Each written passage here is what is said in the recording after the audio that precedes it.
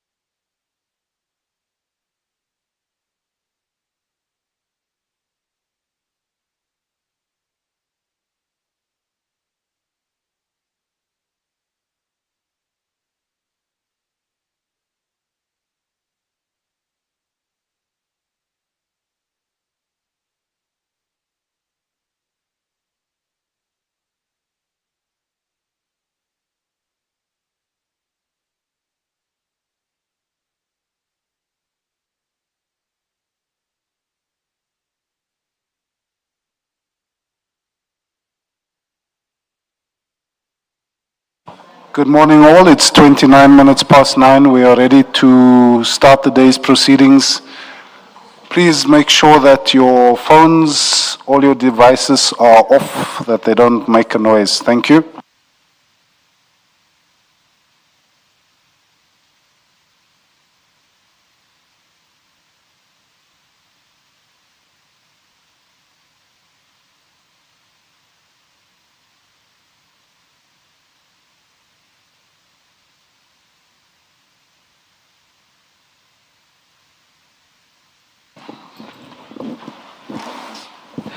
Good morning, Mr. Musigiri.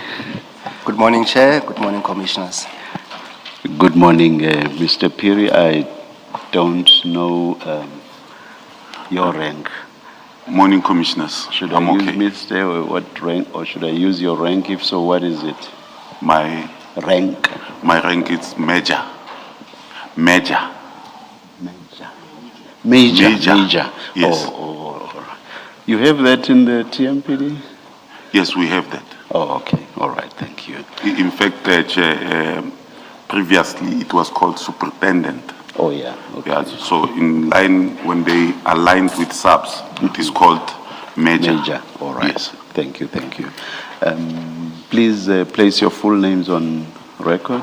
My full names will appear on the files as Lebogang Andrew Piri, but in actual fact, it's Andrew Lebogang Piri. But due to... No, let's use what you go by. Okay, Lebogang Andrew Piri. Lebogang Andrew Piri. All right. Will you be swearing or will you be affirming? I'll be swearing. Do you swear that the evidence you're going to give is the truth, the whole truth, nothing but the truth? If so, please raise your right hand and say, "So help me God." So help me God. Thank you, Major. Thank you, Chair. Good morning, Mr. Piri. Good morning, Advocate Musigiri. Yes, Mr. Piri, you should have with you a couple of files, about 5 files. We will assist you to go through them, but for the purpose of this section, I just want you to focus on the first 2 files, and then when you move to different files, I will guide you accordingly. So would you pick up the very first file? That's file I don't 1. have, sorry for interjecting, I don't have 5 files, I have 4 here. It's But, fine. Let's work with that. Let's start the with first file 1. files. Yes. And you will see that on file 1, when you open it, Yes, it will refer to a statement of Lebogang Andrew Piri. That's on the index. And then if you page over, you will see the actual statement. Are you there? I page 2, page 7. That's 1 to 7 years. Yes, Can you confirm that is your statement, Mr. Piri?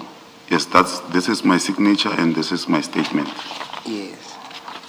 And the signature appears on the very last page, which is page 7. Yes, Yes. that's my signature. And you confirm the contents thereof as well, of your statement?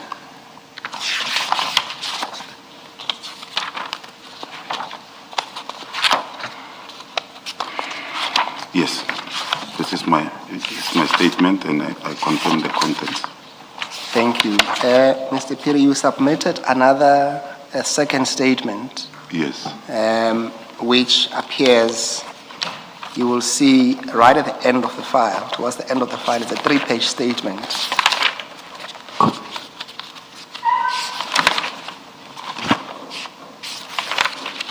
yes, I see. Yes. Do you also confirm the contents of that? Yes, I do. And also, do you confirm that at the bottom of page 3, that is your signature? Yes, this is my signature. Thank you. Mr. Peter, we'll start with the first statement. Yes, So the idea is that you go through your statement and read it into the record.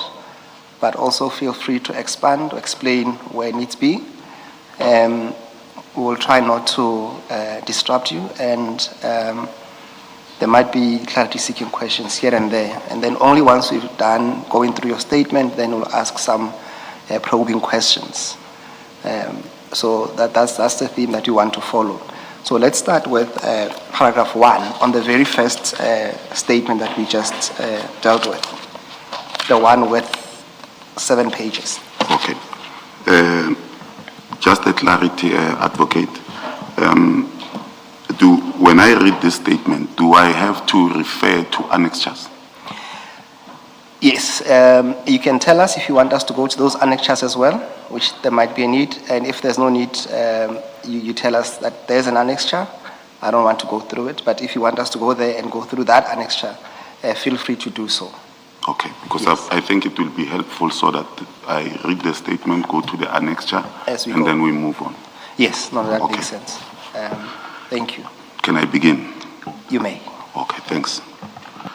I'm an adult male residing in Pretoria, employed by the City of Tshwane Metropolitan Department as a major in road policing, Region 3, Sector 2 of the City of Tshwane. Save where otherwise stated or where it appears from the context to the contrary, the facts contained herein are within my personal knowledge, are to the best of my knowledge and belief, both true and correct, and I do swear positively thereto. I deposed to this statement to assist the Judicial Commission of Inquiry into criminality, political interference, and corruption in the criminal justice system arising from the specific allegation made public by Lieutenant General Nhlanhla Mkhwanazi on the 6th of July 2025. As well as in response to the notices issued in terms of Rule 3 of the Rules of Commission dated 27 March 2026 and Regulation 1, subsection 6 of the Regulation of the Commission dated 2nd April 2026. I wish to place it on record that I am currently suspended from my official duties. The statement is therefore not intended to exhaustive, but promised on providing responses to the questions raised in the notice, That should be premised. or premised Yeah. on providing responses to the questions raised in the notices. To the extent that further detail is required, I will accordingly submit supplementary statement to the Commission. B, appointment. I have been employed by the municipality since 2008. For the past 15 years, I've been responsible for handling security deployments without any prior disciplinary issues. Initially, my duties were executed within the city manager's office prior to my current position. C, your authority to issue instruction for the provision of ad hoc security services under TMPD 02-2016/2017, in particular Gubis 85 Solutions, Pty Ltd. Firstly, I wish to categorically place on record that I derive my authority to issue instructions for ad hoc security deployments directly from Director Chukudu Malachi, and the instruction to run the process and handling of ad hoc for water and sanitation was issued on the 9th January 2025 via email annexure LA01 and LA02. I would like to go to annexure Yes. LA01. Yes, that appears, if you flip over, it will be on top, it will say page 1, on top right. You'll see there are little flags there, it says LA01, and then it says 1 on top. Are you there? I'm there. Thank you, Mr. Perry. The email should be read from the beginning, at the end, wherein Mr. Herman's You are referring to page 2. page 2, yes. Thank you. Wherein Mr. Herman Sekgolela, who is the engineer consultant within the water and sanitation business unit or department in the city of Tshwane. Says, attached find updated list of security deployment need. I hope to hear from you soon. This is in the middle of conversations that started in November, but this one clearly gives me, Chair, the authority and the instruction at the very same time. On page 1, Sorry. This is from Mr. Herman Sekgole. Herman Sekgole, and it's addressed to Mr. Malachi. It is addressed to Mr. Malachi, Yes. but Chair, if I can take my time and say, I want to indicate when it started.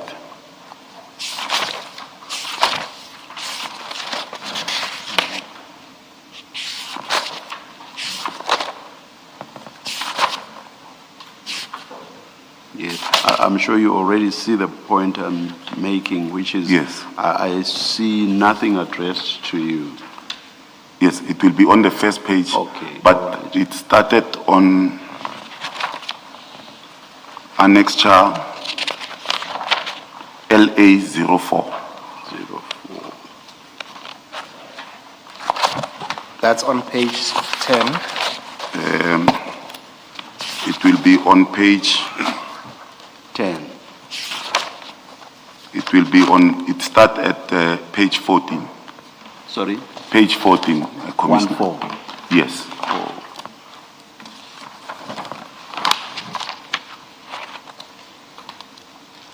Thank you. Please take us through it. Yes, here at page 14 is the signature of, we call it a signature in the city of Tshwane when you send an email, of Herman Sekgole, engineer consultant. On the 25th of November 2024, Mr. Sekgole sent Mr. Chukudu P. Malachi an email, and he goes through, he says, "Good day, kindly urgently assist with the provision and placement of security personnel at Klapperkop Pump Station and Brickfield Pump Station."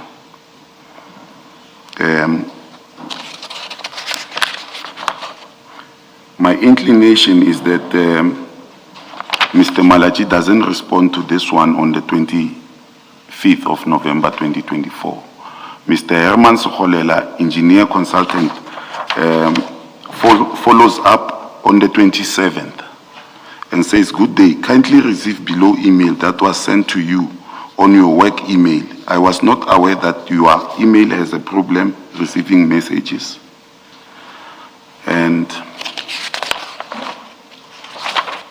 I believe he doesn't get a response. That is my, because he sent it to a Gmail account. He further goes on at 12:35 in December 27th. Now, the first one was the 25th, the second one was the 27th of November. Then in December 27th, 2024, it will reflect that Mr. Sekgole says importance high in this email, but he sent it to Kagiso Molema, who I don't know his position is, to say, "Good day, afternoon Kagiso. Below find the response from asset protection. We will have to look at for a GL to utilize and attend to security needs at the pump stations." The GL is the general ledger. Here he failed to mention that it's a general ledger and a cost center, vote number, what we call it, whichever comes first, but we call it a cost center, they can call it a vote number. And now, the divisional head of the said department, water and sanitation, Says, Dear Headman, on January the 3rd, how far is the matter which pump station have been identified? I don't see where Herman Sokholela replies to Ezer Sekwela. But I see that on the 6th of January, at page 10, Mr. Sokholela writes another email, says, Mr. Malaji, kindly agently confirm you may be able to deploy security as the sites are vulnerable to further vandalism. We have, good day, is still Herman Sokholela, sending now to Ezer and Chukudu Malaji, and I'm not mentioned there. But importance still remains high. Good day, we have, is on the 6th still. We have responded and forwarded all the information needed by Metro Police Department. We are still waiting for them to confirm deployment. Now this is not, I need to explain that when he says deployment, it is not, it changes. It doesn't become a request anymore. It becomes a deployment. Today, I just received the bad report that Klapperkop water pump stations has been badly vandalized during the festives. Now, on the very same day, on the 6th of January 2025, Mr. Chukudu Malaji. And this email ends where you read first. Remember the part you read first? No. Or not? This email starts at page 10. 10 years. And ends at page 11. 11. That's Yes. what I'm saying. I'm saying, remember you read this part first. Yeah. The part at page 11. Yes. So you read the end and then went to the beginning. Yeah. All right. So should I read it? No. Okay. Commissioners, on the very same day at 2:30 p.m., we must take note that these conversations started in November 2024 on the 25th. Now is the 6th. Is the time now that Chukudu P. Malachi also responds to Herman Sokholela. Now I'm also listed here because we had engagement before the 6th because we were supposed to deploy on the 31st at 12 o'clock midnight. Hi Herman, I have ordered Mr. Piri to convene an agent meeting with you to discuss the deployment. I also want to make sure that we underline the word deployment because I will be asked about the processes.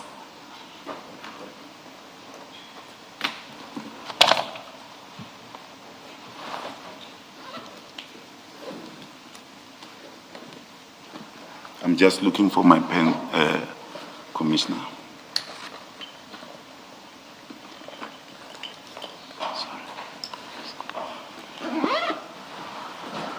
The reason I'm underlining deployment is that we will discuss deployment when we go further. He says, I've ordered Mr. Piri to convene an agent meeting with you to discuss the deployment and findings prior to the deployment of security, on the 31st December 2024. But the date here says January the 6th. Now we go back to where I get my authority. On the 6th of January, reference is made to the 31st of December. Yes. This is January 2025. So Yes. reference is made to 31 December 2024. Deployment of security on that date, 31 December What did you understand this to mean? Why reference to a past date? Commissioners, I would like to mention that on the 31st, when I received the call, I think it was on the 30th, I can't recall clearly, from Mr. Herman Sekgolela, we didn't agree because I said to him I needed to see what you are talking about. So he was saying deploy. Yes, he was. In fact, he had already made arrangements for Gubis to deploy. Okay. And now, And had deployment taken place already or not?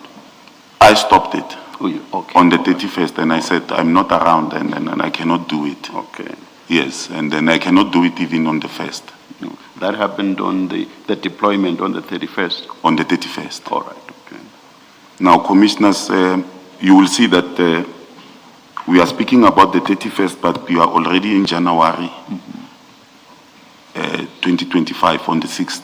Oh, so effectively then, Mr. Malachi was saying a meeting should be arranged between you and Mr. Herman Sekgolela to discuss a deployment that had already taken place on 31 December 2024. Yeah, which I did not effect. Yes. All right, okay. Yeah. All right, okay. Please continue. Can I just understand, when you say a deployment that had already taken place, are you agreeing with the chair that on the 31st of December there was in fact a deployment? There was a deployment, the guards were there, Okay. and But you stopped it, I stopped it. and they Yes, went because- off-site. And they withdrew? Yeah, they withdrew. Okay. Okay. Was it a verbal instruction that they deploy? When you say there was a deployment, somebody must have told them where to go and what to do. Yes, It was verbal. when they talked to me, it was a WhatsApp message, and then a call from Herman Sekgolela. So it shows that Mr. Herman Sekgolela had spoken to Gubis commissioners that you will deploy at this site where there is vandalism. Yes. But then I come, remember this thing started in November. I'm not privy to what they were saying at that time. I only come in at the stage when is the 31st. In fact, when I say the 31st, is that they must start at 12 p.m. That will be the first. So I'm saying if they deploy, I must be there and see them. So it shows that they had an agreement and they went in and deployed, but in essence they realized because Director Malachi was not answering them. He started answering them at the end. Then I was supposed to be there, or my subordinates were supposed to be there. But in essence, I must be there. It's a rule of delegation.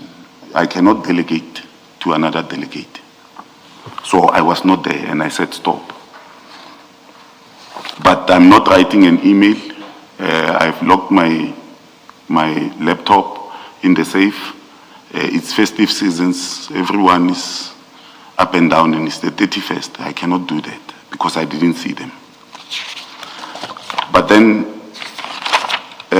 this question, the trade that I'm giving is to show how we got to the 9th of January. So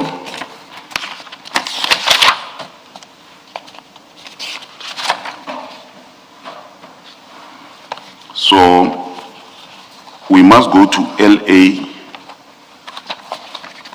01 again. Now, in 01, the most important email will be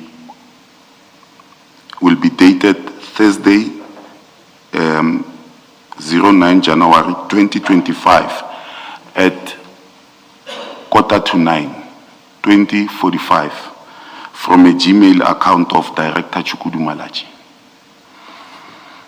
He is sending the email to Dr. Kwapeng Madiklaba via again Gmail. Who is Dr. Kwapeng Madiklaba? Dr. Elvis Kwapeng Madiklaba. Yeah, who is he? He's my direct supervisor. I see. Yes. He says to him, "Good evening.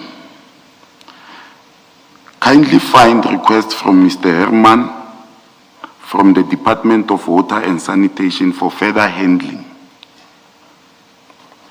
Please get Piri to run with the process and let's monitor the progress."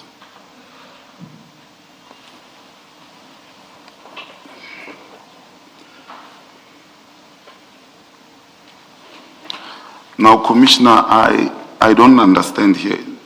When you say, please get Piri to run with the process and let's monitor progress, it is explicit. It And gives- more than that, I'm not querying you, I'm actually supporting you on this. More than that, on page 2, Yes. the preceding email from Mr. Herman Sikholela addressed to Mr. Malachi says, attached find the updated list of security deployment need. So I emphasize need there. Yes. And then Mr. Malachi says you must run with the process. I must In run. context, in context, it must mean that you are running with a process that relates to the deployment of security need. Yes. Yeah, all right, continue. Yes. The emphasis must be always on deployment.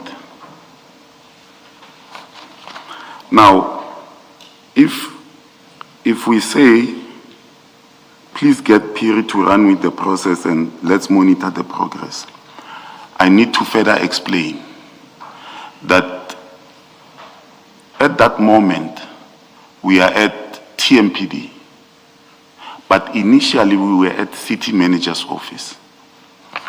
Now, if commissioners will allow me, I would like to go to LA 02.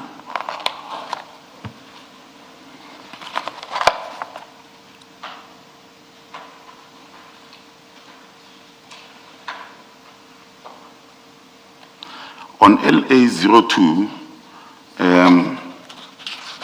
I will start on the email that is written on Wednesday, 15 April on Friday, May 5, 2023 at 12:47 by Mr. Navapile. He says, "Hi, Speaker," he's writing to group heads of departments. He says, "Hi, Speaker, Chief Whip, Chair of Chairs, and colleagues, please find attached the security details as discussed at this morning briefing convened by the City Manager." CM is City Manager. Kind regards. Navapile, Executive Specialist, OCM, and MEO, Office of the City Manager, Municipal Electoral Officer. Here he tells the Office of the Speaker, Office of the Executive Mayor, security preparedness for IDP and budget community consultations, and then he outlines everything. That I'm not going to read. I'm going to read what is important for this commission.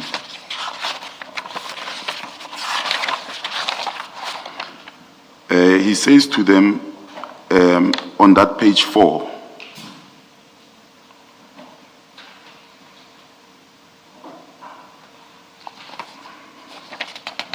there's a page missing here.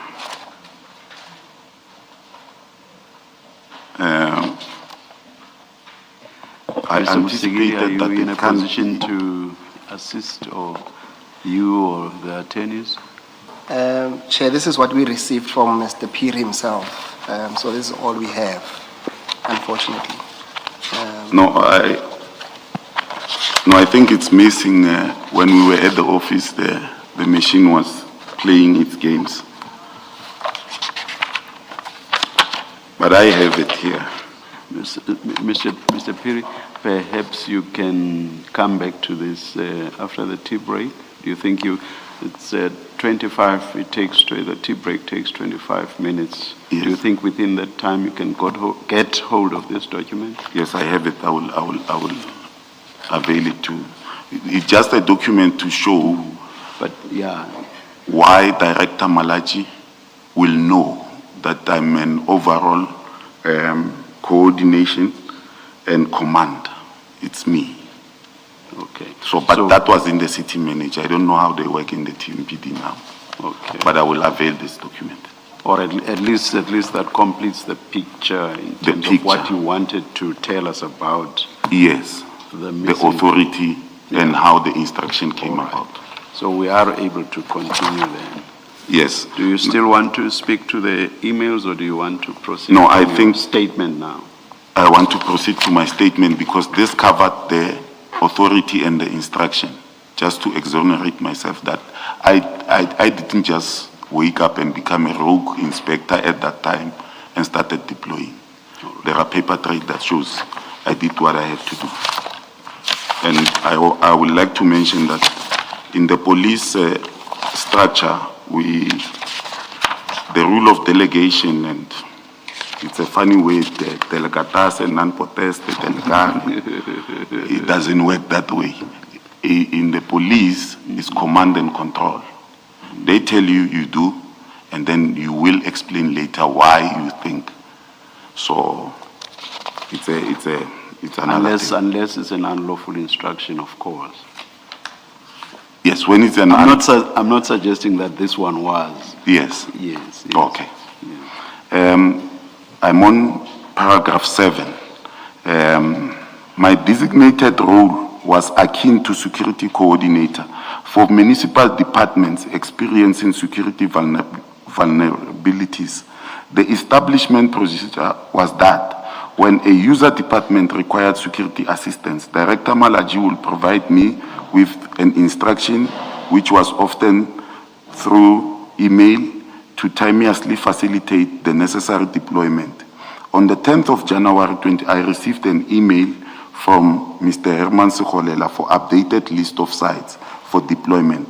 Now, in this annexure LA03,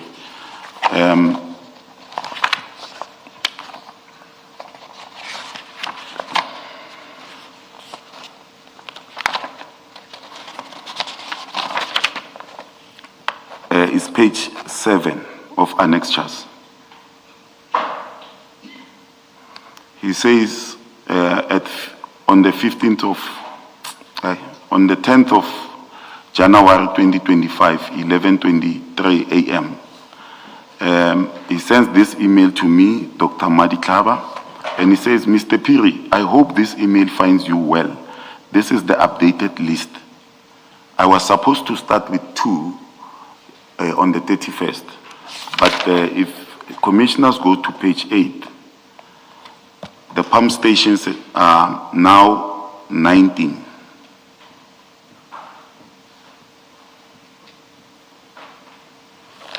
So this is what I must confirm. They are there, and then I must go and check them. Now the deployment is no longer on my hands. It's on Mr. Herman Sekholela. He allocates, he identifies. Mine is to go and make sure.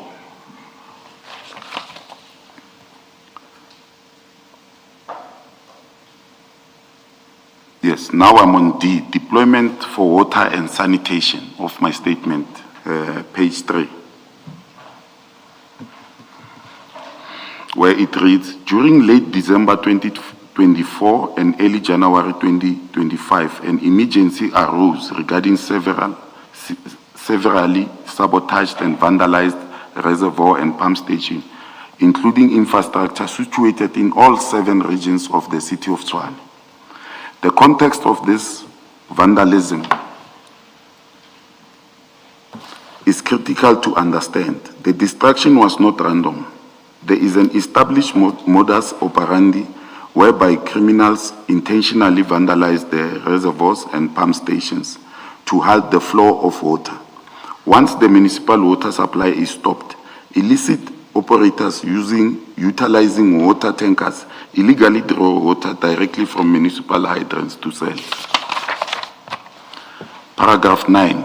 On or about 30 December 2024, I received communication from engineer consultant Mr. Herman Sekholela within the Water and Sanitation Department requesting security at 2 specific pump stations.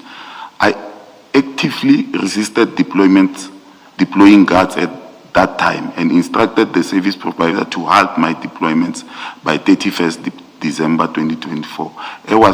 As I was out of Pretoria and had not yet physically verified the locations or extent of the vandalism.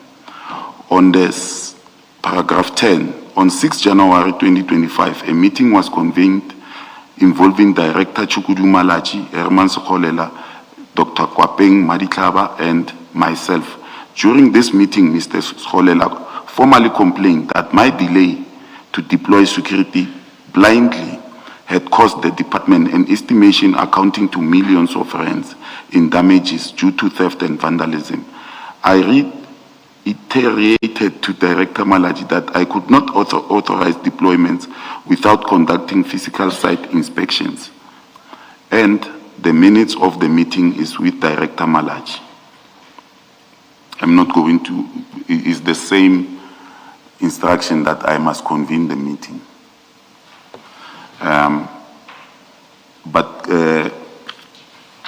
Commissioners, I would like to say here, on paragraph 10, the last sentence, where I say I reiterate to Director Malachi that I could not authorize it without conducting physical site inspections. Physical site inspections. Now I'm doing physical site inspections because already the department has already identified their company. They've already identified their risks. They have already allocated. But I stopped it. But I know now I'm going to check. It's already done. Mine is to satisfy myself that indeed this pump station or reservoir is vandalized and there must be people who are guarding the place. So it is no longer, in a normal circumstance, what I will do is I will do a security risk assessment and say to them, this is what I think. But in this regard, I'm doing physical site inspections. Was this the first act of vandalism of this nature, that is of reservoirs and water pumps? No, sir. I'm asking this to understand why you would want to first go and see if there has indeed been vandalism. So you basically say vandalize first before we deploy security. I'll come check if there has indeed been vandalism, an act of vandalism. Commissioners, I would like to say this. Reservoirs and pump stations are located in areas that are far from the communities. They will be in areas that are imaginable. Now, what happens is it will be a reservoir and a pump station. So criminals will vandalize the pump station, and the department, because now the community needs water, will replace the pumps. And within 7 days, they will be stolen again. So in areas like that, what a normal practice is that before they replace, we put security first. So that when they replace, security is already there, now is guarding the place. But in a normal circumstance, your reservoir will be around many kilometers. I don't know how these engineers work, but the pump station will be very far. So criminals will come, they will not be able to identify where is the pump station. So they will go to a reservoir and not find the pump that they want or materials that they want. And when we say a pump station, we are talking about a pump that is a GVM of a vehicle will be 1320. So that one will be more than that. So to avoid that, we put security at that and then they replace after. Yeah, it takes a longer time. That's why you will find communities having uprising, because it won't take, they have to order it, they have to wait, but security will be there, and then when they put it, the security will remain there. And when the department deems maybe the place is safe now, and then they will say discontinue the services of the security. That's why the need for ad hoc security. Oh, all right, thanks. Something else that I think is relevant to the vandalism. You earlier said criminals will vandalize and then get water from municipal water hydrants. And yes. You said sell the water. Yes. Would this be selling through the use of water tankers and providing water to communities? Basically selling, in a sense, the water to the municipality, or you are referring to something else when you say sell the water? Commissioner, it is in two folds. One is that you vandalize it, and because, and I'm not casting aspersions on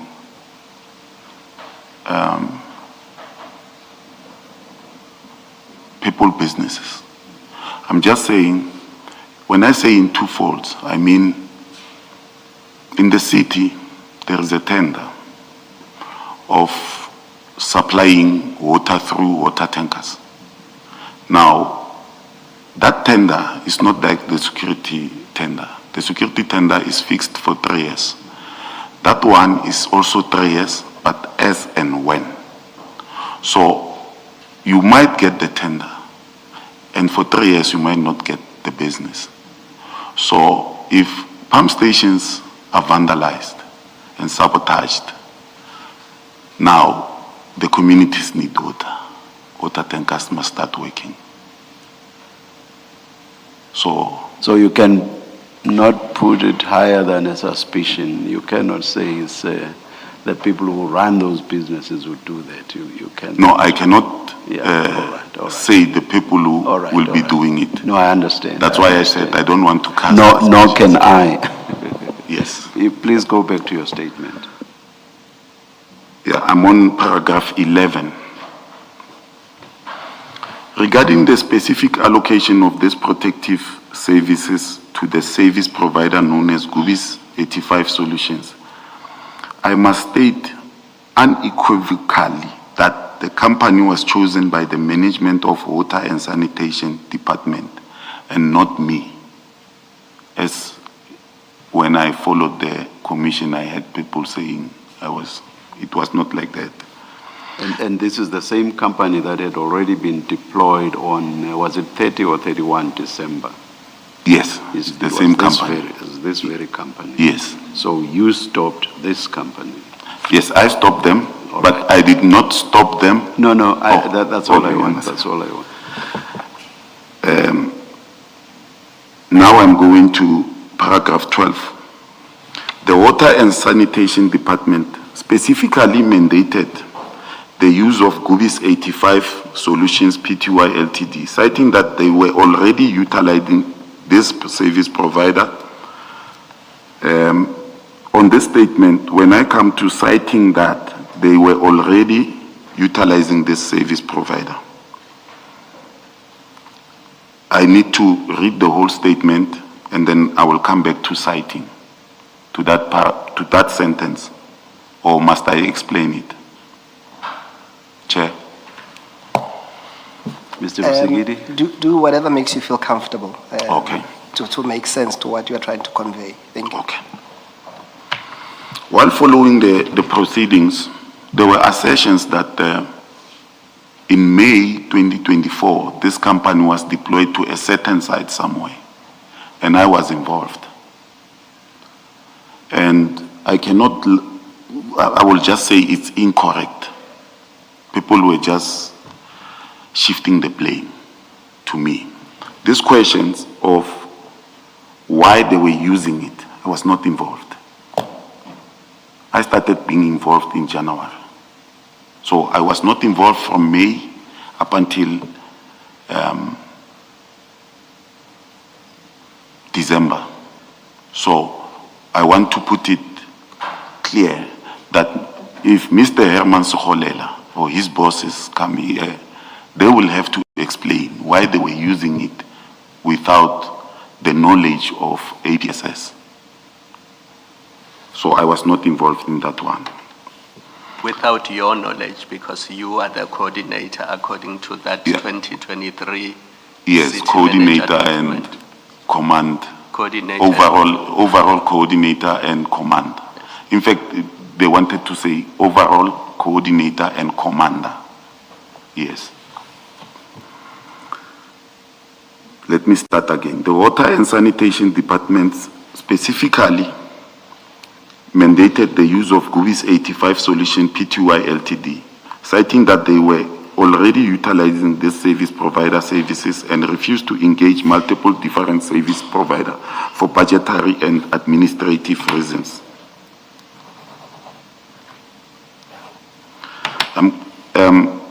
In fact, the department was already utilizing GUBIs before I was even involved.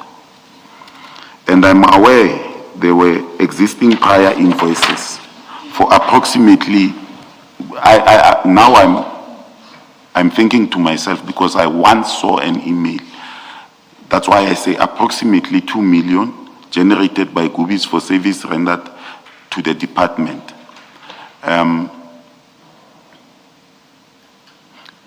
What I'm explaining here is that they were using it and the services were not paid.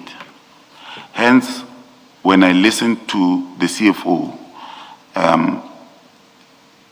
the owner or Andrew Kwadi wrote an email about it. And from May to now they are talking around November or December. They are talking about this.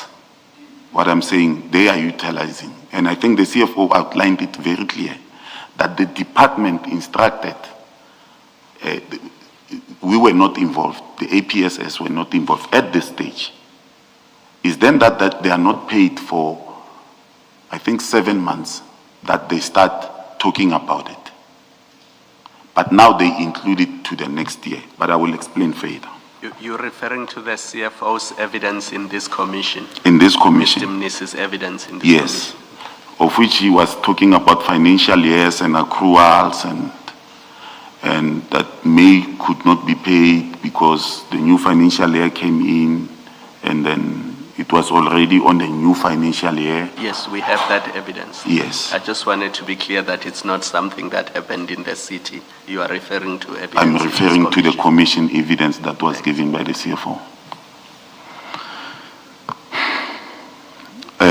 Now I'm going to paragraph 13. Furthermore, the Water and Sanitation Department had already made promises to GUBIs that they will commence work on the night of 31st December 2024. GUBI's personnel were essentially already working and deployed to sites prior to me issuing the official deployment letter. As the paying end user department, the department dictate their preferred service provider and mandate was strictly limited to facilitating the base of their operational instruction. The basis, I wanted to say the basis of their operational instruction. I see I said Annexure 4 here. Can I look at it? And, this is where Mr. Herman sent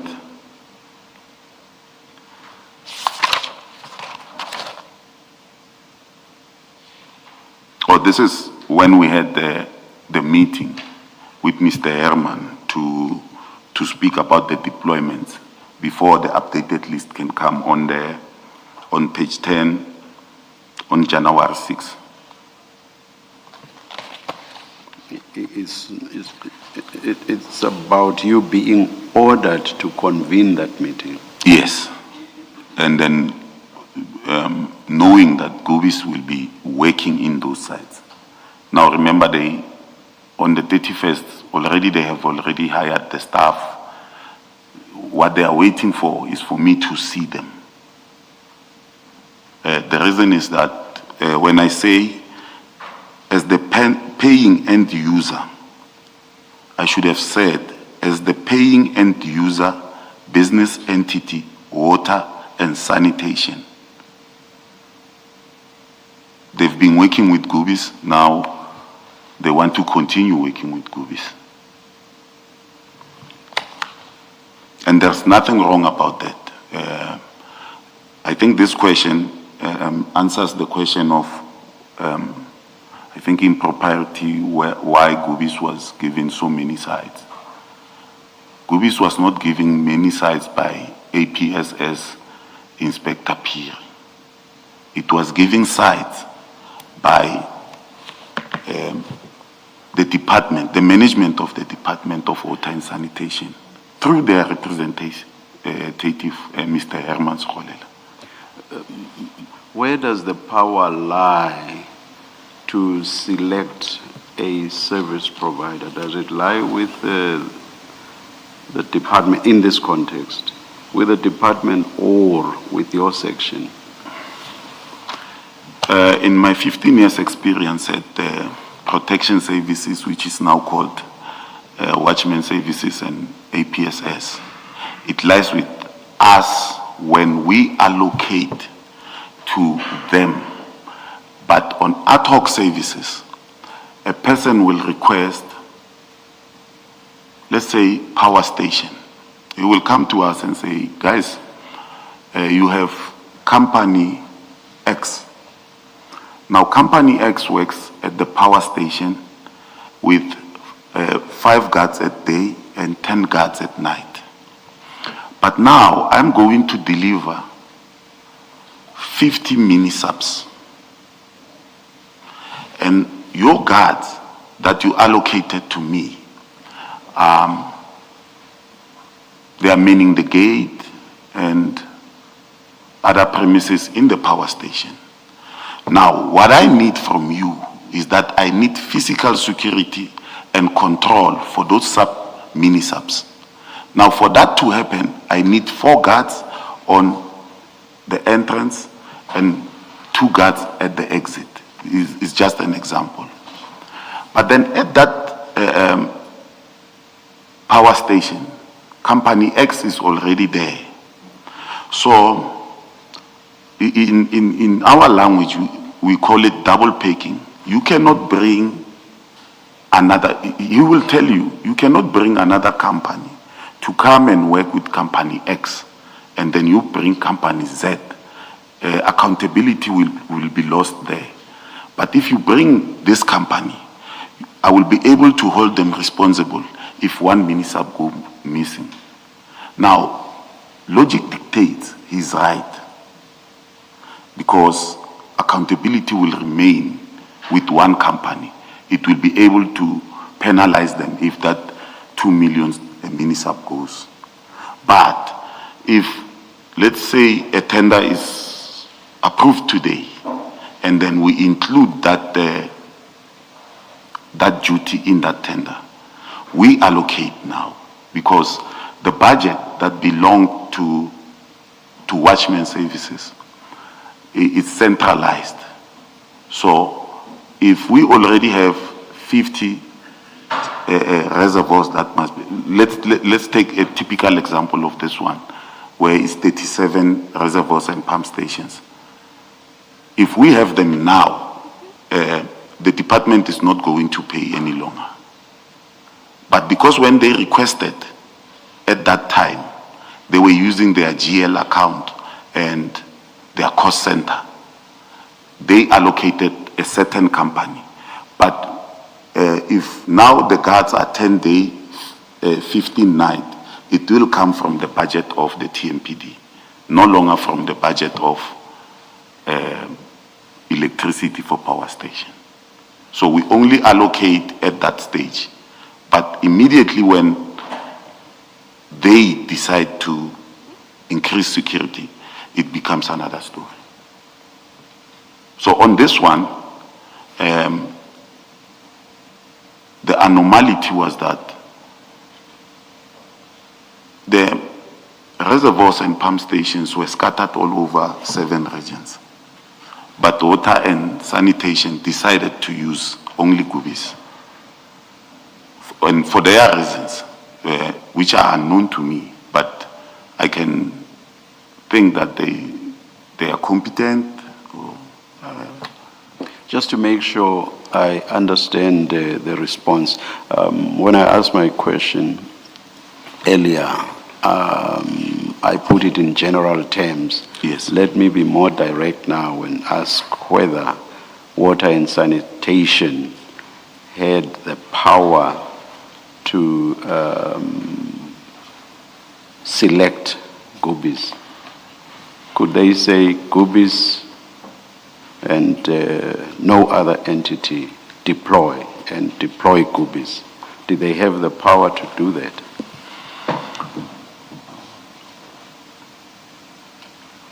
I can't find a synonym for power, but I can. Legal entitlement within municipal prescripts. I've never came across it. I've never came across such deployment. But because it happened, I don't know if I can say this, but I can say it. The reason why the invoice was not paid, the 2024 one, I want to say this. I'm not there. No. If maybe think about it and come back to it after the tea adjournment, and perhaps let's proceed in the meantime, Mr. Musigiri. Okay. I was on. Yes. I'm on E, the evaluation and assessment of processes. When tasked with a deployment, my standard operating procedure was to physically visit the sites to conduct a security assessment before issuing a formal deployment letter. Because coordinates were often insufficient to locate remote infrastructure, I required the use of the department, office not there, of the department technicians to physically accompany me to the vandalized sites. Paragraph 15. Upon inspecting the premises, I will formulate a security. Mr. Perry, can you, if you may, do you have the name of the department technicians that accompanied you on this instance? I don't have the names because they will send me maybe a phone number and the name. But remember, it was in 2025 and I've changed phones 3 times. So I don't have their names because remember, water and sanitation is in 7 regions. So in every region, I will get a technician there waiting for me. But some of this reservoir, I will know them. And sometimes I will not require, like in Region 6, Region 5, Region 1, I will not require anyone to assist me. You will just tell me and I will know on top of my head where it is. But some, it will be a new thing to me. And then it will be, sometimes I will drive almost next to Midrand and then see there's a reservoir. And No, that's fine. I just wanted a name if you have one. But no, I don't have fine. names, but Okay. All right, now let's continue. yes. Paragraph 15. Upon inspecting the premises, I will formulate a security recommendation detailing the requisite personnel and resources, for instance, recommending 3-day shifts and 5-night or 1 vehicle and with guards. I don't know if the annexure speaks to that. Annexure 5.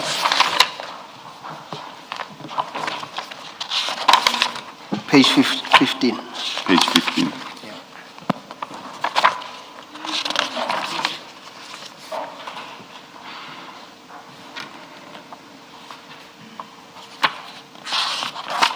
Look at 18, page 18.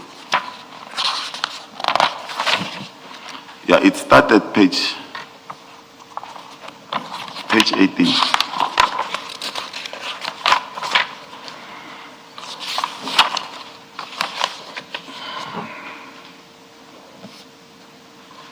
Yeah, I think it started page 19,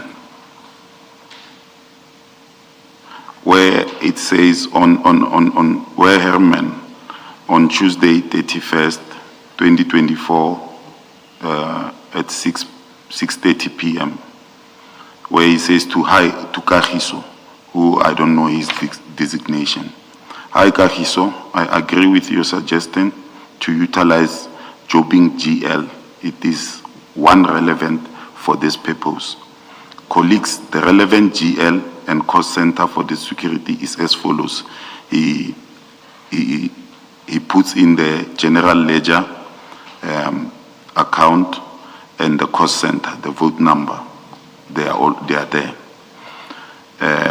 Herman now goes to Mr. Malachi and says, Mr. Malachi, below found the agreed GL and cost center. Regards, Herman. I'm also not the preview, I'm not CC'd. It's on the 31st of December when I stopped there. But then when Director Malachi responds, he includes me on this email with Dr. Elvis Madikaba and myself. This is sent to us. He says, colleagues, below find, it's on the 7th. The email was written by Herman Sokolela on the 31st of December. But now the meeting has happened. Now, Director Chugudu Malachi now, he says on the 7th, colleagues, below found correspondence indicating that the GL and cost center number from which the services will be paid for further handling and agent deployment of security at both Klapperkop and Brickflix. The service provider shall submit all invoices to the Department of Water and Sanitation for payment now. Mr. Herman Sekholela for payment purposes. There's no other thing that is mentioned here. Is payment by Mr. Herman Sekholela at Department of Water. The service provider will resume deployment on security guards today, 07/2025 at 18 p.m. as follows. Klapperkop Pump Station, 6 armed guards day shift, 6 armed guards night shift. Brickfields Pump Station, 5 armed guards day shift, 5 armed guards night shift. 1 times patrol vehicle, armed, will be deployed per shift. Hope you find the above in order. Chukudu P. Malachi, Director, Asset Protection Services. I noticed that with this one, this is almost a deployment letter because the service provider is copied. Yes. I see there's Calvin from Gubis and there's Zakele from Gubis and there's Andrew from Gubis. And they are told that this is where they will send the invoice to, and this is the date of the deployment, and these are the guards that will be deployed, and these are the pump stations in which they will be deployed. Yes. So this is equivalent to a deployment letter It's for these 2 pump stations. Yes. But this is before the other 17 were added in the updated list. In the updated list. Thanks, Commissioner Kumalo. I think this one we will peg it, we'll come back to it. But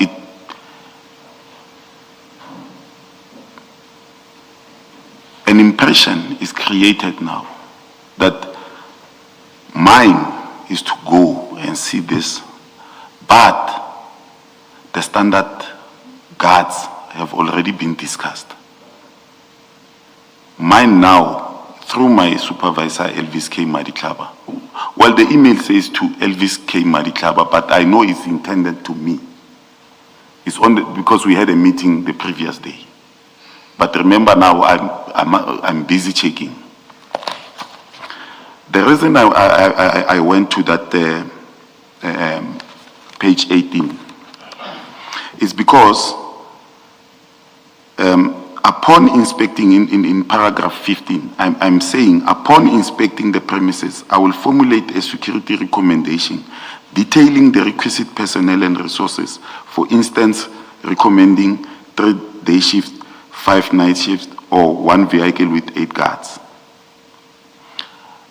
But then I want to highlight that here, even if I recommend, the recommendations have already made. They were already made. I don't know if the commissioners understand me. It means mine now is go and see if there's 6 day, 6 night. So this shows that I'm not acting ultra vires. Someone is acting ultra vires. And command and control says go and say make sure it's 6 day, 6 night, and a vehicle with armed guards. And I get there, I fight 6 day, and I send the monitoring team, go and check at night, is it 6 day and 1 vehicle? They say, hey, Ndona is 6 day, 6 night.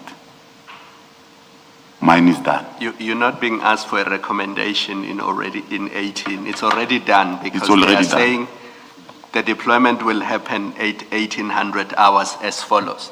Yes, So it will happen. it will happen. You're not being asked to recommend whether it's necessary. No. And perhaps to round off the point, you would not have been involved in the assessment and the recommendation of this particular one No. because you came after. Yes, I came after, and then it was clear to me. Remember, people, when they refer to me, they say I'm a junior member. And I'm sitting here with my supervisor, the director, and I don't know what position is an engineering consultant. I cannot assume anything. But when they say that, you understand what they are saying. You must just go and see that this happens. But that I will outline again later. No, that makes sense. Let's continue. Thank you. Let's continue. I'm on paragraph 16 now.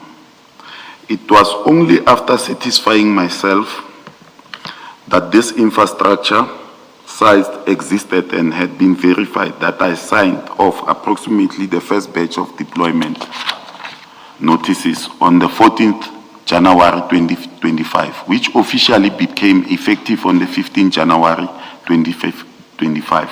The purpose of this ad hoc deployment was to secure the premises adequately so that water and sanitation could safely execute repairs and reinstall infrastructure.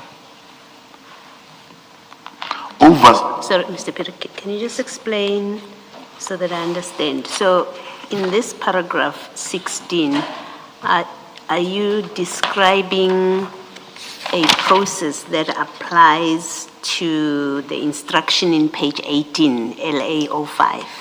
Are you saying that following that Malachi email, which tells you and Goobies about the deployments, you then issued the deployment letters? Is that the relationship between the two documents? May I kindly ask the commissioner to repeat the question? Okay, what I'm trying to determine is, or to understand is, in paragraph 16, Yes. are you explaining a process that this is what happens and this is what I did? Or are you saying in paragraph 16, that you issued those deployment letters on the 14th in relation to page 18 instruction from Malachi, Trapperkop pump station, Brickfield, and 1 patrol vehicle? It's just a clarification with you. I just want to No, make no. sure I understand the sequence. No, thanks, Commissioner Baloyi. Here I am explaining my duties. My mistake is that I didn't go further to say my recommendation were already disregarded. So I had to work with what they give me. If they say at reservoir in Easteres, already they have given me the numbers. Mine is to verify and make sure that the deployment letter speaks to what is written on page 18.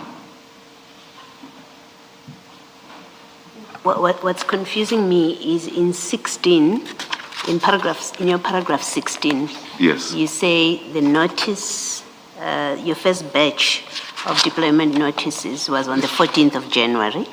Yes. And officially became effective on the 15th of January, 2025. That's what you say in 16. But Director Malachi's email Yes. at page 18 Yes. says the deployment starts on the 7th Yes. of January. So I'm trying to understand the relationship between this page 18 email Yes. and you're saying the deployment notices became effective on the 15th of January. Commissioner, I also saw that after my statement, but to be clear, I remember that on the 14th, the thing is, I don't have the actual invoice. I might have said effective 15th, and they have started on the 7th. But already on the 7th, I knew that they were on site. Yeah, but because I was going around, remember it's no longer 2. It's a first batch, which is about, I can't remember, 15 or 17 or something. Now I'm still going around checking the batch that I have. And when I write this, if I have seen the actual invoice, I would have known that what happened there. Can I just try and summarize what I think you're saying? Yes. You're saying you issued your notice on the 14th, and, Yes. and therefore, The deployment. and it becomes effective on the 15th. Yes. Right? Regardless of the fact that these have already deployed on the 7th of January. On the Your 7th. notice is the 14th, and it Yes. will be effective the next day. Yes, I'm saying to them, this is effective on the 15th. Yes. But remember, my deployment letter is give effect Yes. to working. Yes. But the actual invoice, the company might dispute my Yes. I my understand. letter and say, but we started, and then bring evidence to that effect.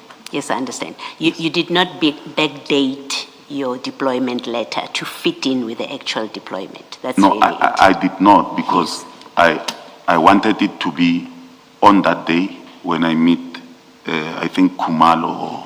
Yes, Yes, I understand. Thank you. thanks. And how was that to sit comfortably with what's at page 18 by Mr. Malachi, which says the guards were to be deployed with effect from 7 January? How would your stipulation that effective 15 January, how would that sit comfortably with the 7th of January in Mr. Malachi's email? Just to understand, I'm not... Yes, commissioners, remember now, they are at my mercy, and I'm telling them, I must go there. But when this question comes, I'm thinking to myself, because I didn't see the invoice, they might have deployed on the 7th, because now they are now CC'd on this email. Even if I say to them, effective from the 15th. If we check my deployment letter, they might take it and dispute it with their evidence, because already they have the sheets that guards were there and stuff, and then they can use the date. All right, thank you. Yes. Mr. Sigidi? Thank you, Mr. Piri. You were just rounding off paragraph. You still have to finish paragraph 16. I think on the last sentence there. Oh, the purpose of this ad hoc deployment was to secure the premises adequately so that the Water and Sanitation Department could safely execute repairs and reinstall infrastructure. I've already done that. I must go to 17.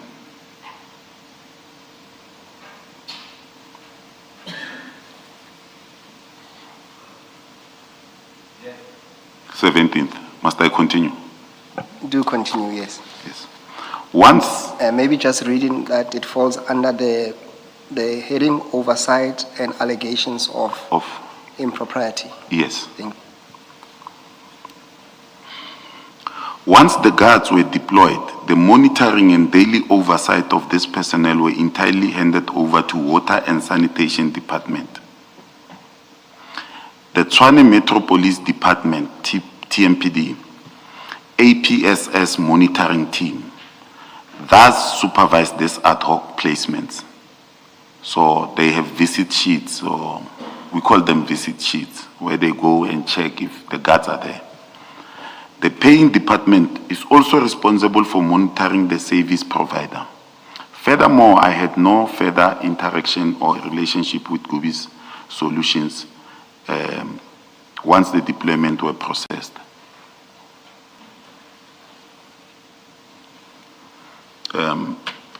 You should just continue unless Mr. Musigidi. Mr. Msikidi. I'm saying you should just continue. Okay. Keep reading unless Mr. Musigidi. Paragraph 18 deals with the last question, and then I did not put it here. I don't know if Mr. Musikidi, can you read it to me so that I answer this one? Paragraph 18. Yes, I'm on paragraph 18, but there is no heading. No, continue as in your statement. As in my statement? Yes. Okay. It was asking me about generating of POs and paying off, but I'm going to 18. I'm not responsible for generation or creation of purchase orders. That is the sole responsibility. In this case, it was going to be the sole responsibility of Department of Water and Sanitation. As in 18, it was told that the invoices must go to Department of Water and Sanitation or TMPD Finance Department. And I have been made aware of inferences suggesting that I may have favored Gubi's 85 Solutions or received incentives for channeling work to them. I categorically deny this allegation. I executed my duties strictly pursuant to instruction from Director Malachi and the explicit directives of Water and Sanitation Department without any improper motive or corrupt relationship. Concluding remarks, I maintain that my actions regarding the deployment of Gubi's 85 Solutions were transparent and executed entirely within the perimeters of instruction and then handed down by my superiors and the requesting department. All right. Before we go to your second statement, Mr. Piri, on paragraph 17, on page 6, just one page back, just to seek some clarity, when you say I had no further, so that's the last sentence. When you say I had no further interaction or relationship with Gubi Solutions once the deployments were processed, can I just understand? I understand from the email, and I think Commissioner Kumalo would have also highlighted to you that Gubi's was indeed copied on that email. Yes. So when you say no further interaction, what do you mean by that? What other interaction would you have prior to that? When I say no further interactions, I'm meaning on the ad hoc services. Okay. Remember, they are on the main tender, and I don't have any further interactions with them about ad hoc services. Mine is to, but I have a duty to interact with them on the main tender. Yeah.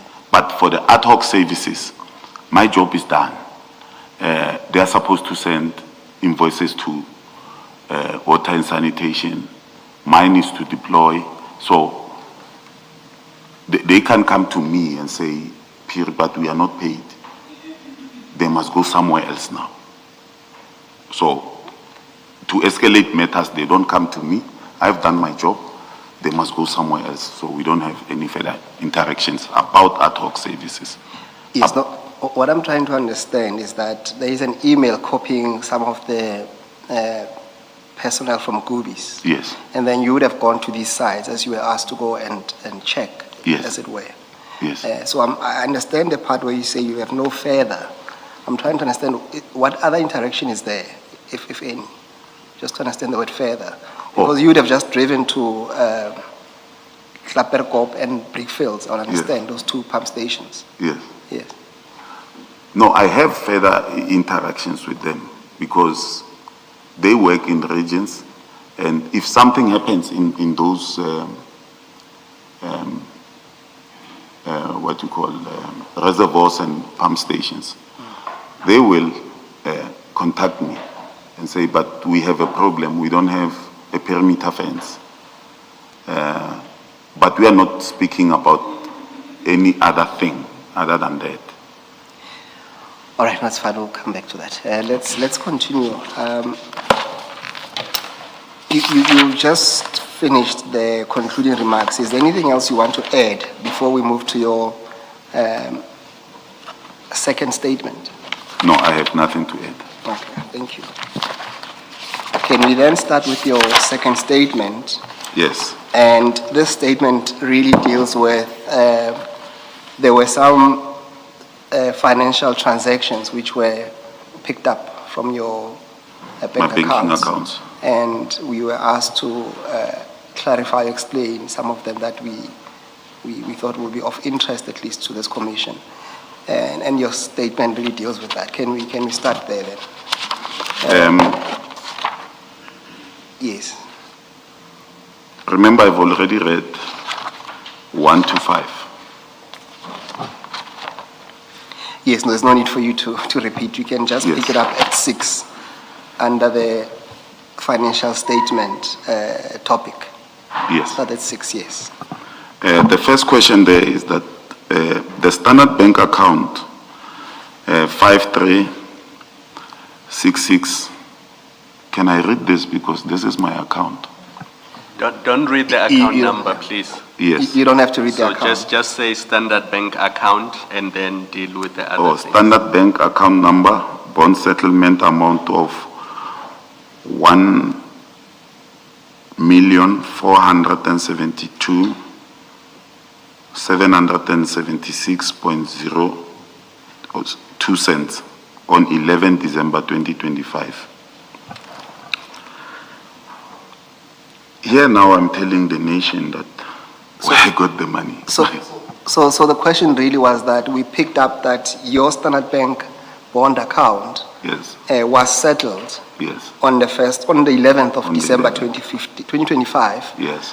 with an amount of just over 1.4 million.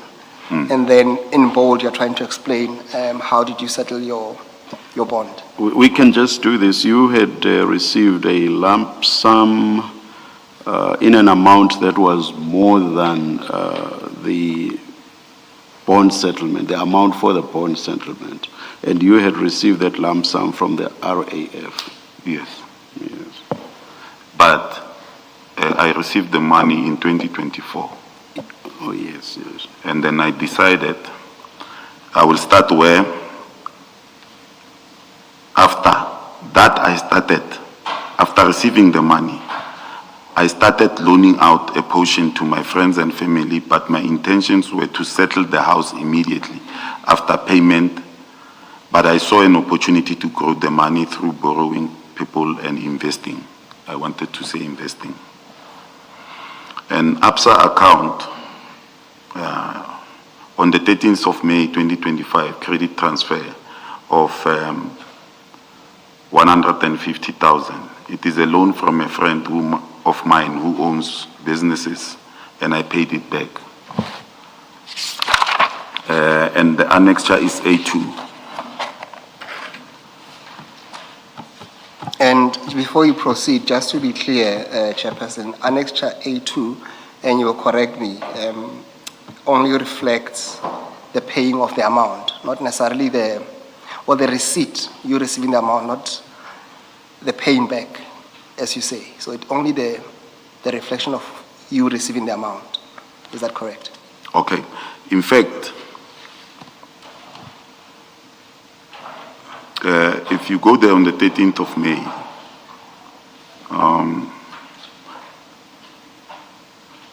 I received 151,462.07 cents BMW payment from BMW, and another one.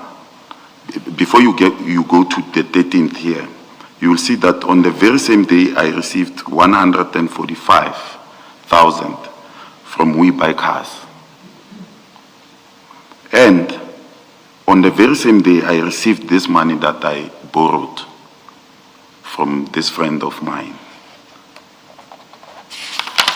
The intention was... Yes, Mr. Peter, my question was that, my only question was that what we see there, at least for the purpose of this question, is that we see you receiving the amount, because when you finish your sentence, you say, and I paid it back, and then you put A2. So I'm saying we don't have the I paid back as yet. Okay. Is that that should be that's what is on A2? Oh, yes. The receiving, not the paying back. Yes. Yes, that's what I was asking you.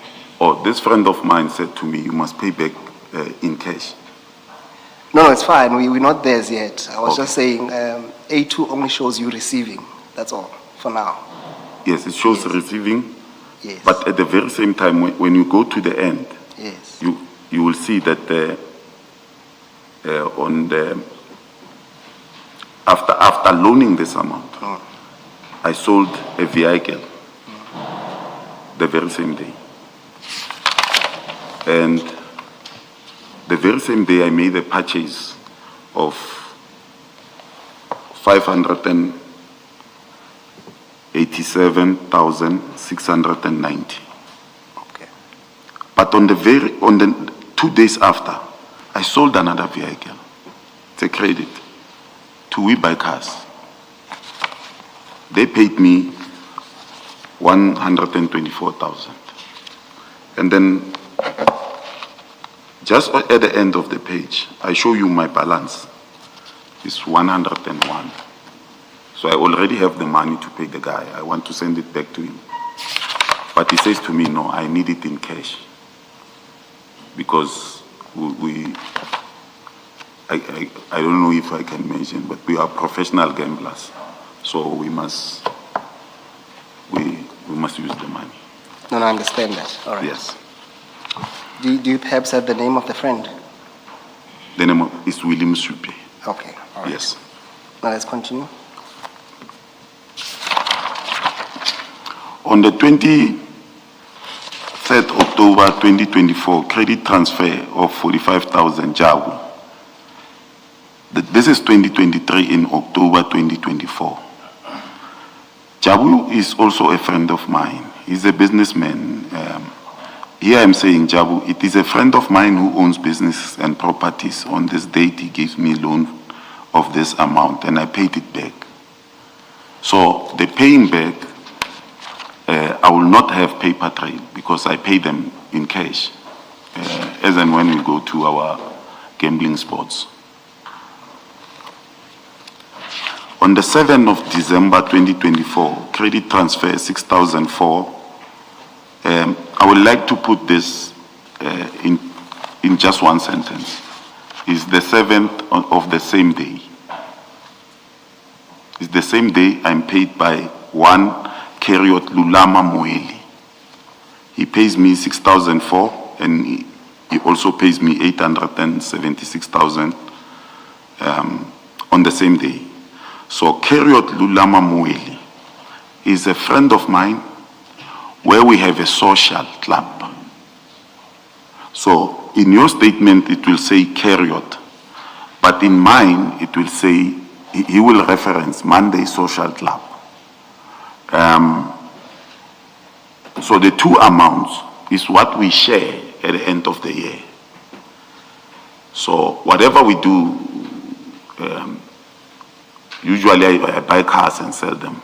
Buy cars, and after buying cars, refurbish them, sell them to people, or sell them maybe at dealers.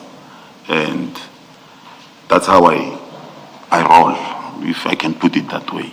That's, I will buy cars and then sell them. I have spotters all over the city. They will tell me, we see a car there, and then I will buy it and then send it to a social club. A social club is what we, in the street, we call it a stockfell, but we call it a social club. So it answers the 7th of December. The 20th Sorry, of... can I just understand? You say the 876 is payment to you from the stockfell. From the stockfell. So Keriot Lula Mamueli is the chair. The bank allows 2 people or 3 people to come and collect the money. But the money won't be 876. It might be 4 million, 5 million, and 6 million, sometimes 9 million. And my share will only be this one that is written here. And then he will pay it to me. It's a social club, and in the street it's referred to as a stockfell. Okay. Yes. So this 876 is it's what is being paid back to you. Yes, it's what from monies that you have been putting into the social club. To the social club. Over what period would you Over have put a year. in? So in a year you had put in that number. Yes. And then it's now being returned to you. Yes, it's returned to me. Okay. And I derive this money by selling cars, gambling, and stuff like that. The same will go for the 20th of May, 2023. The answer is same for all the 35,000. I'm under the impression that this payment are made by a friend of mine called Papi Mukhashwa, who is a businessman, loaned me this money to acquire a new vehicle because I was involved in an accident and I didn't have insurance. So for the 20th of May, the statements will be on AA6, 7, and 8.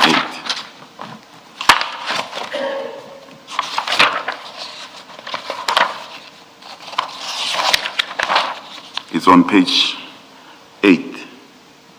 So is it 1 or 3 payments It's 3 payments of the same amount? of the same amount.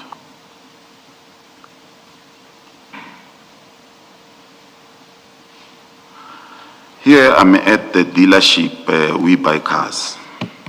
I see a car that has a potential that I need, because at that moment I don't have a vehicle. And I ask for a loan. They give me a loan on the 20th, and the very same day on the 20th, I buy the car and promise them to pay them back in cash. In fact, I negotiated the price here. The car was 105,000, and I negotiated the price through auction. And at the end of the day, at that moment, I use the money to pay for this car. And I'm left with 23,000, and I promise them to pay them back. Mr. Piri, just to be clear, and we don't get confused on the word they being plural, what you are saying in essence is that on the 20th of May, 2023, those 35,000 rand Yes. were from one person being Papi Mokashwa. I asked Papi Yes. to say, Papi, send me some money. I will sort you out at, I think it was on Saturday, the 20th of March or Friday. And I say to him, send me some money, I want to buy a car. And indeed, the very same day, I buy a car. And I say to him, when we meet in our corners, I will pay you. So I don't know from which account he pays me, but he pays me the money, he gives me the money.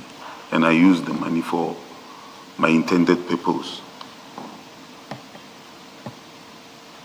And this Papi, does he have another name? You see, I cannot say, but I speak to Papi Mokashwa. And then I'm telling him, I need this car by the end of the day. And I know that why I need that car at that moment. I'm asking you a simple question to say, Papi Mokashwa, does he have another name? The name Papi appears to be somehow informal. Did you know if he has another name that's formal, as far as you know? That is formal. Yeah, a name. No, I know Papi as Papi. Okay, no, that's fine. Thank you. Yes.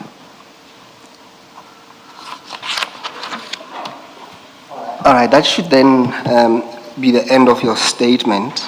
Yes. Is there anything that you need to add or emphasize on your statement? No. All right.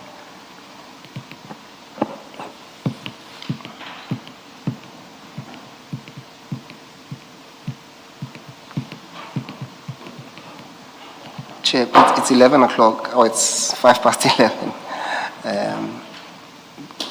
Can we take some tea then? Thank you, Mr. Musigiri. Let's adjourn and come back at 11:30.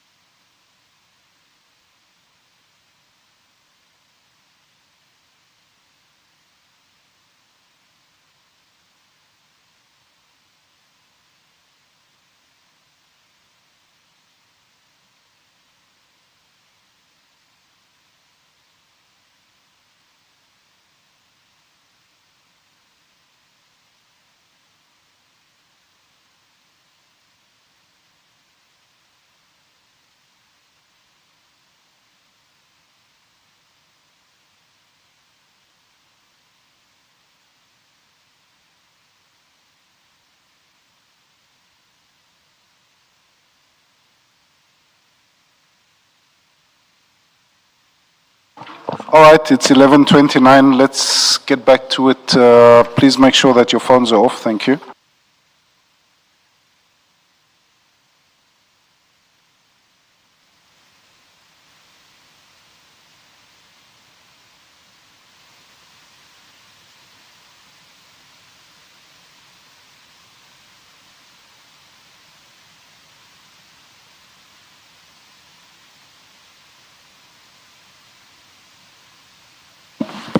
Yes, Mr. Musigiri. Thank you, Chair. Mr. Piri, before we went for break, you had promised to find a part of the missing page to yes. some of your annexures. Have you been able to do that? Yes, Okay. I have. Chair, there should be a document. It's going to be part of LO2. May I beg leave for the document to be handed up? This is the document that Mr. Piri extracted and copies were made, Chair.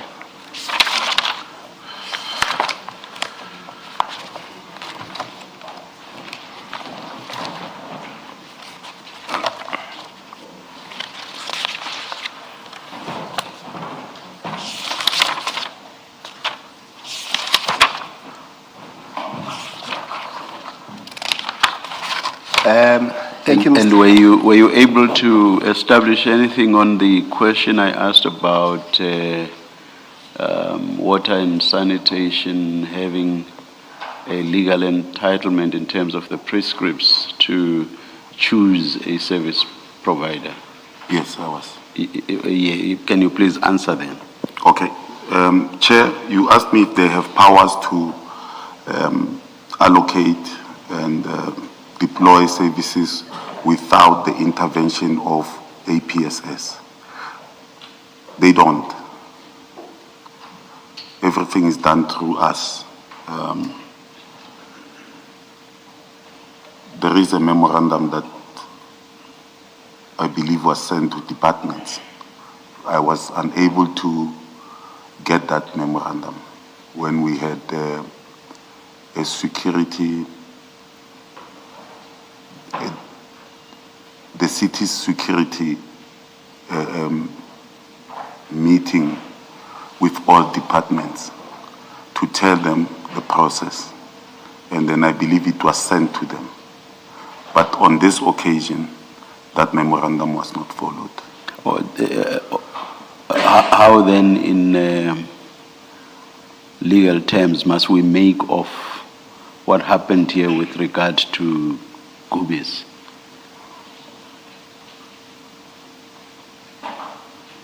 I might struggle to find a word, but it was not a normal procuring of services, of security services. So it was irregular. That will be the perfect word for a Chair. Can't water and sanitation argue that all they did was basically to suggest on the basis that they had previously worked with Gubis and that it's yes, that then accepted the suggestion and that therefore this was not irregular? I'm just being what some people usually call a devil's advocate. What people call? A devil's advocate. Okay. Remember now when, Chair, the emails are going back and forth. Vandalism is happening. And we are under pressure. And at that moment, you don't think about what they are. Do they have ulterior motives, or do they have genuine request? But then you don't want the blame to be put on you. You accede and say, no, it's fine, we will do as long as your infrastructure is protected. It's that very act of acceding that I'm basing my question on. By acceding, is the deployment not regular, or does it not become regular because you have acceded? So effectively, because you have acceded, it's a deployment by you. Would that not be so? Remember now, I don't know if it is And by you, I don't necessarily mean. Oh, you mean, yes. Major period, I mean your section. The department. Yeah.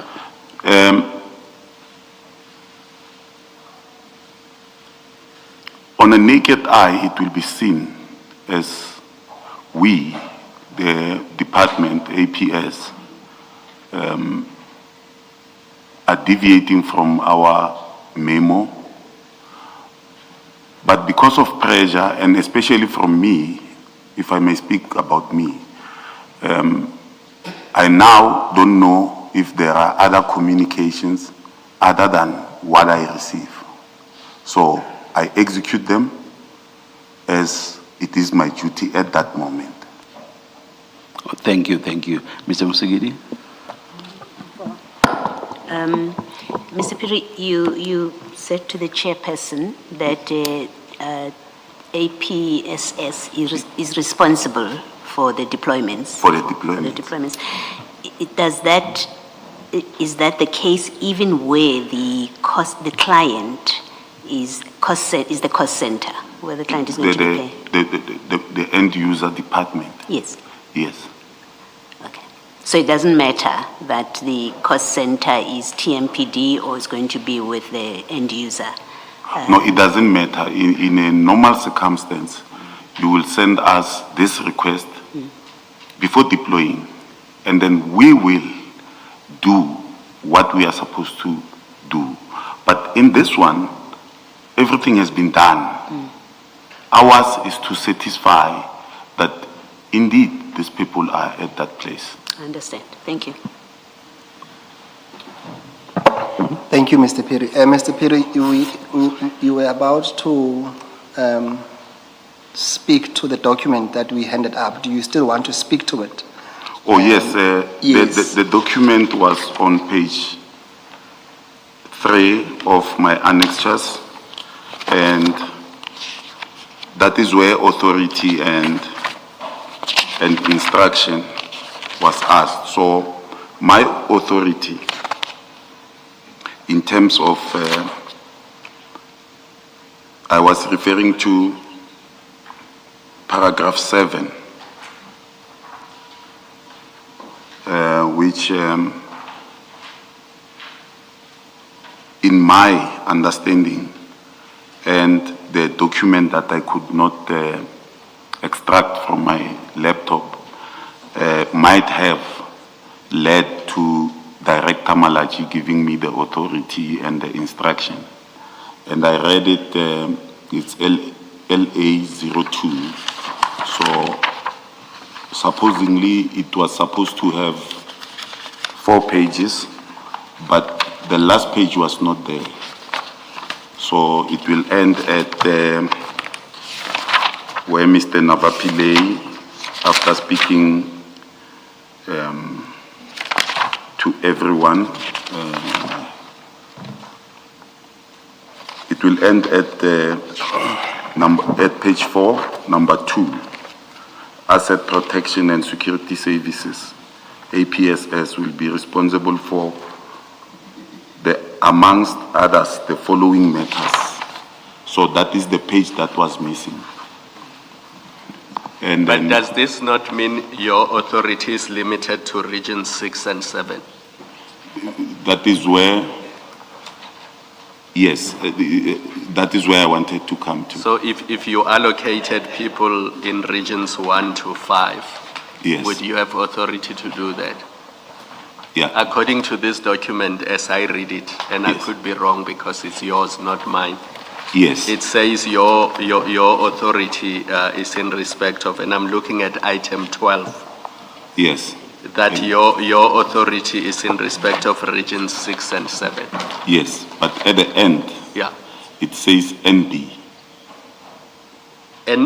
NB, the last, NB, yes. Oh, yeah, I see that. Okay. yes. Then it says overall coordination and command. And that was what you wanted, that you are the overall coordinator and commander. Yes, I might be responsible for 6 and 7, but there are people also at 6 and 7. Yes, But I'm the overall for all the regions. for all of them. Okay. Thank Yes, you. so overall coordination and command. Supposedly it was supposed to say overall coordination and commander. It's me. Yeah. Yes, so the authority comes from there. There's another document which we cannot find, but the departments like, water and sanitation, they must have it because in that gathering, each department was asked to send their security representative. So they will know that if I need to speak about something, the person to speak to is Piri, and then he will speak to either the person at region 1 to up to 7. But my sole responsibility, in fact, here is it was a typing error. It was 5, 6, and 7. That was my daily duty. So beside that, I had to take care of everything. So I'm bringing this because you will find that I've signed. Remember I said I could not delegate to these people because this duty was already delegated. And the Latin maxim that I use suggested that I could not. So I deployed in all 7 regions. Okay, can I tell you what my issue is with all your deployment letters? Those Yes. ones that were effective from 15 January 2025. Yes. An ad hoc service by its nature is ad hoc, it's not permanent. Yes. Because if this was part of the permanent protection services contract, Yes. they would be dealt with under the main contract. Yes, the watchman. Ad hoc means there's a damage at a pump or at a station, Yes. and for that short period, you deploy as an emergency measure, Yes. while, as you say, repairs are being done, or because you anticipate that there's a service delivery protest or Yes. those kinds of issues. My problem with your deployment letters, the ones that you signed, Yes. is that it was a permanent deployment. There was no end date to it. In other words, if Riverspears had not terminated those deployments in June, the city would have been charged 17 million rands every month until forever. So in effect, what you did is you turned what should have been ad hoc deployments to cover the vandalism in December. You've turned them into permanent appointment for Goobies. Chair, I'm not in position of one of those. If I may, in which bundle are they? And then You can go if- to page 77 of file. of file 2.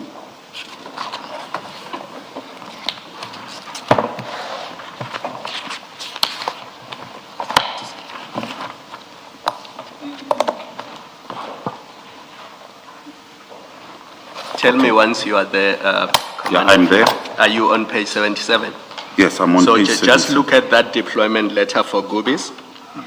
It gives the Mureleta Reservoir pump stations, and then it says effective date, and it says 15 January 2025. Do you see that? Yes. And then it sets out amount per guard is 20,925 rands. Yes. And then the grand total is 406,000. Yes. But it does not say when this deployment ends, which means according to this deployment letter, unless somebody terminates this, Goobies could be deployed for 3 years at that Moreleta Reservoir Power Station.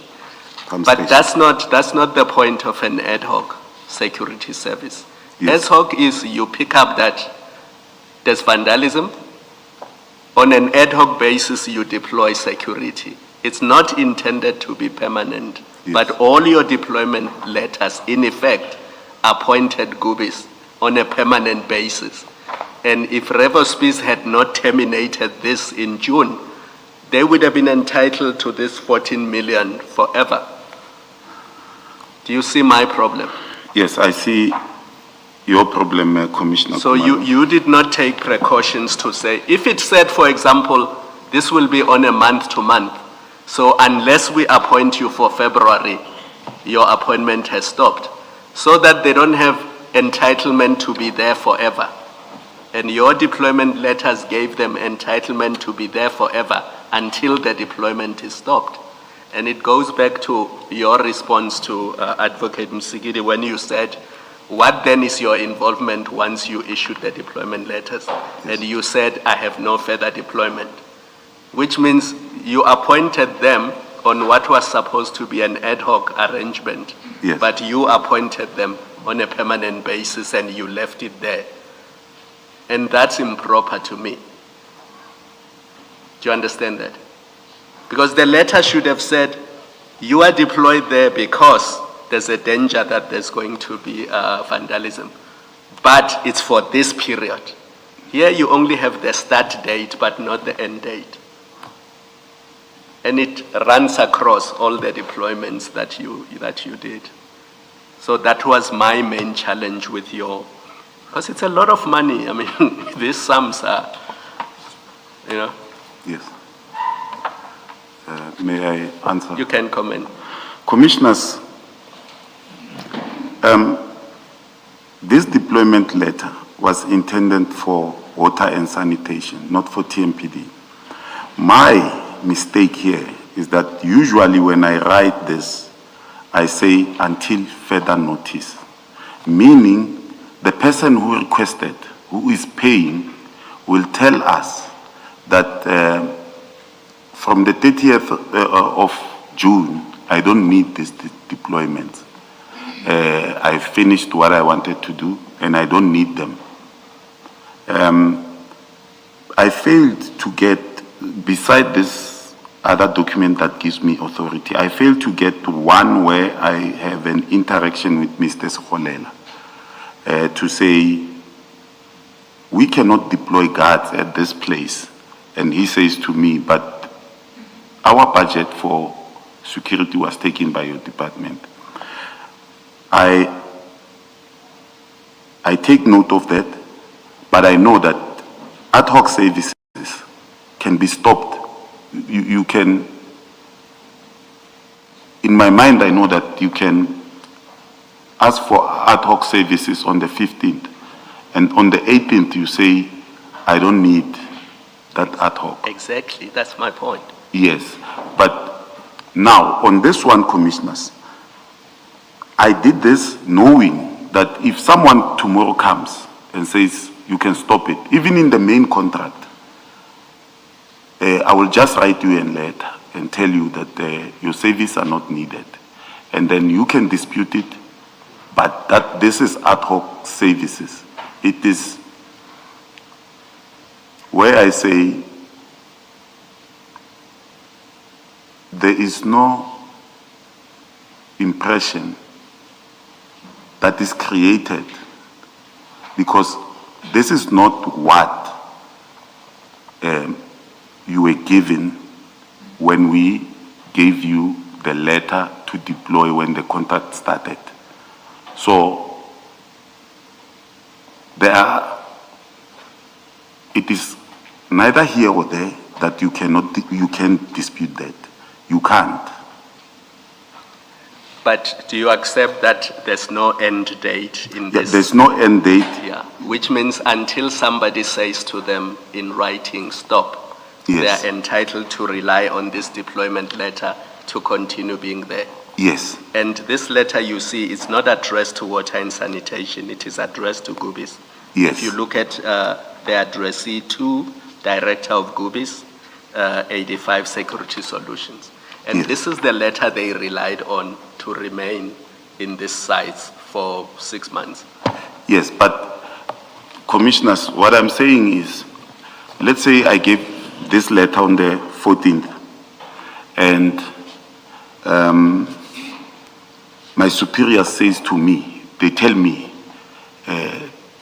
verbally or tacitly, and say, Piri, tomorrow this thing stops.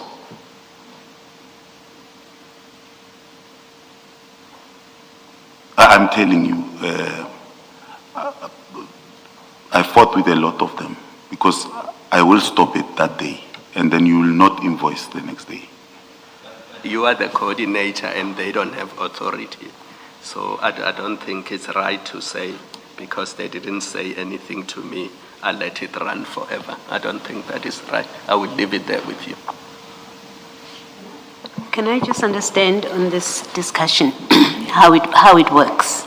Yes, You've got Director Malachi, yes, and we know from that earlier message that we saw that he writes and he says deployment will happen from tonight Yes. on the 7th of January, Yes. right, at 1800 hours. yes, And then you subsequently issue a deployment letter. yes, Now, there are these three players. There's Director Malachi. yes, There's the Water and Sanitation Department, which is Yes. the client Yes. department.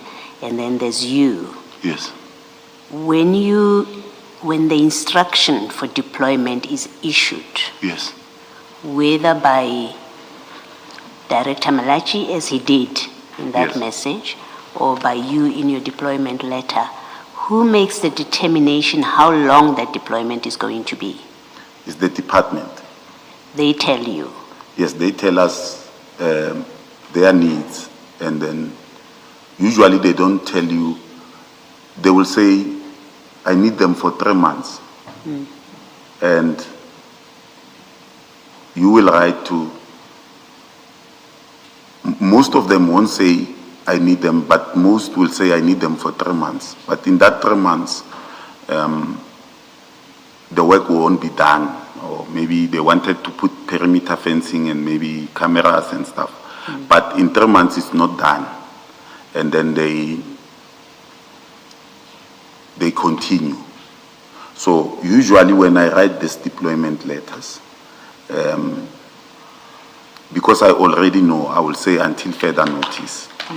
But on this one, I think I missed that part. And then, but I knew, because already there were engagements that they will be paying and fixing, because I've done it before, where they said to me, we need to, water and sanitation, we need this place to be guarded. And then I will go there and tell them, but you don't have a fence and stuff, and they will say, that's why we need security. And then as soon as we complete that, we will stop. And they will indeed send me an email and stop. So in this case, when Commissioner Spies issues that termination letter Yes, to Gubis, and then Gubis responds to say, we have an appointment letter. Yes. And we will carry on working. Do you get to determine whether their services are still required? Because you say you go to in the normal course, you would have gone to the site. Ordinarily, you would have gone to the site and looked at the need for this service. Yes. So when Gubi says to Commissioner Spies, sorry, we've got this letter from Malachi, signed by Piri, do you and did you go to those sites to check whether Gubis was still required for the period, however long they carried on after that letter? in fact, the first site that I went to, I was in the meeting when they were issued letters. They did The letters, you mean the termination letters? termination letters. Yes. I think it was on the 25th or 26th of June. The first ones that I went to is in Mamelodi and Kalinin because there were water issues. And I did not dispute the termination. It is not in my, it's above my pay grade. And I think I went again. Things were still fine. The guards were out of the reservoirs in those areas. And in 7 days, one of the directors, I can't remember, is Mr. Mabasa or of Water and Sanitation, called me and said, "Have you been to Mamelodi?" I said, "No." He said, "You must go and check in Mamelodi, Refilwe, and come and tell me what you see." When I got there, the Clearview fence was gone. The pump was damaged on all those three. And he said to me, "I know it's above your pay grade, but look at this." And I went and I looked, and then I came back. I reported to my senior, who is Dr. Elvis Madiklaba. I think within 2 months after that, without my knowledge this time, with the knowledge of DCSPs and Dr. Madiklaba, because director was already on suspension, and there were ad hoc services, but not in Mamelodi, in Refilwe, because those were new reservoirs, but they were already vandalized at that moment. And then the pump station in Mamelodi, and it was vandalized, water was not coming out, but I couldn't do anything because they were stopped. And in Refilwe, ad hoc services resumed. Again, they are there as I speak. Without my knowledge, but only my assessments. Yeah. I'm not sure that you've answered my question. I think what I'm trying to understand is you, in explaining your role, your functions. Yes. I understood you to say it includes a risk assessment. Yes. You analyze whether the service is required. So when the client department says we require security Yes. at this site, Yes. if things proceed regularly or normally, you would do the risk assessment. Yes. And then come back and say you need 4 guards, or no, you actually don't need Yes. guards. That Yes. is all secure. There's no problem there. Am I correct in that understanding? Yes. Okay. So on the back of that understanding of your functions, my question then is, when Gubis refuses to accept the termination of its ad hoc services, Yes. right? When they say to SPIS, we have a letter of deployment, and Yes. and it seems that's all they rely on, Yes. right? As far as I remember that evidence, they don't say you still need us because you still don't have a fence, right? Yes. Or you've just installed a pump, but you haven't yet secured the place. Yes. So they don't say that. All they simply say is to produce this kind of letter Yes. and say, well, we've got authority to be there, you can't terminate us. My question is it not part of your functions at that point to go and do that assessment, Yes. whether their services are still required at those sites? Because the way you explain the letter of the problem that Commissioner Khumalo is raising with you, where your letter is for an indefinite period, you say, well, if the client comes to me tomorrow and say we no longer need the service, I withdraw. That's it. And that's well and good, and I have no problem with that. Yes. But we have the real life problem or situation that happened, Yes. which is Gubis saying to Commissioner Spies, we have a deployment letter. Yes. We are entitled to be here. Yes. My question to you is, but when that happens, isn't it part of your functions to go to the site, Yes. to those sites where you've issued these letters, Yes. which are now being sought to be withdrawn, and to do your assessment, and then you come back and you say to your superiors, we don't need them or we still need them? isn't that part of your responsibilities? Commissioners, on this occasion, the letters come, in fact, they surprised me.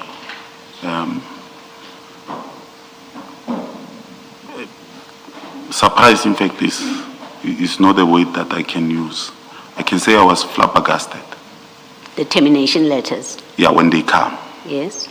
And the Department of Water and Sanitation, I didn't even notify them. It is the duty of the director to notify Herman now, Scholela, to say, remember, you don't have that. Now, Gubis comes to us. I'm not even aware of, I think I was copied on that email that they say we have deployment letters the next day. And then we tell them, but this is ad hoc services. You stop there and there. And they stopped. But when that department calls me now and says, Piri, we don't have security. I say, no, but we terminated, Director Malachi will tell you. It is now the department that must adduce evidence to say, you terminating the security, the problem is, we are sitting with this problem. Immediately after terminating, we don't do any other assessment after that. The department tells us, no guys, we want to continue. But the reason why the department left those substations to be vandalized is because they provided a GL account and a cost center. They cannot come to us and say, guys, come back and do a risk assessment, because they are not paying for the services. We are. Now, if they were paying for the services, they would have came to us and said, but what you are doing, guys, is malicious compliance. But on this one, they couldn't, because they had nefarious intentions of telling us that they have a budget, and at the end of the day, they didn't have the budget. So when DCSP stops this, it's something that should have been done immediately in January when the first invoices come, when they realized that the department don't have money. So I cannot go back to them, to their side, and recommend to my seniors that no, we need security there. Although it is the right thing to do, Commissioner Baloyi. At that moment, it is not. The situation is volatile. But I'm not privy to what is happening above me. But I'm aware that by leaving this site, we might have a problem. But I cannot say, let's keep security there. It will show interest on my side. No, I think maybe you misunderstand my question. Let me ask it differently. Why did you not, when Gubi said to Commissioner Spies, Yes. we have letters, deployment letters, Yes. issued by Piri. We have a right to be here. Yes. Why did you not say to Gubis and to Spies that they should be removed? Those letters doesn't give them the right to be there indefinitely. Because you're telling us the letter doesn't, even though it doesn't fix a period, your letter, Yes. it doesn't entitle a service provider to be there indefinitely. Yes. It is up to when you tell them. You would ordinarily say that's enough, okay? Because the Yes. client department has told you that. Now we have the situation here where Gubis relies solely on your letter Yes. to say this letter gives us a right to be here. Yes. And they remain there for a longer period. And my question is, at that point when Spies says to them, leave site, you need to leave site, and they say, no, Piri has given us the right to be here, here's a Yes. letter. Why do you not say to Gubis, leave site, I'm now instructing you to leave site. You're no longer required because you are the one that does that, right? You Yes. tell them on and off the way that it works. Yes. Why, in this case, did you not back up space by giving the instruction to Goobies that I gave you my letter, yes, that entitled you to be there, but now you must move off? Okay. In actual fact, I must explain what happened. I'm not aware of everything. It happens on the 25, 26, and I see the email. I can't remember the day, what day was it.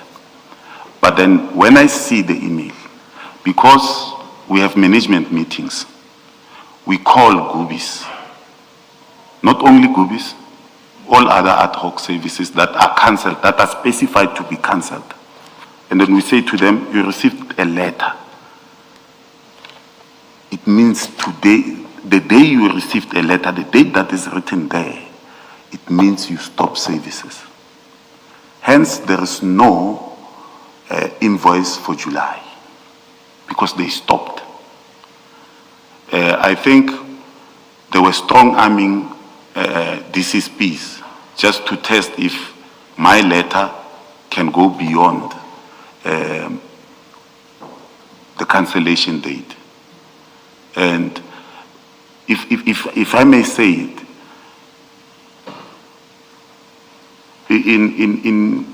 in our profession as security practitioners, even if I tell you verbally or with the WhatsApp, you stop and then you dispute by following the court procedures. We had many of those, and then they know that this is, we will tell you today and say tomorrow you must come to the office and receive a letter. The answer is that you did. You did talk to them to stop. Yes, they stopped. Okay. The invoice ended, I believe, in June. Okay. There was no any other invoice from the 1st of July. They stopped. Thank you. Mr. Piri, let's go to the document that you just handed up to the commissioners. It's LA2, and this is the document that you allege it gives you authority to act in a manner that you did in 2025. While I received this document, at least the complete part of it this morning, I've just read it now, and I want us to have a proper understanding of this document. Now, that document, you'll see at the heading. In fact, if you go on the very first page, it's attached to an email. Yes. Are you there? Yes. So this is the LA2. You'll see on the first page, it's an email from Nava Pillay. And the context of it really is one sentence, which says this: please find attached the security details as discussed at this morning's briefing convened by the CM. Now, we go to that letter of yours. Now, that letter is dated the 5th of May 2023. Now, what is important is this. It says security preparedness for the IDP and budget community consultation. And it says this: regarding the above matter, the security operation plan will cover the following. And then it deals with what's going to happen when dealing with this consultation, community consultation. And then it deals with the issue of general safety, and then it says which department will be responsible and which areas are going to be covered. And you'll see it talks about crowd control, VIP protection and special operations, regional commanders, and then liaison with South African Police Service, public order policing, that's POP. And then this is where it deals with what you say it affects you. Yes. When it talks about the asset protection and security services. Yes. Will be responsible for, among others, the following, and then it lists on the following page. Yes. To ensure all private and source guards are on duty and protection of buildings and assets. and it's not necessary for me to read the rest of the points, but they deal with what ought to happen. Yes. And then it says that please find here in a contact list of all APSS members for their respective regions and their contact details. Yes. And then it says also find attached a list of TMPD members per region and their contact details. And then it says, notwithstanding the above, we recommend the non-utilization of the KT Mutubatse Hall or security reason and an alternative venue be sourced. And then that's the table that we discussed, and we find your name at item 12. And you say to this commission, what is important is that the part that says NB overall coordination and command by Mr. Andrew Peter being yourself. Yes, advocate. I put it to you that this document was solely focused on the event that was coming. Yes, for the event of, yes. Yes, it had nothing to do with deployment of sites, ad hoc or otherwise. Okay. You accept that? Yes, I accept that, Yes. but can I further say something? Yes, you may. Advocate, as I've said, I failed to extract the one that will explain this better. I don't know, for some reason I couldn't find it after being given my laptop. But if any department, they will know. In fact, it should read that I'm also a troubleshooter. That means at 12 o'clock at night, you will tell me that my sites are being vandalized. And then my seniors will tell me, we must guard that place. But this one was just to show that Director Malachi knew that I have overall command. So that is the reason that not only for this event, in any other instances, you must contact me. I will know what to do. In fact, are you done, Mr. P? Yes, I am. Yes, in fact, the document, if you look at it, and then it expands on the next page, it lists all the regions. Yes, and the people yes, who are supposed to. yes. And the point really I am trying to get across to you is that this document does not give you the authority to allocate and, using your words, to deploy Yes. the security service providers as you did in this case. Yes, it doesn't. No, at least on the face of it. Yeah, on the face of it, you are right, the advocate. But I just wanted to indicate to the commissioners, that my duties were not limited to what I had in this commission. We're not limited to that. As Commissioner Kumalo has asked me, here you are being, it is being said that you are responsible for 6 and 7. But I also have another duty to coordinate, and so in this part, it says,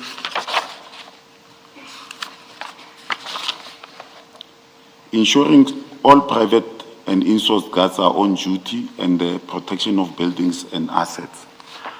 Now, commissioners, so it will happen that we have a site in Soshanguve in Jugu Lane. And at that moment, there is no security. The management of community services, and I can't remember where they fall, they will have to call me at that moment and say, they will write an email to Mr. Nava and Director Chukudu, and then they will arrange and tell them that the person who must come to your place at this moment to see that security is deployed is the guy that is called Piri. The number is there.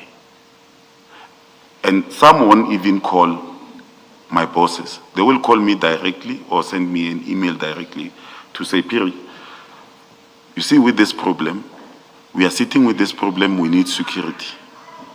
The reason I'm referring to this is because it has happened before. So I want to highlight that even when Director Malachi took the decision, he knew the person to delegate to. So it comes to, on my statement, where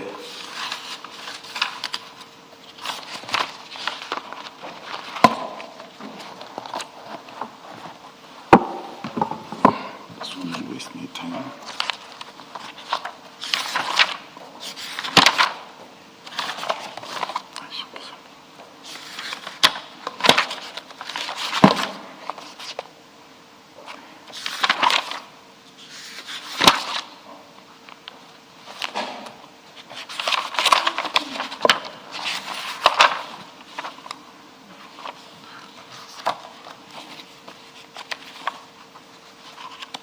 It comes to LA 1.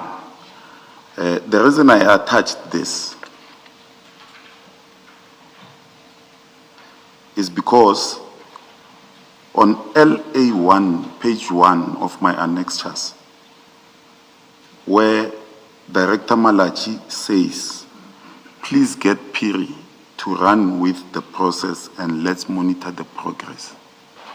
So I'm indicating that he knew that I have authority.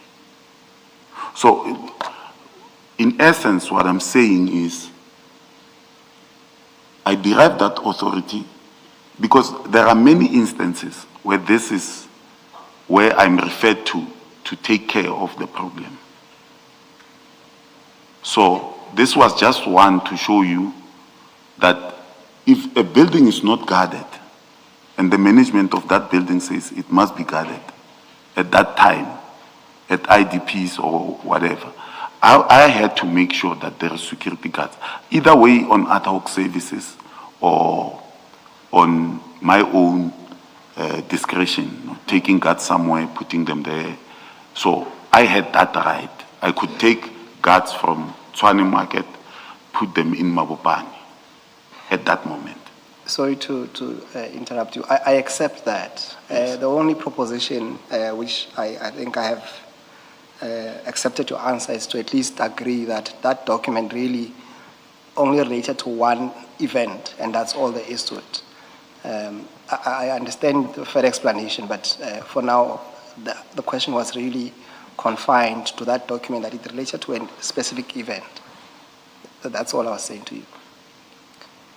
I accept that, advocate, but I must say to you, commissioners, had I known that this letter will not suffice, I would have extracted other emails that shows that authority was given to me.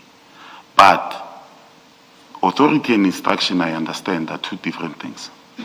But at the very same time, I'm saying authority I had from Director Malachi and then others at the back. So this was just to indicate that I did not act ultra vires. I was not a rogue inspector, as I'm made to be seen. I was following instructions. All right, let's move to page 18 of your statement. It's annexure LA05. Page 18, Yes. file It's the first file, file 1. File 1, Yes. page 18. 1.8, yes.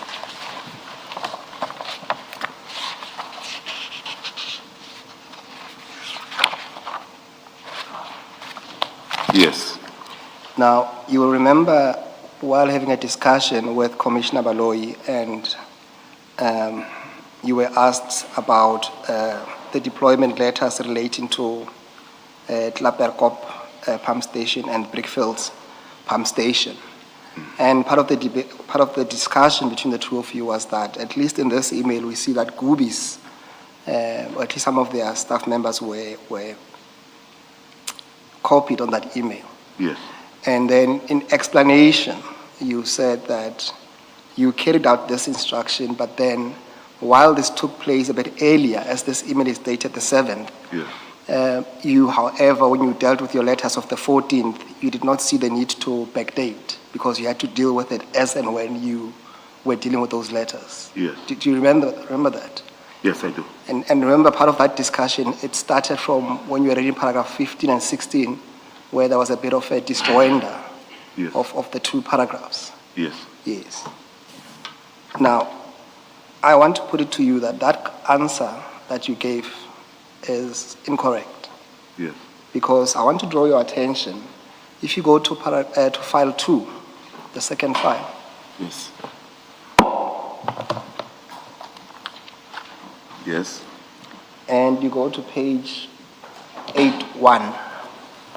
Let's start with 8.1.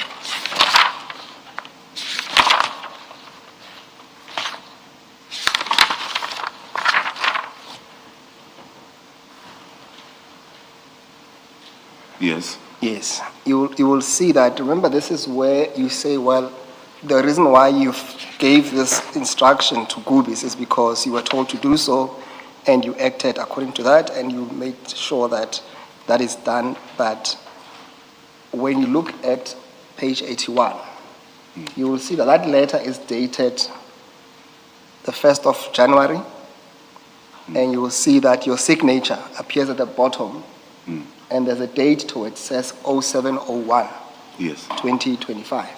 Yes. Now, you will see the same, so this one deals with brick fails, and you'll see on page 83, the same letter dealing with Laperkop. Yes. Similarly, it's dated the 1st of January, and you will see that your date says 0701, Yes. 2025. Yes. And you will see the number of the armed guards, the number of the patrol personnel in the vehicle, they accord with what's on the email. You accept that as well? Yes. Yes.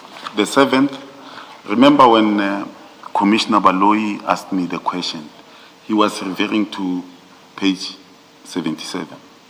No, I'm saying to you, I'm putting it to you to say that answer of yours could not have been correct. Yes, was incorrect. Yes. You accept that? Yes, I do. It doesn't speak to the 14th. It doesn't speak to the 14th Yes. on this letter. So we cannot rely then on that email to say that gave you authority with regard to the letters of the 14th. At least you have to accept that.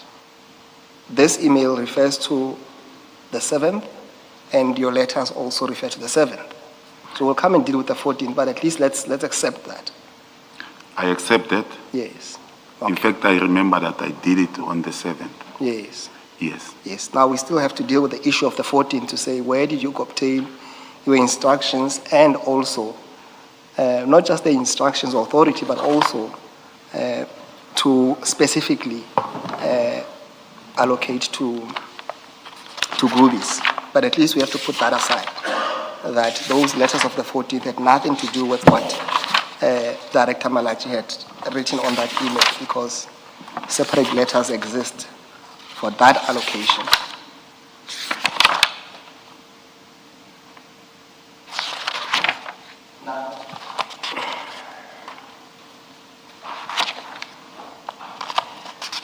Mr. Peter, you'll accept that 3 people came to testify before this commission, Yes.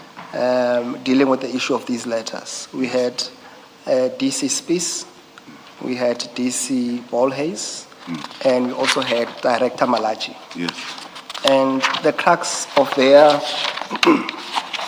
of their testimony is that they never gave you an instructions, or you never had authority to allocate any sites to groupies as you did. When we can we go to file number 3, and go to page 59.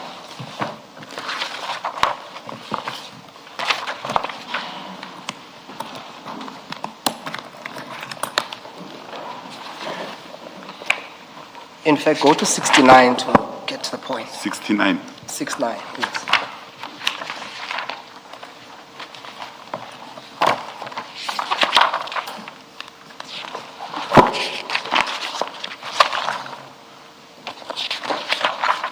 And there. Now, when this is Director Malachi's statement, which when he was being deposed to, he stood by the statement, and this was also recorded in the transcript. So at paragraph 23, well, in fact, let's deal with 24. When asked the question whether I delegated powers of allocation to anyone, in particular Mr. A.L. Piri, in respect of the sites to be guarded by the service providers rendering services under TMPD 02-2016-2017. And then he says this: I have not delegated powers of allocation to anyone in respect of the sites to be guarded by the service providers rendering services under TMPD 02-2016-2017. And then the question says whether you approved or mandated allocation of security services, in particular GUBIS 85, in the period between December 2024 to 30 June 2025. And he says that he did not approve or mandate the allocation of the security to GUBIS in the period between December 2024 and June 2025.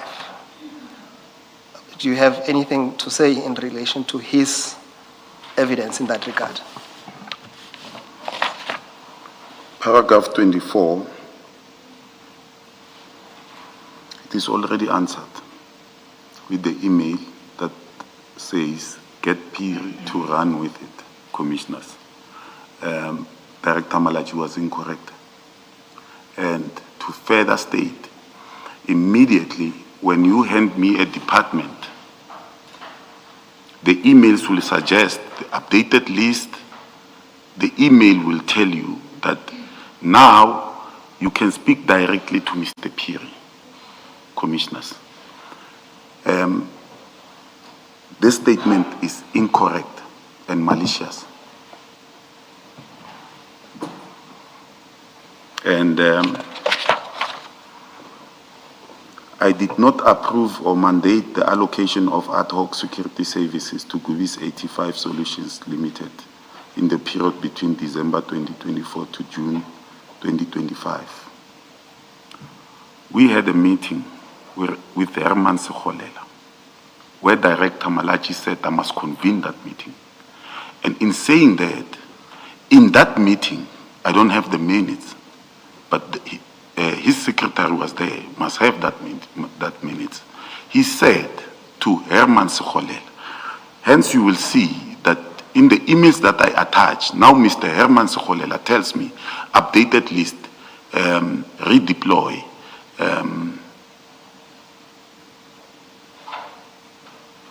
cancel this one, send to this one.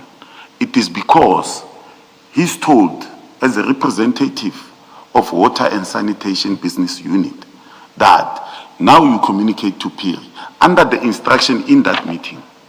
It's unfortunate I don't have those minutes. Now, Advocate Msikidi, let me tell you something that you were not told in this commission.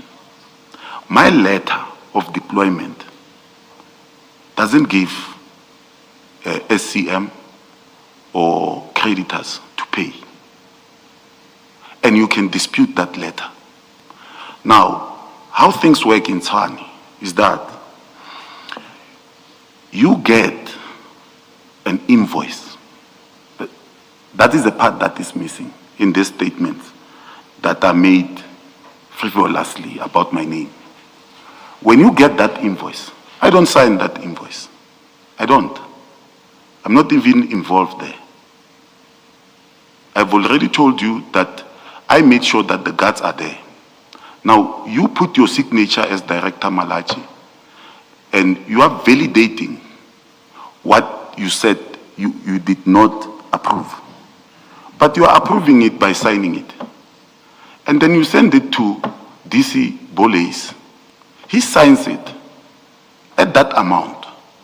Then it goes to Finance or Department of Water.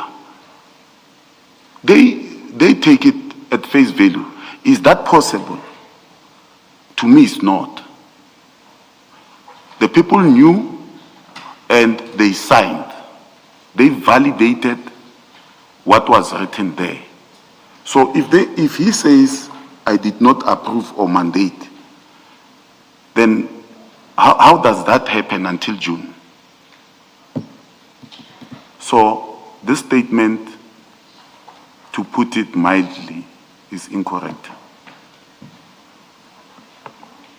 Can I just ask this? The page 18 document, email from Director Malachi, it nominates 2 pump stations by Yes. name, Klapperkop and Brickfields. Yes. But then your letters, it's quite a number of letters, Yes. and they deal with different pump stations. Yes. Where do you draw the authority, to the extent that you have given us this letter, this email at page 18 as the source of authority, Yes. or as evidence that you were given directions to deal with this, which on the face of it I accept. Yes. But then your instruction, your letters of deployment cover quite a lot of stations Yes. or facilities, if you like. Yes. Where does that power, your power to have given in respect of the many others, where do you say that comes from?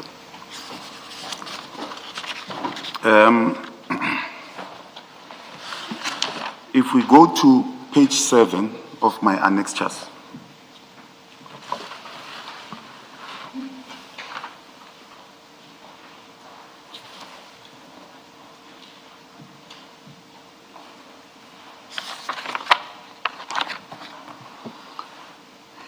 it is Friday, January 10th, 2025. Now, Herman Sekholela, being told in a meeting that the person who will be dealing with your problems is Mr. Lebohampir. He sends an email at 11:23 a.m. Mr. Piri, I hope this finds you well. This is the updated list. But here, he sends this to me and my supervisor, which is Dr. Elvis Kwapeng Madiklaba. Now, the authority came with that email. Let him run with it. It is given to Dr. Elvis Kwapeng Madiklaba. There is no need for now, because we had a meeting. We convened the meeting on the 6th. We agreed that Mr. Piri will run with the process. Now, for ease of operation, because director has other issues that he must deal with, it's not only water and sanitation. There have to be meetings, Section 79 meetings and stuff. Herman Sekholela now, he knows that Director Malachi gave me a point. So he's the one that gives you the list of stations. Now he gives me the list of stations. Is his allocation, his deployment. What I must do now is to go there and make sure that indeed this is the place. Okay, so you're not saying page 18 is the power you have to deploy to the many other stations, because page 18 speaks only to Brickfields and Klapperkop, right? That's your Yes. page 18. Yes. It's specific to those 2 stations. Yes. You're saying to us that it is the meeting, that this meeting you're referring to, Yes. and the earlier email that we looked at, which was, I think it said, Piri will run with it. Yes. You're saying that's where you drew your authority in respect of the other stations, effectively to execute Yes. Sekholela's list as he gives it to you. Is that what you're saying? Yes. in fact, what I should say is that the deployment on the 7th is in pursuance of the decision that was taken in the meeting of the 6th. Because the meeting of the 6th gives effect that Mr. Phiri will, in fact, let me read it so that I don't, it says, it tells Dr. Elvis Kwapeng Madikaba that please get Phiri to run with the process and let's monitor progress. Yes. Remember in the meeting, already Sukholela has told us, Herman, that we don't have this problem only here. We have a larger problem that you must deal with. So you must prepare yourself. Okay. So I'm now leaving my other duties, delegating them to another colleague of mine to say, please take care of my regions and stuff and my meetings, reschedule some of my meetings. And now I'm going to see what is happening. So they come in as they come to say, Mr. Phiri, because I've already given an instruction, yes, now I must execute. Understand. Thank you.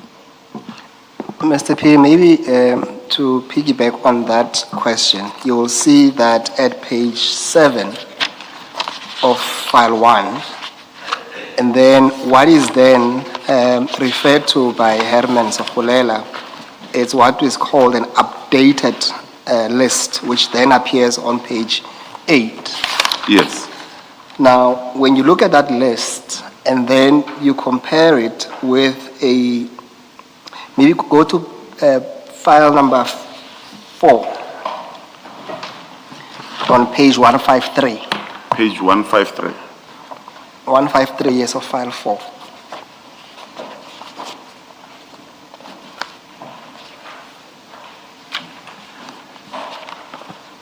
One 153, yes, file 4.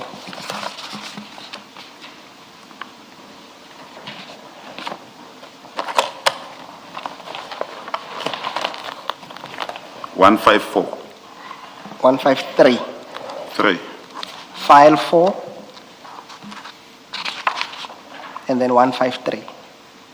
Yeah, I have 153 and 154 in front of me. Yes, so on 153, what you must see is a document that says a summary of sites allocated to Gubis by Mr. Phiri.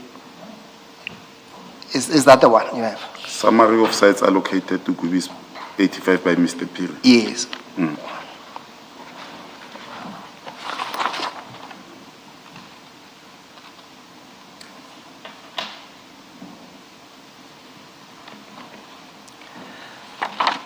Now, this document, it's populated from the letters that you signed. Yes. Yes.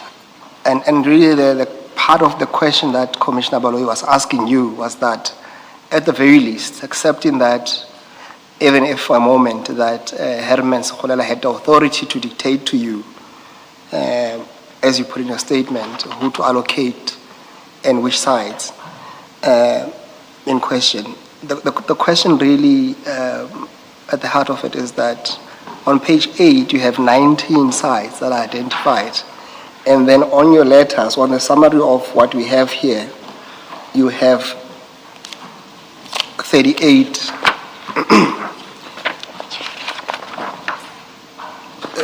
sites. It's actually 40, but I've subtracted 2, which belongs to Dr. Madikaba. So with yourself it's 38. And what we're trying to reconcile is that where did you obtain the instruction to allocate the difference?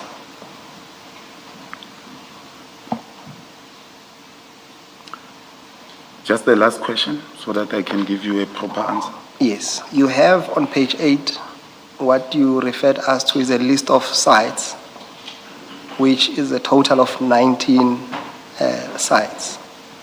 But when you look at page 153, you have a total of 38 sites. So Yes. There's a whole difference of sites that don't accord to what you are telling us in terms of your email.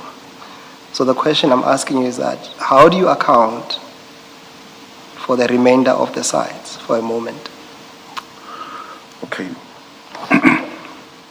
Remember the questions that were sent to me is authority, instruction, process, and generation and paying of POs. Now, I had to prove, commissioners, that I had authority from Director Malachi. I got an instruction from Director Malachi. Water and sanitation got their own people to work. I'm not responsible for, I'm answering those questions.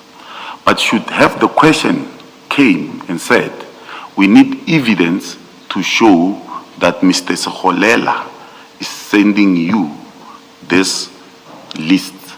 And then I would have put the emails to show that I did not just go and identify site. He identifies sites, he allocates goobies, and then mine is to go. There are emails to that effect. I am not just going around doing, even there are emails where he says, I have seen that I'm done maybe in Waverley. Please redeploy these guards to Sunderland Ridge. Because now he is in control. He's telling us where his problems are. And then we are going where he tells us. I don't identify these sites. He identifies them, but the question from the commission did not say, Piri, show us how did you arrive at 38. I would have showed you that as much as I've given you the updated site, I would have shown you that the updated site also comes with new sites. Mr. Musigi, perhaps in the interest of time, let's resolve this by affording Major Piri an opportunity to supplement on this point. Chair, I'm happy to do that, but the question still remains, and it's not really what was sent to him.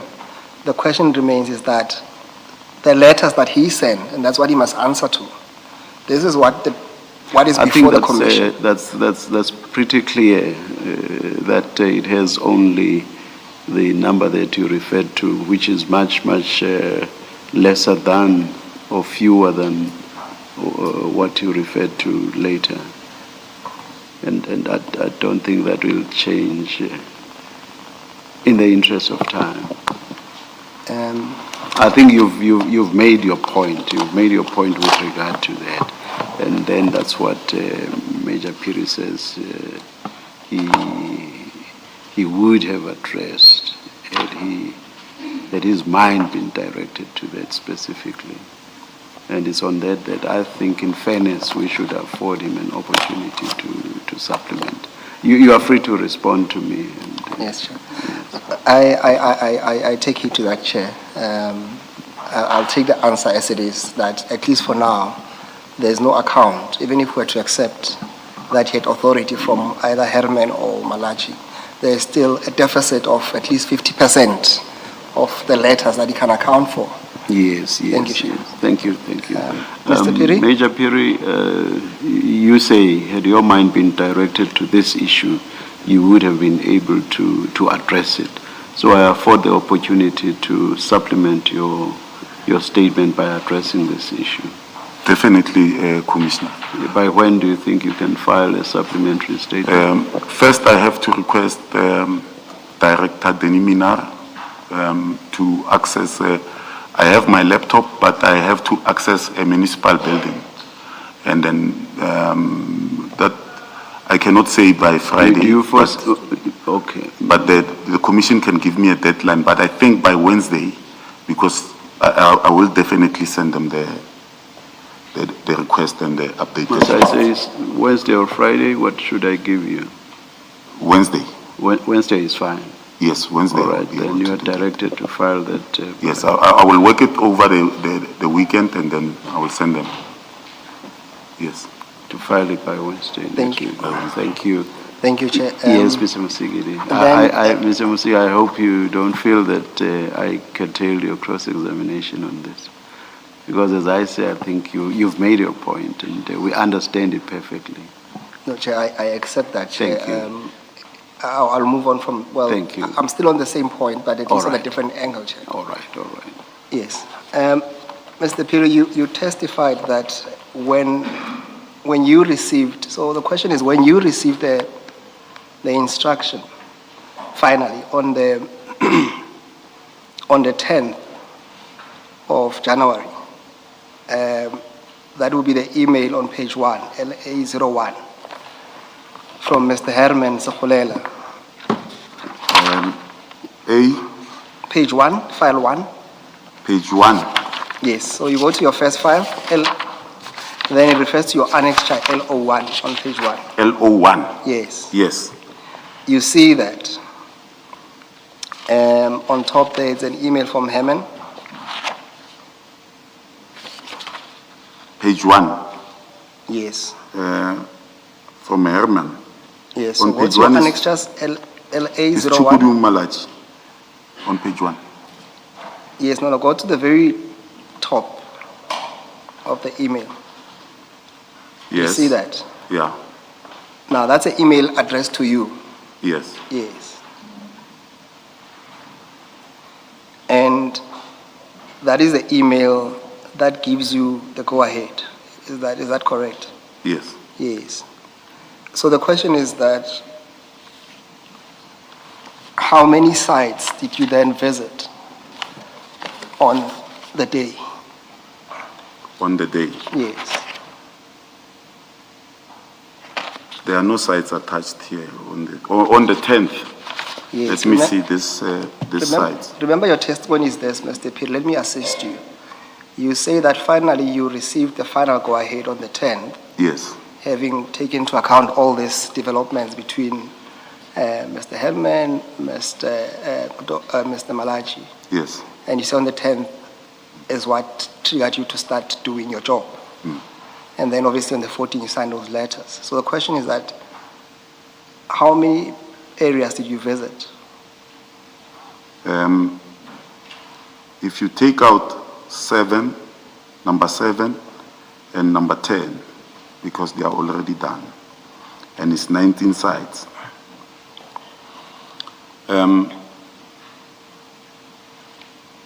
Or you take out number 1 also, it's 16.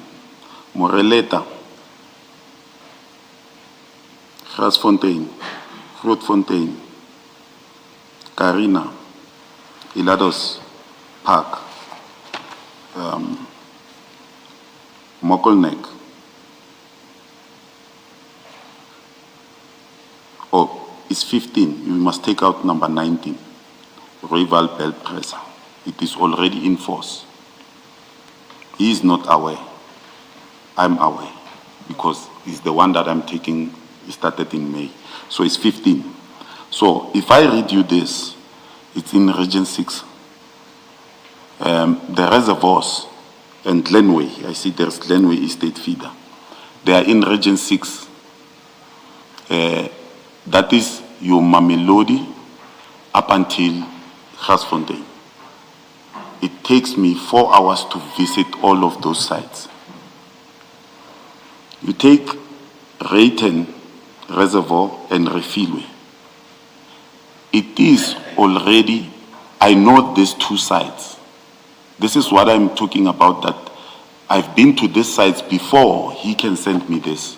Because these sites, when he sends them, I realize that he is not aware.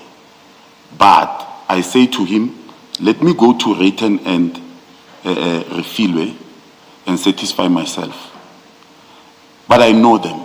I go there, it's in Region 5. When I'm finished with Mamelodi, I just drive up around, I think it's 15 kilometers. It is not exactly in that area. It's on the road going to Moloto. When you move from Glenway, I think it's just 5 kilometers in the bush. I just go there and I see the sites. But these are new sites, I've been there before. And it was in December, I think, 2023. And then I go there. And then it says Florona LL Reservoir Pump Station. It's in Pretoria North. So already now... Perhaps to deal with this more quickly, did you do all of this in one day or not? Yes, I did. And what was the day or date? I think it was, he sent me this on the 10th. I think I either went, if I can see the email, I either went, I started on this day. Because remember now, commissioners. Now, when you say you started, because you just said you did all of them in one day, when you say started, are you suggesting that you started and did not finish, or you started and finished on the I started same and day? finished. All right. Because I'm on standby. Okay, I'm paid. can you tell what date it was? I believe I started on the same day. On the same day? Yeah, on the 10th. Yes. It must be just after 12. All right, thank you. I think that's what you wanted to establish, Mr. Musigiri, not so much the order in which he did this and the time he took. Does that answer your question? It does, Chairperson, answer the question. It just still begs the other question as to how many sites did he visit? Because the letters that were produced, according to our records at least. I think he did answer that. He said, taking out this and that site, then it's this total. I think he did answer that. Unless you want him to just give you that total again. Yes, that will assist me for my notes. Yes. Okay. You take out number 1. And you take out number 3 and 4. It's 3 now.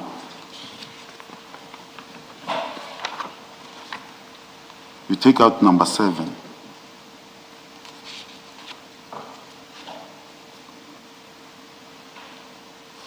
You take out number 10.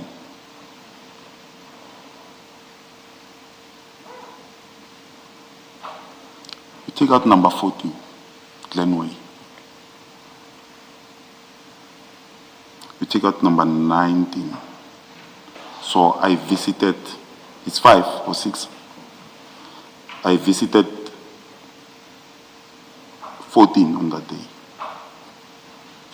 The nature of my work, advocate, I'm one person. I can start work at 6 and finish at 2 o'clock. All that's wanted now is just the total. Oh, it's 14. Yes. Yes, thank you, Mr. Phiri. Can we then deal with the last subtopic before we go to the next stream? And this relates to the question that was posed probably earlier to you, and definitely it was canvassed with the CFO when he came here, Mr. Mnisi, as to the processes that ought to be followed. And that's something that I realize that you're also itchy to explain relating to purchase orders. Can you go to page 111 on file 4? File 4. Yes. 111, file 4. Yes.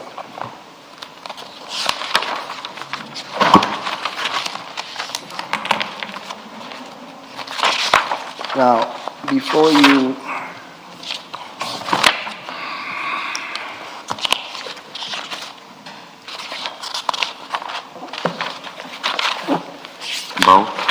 Thank you.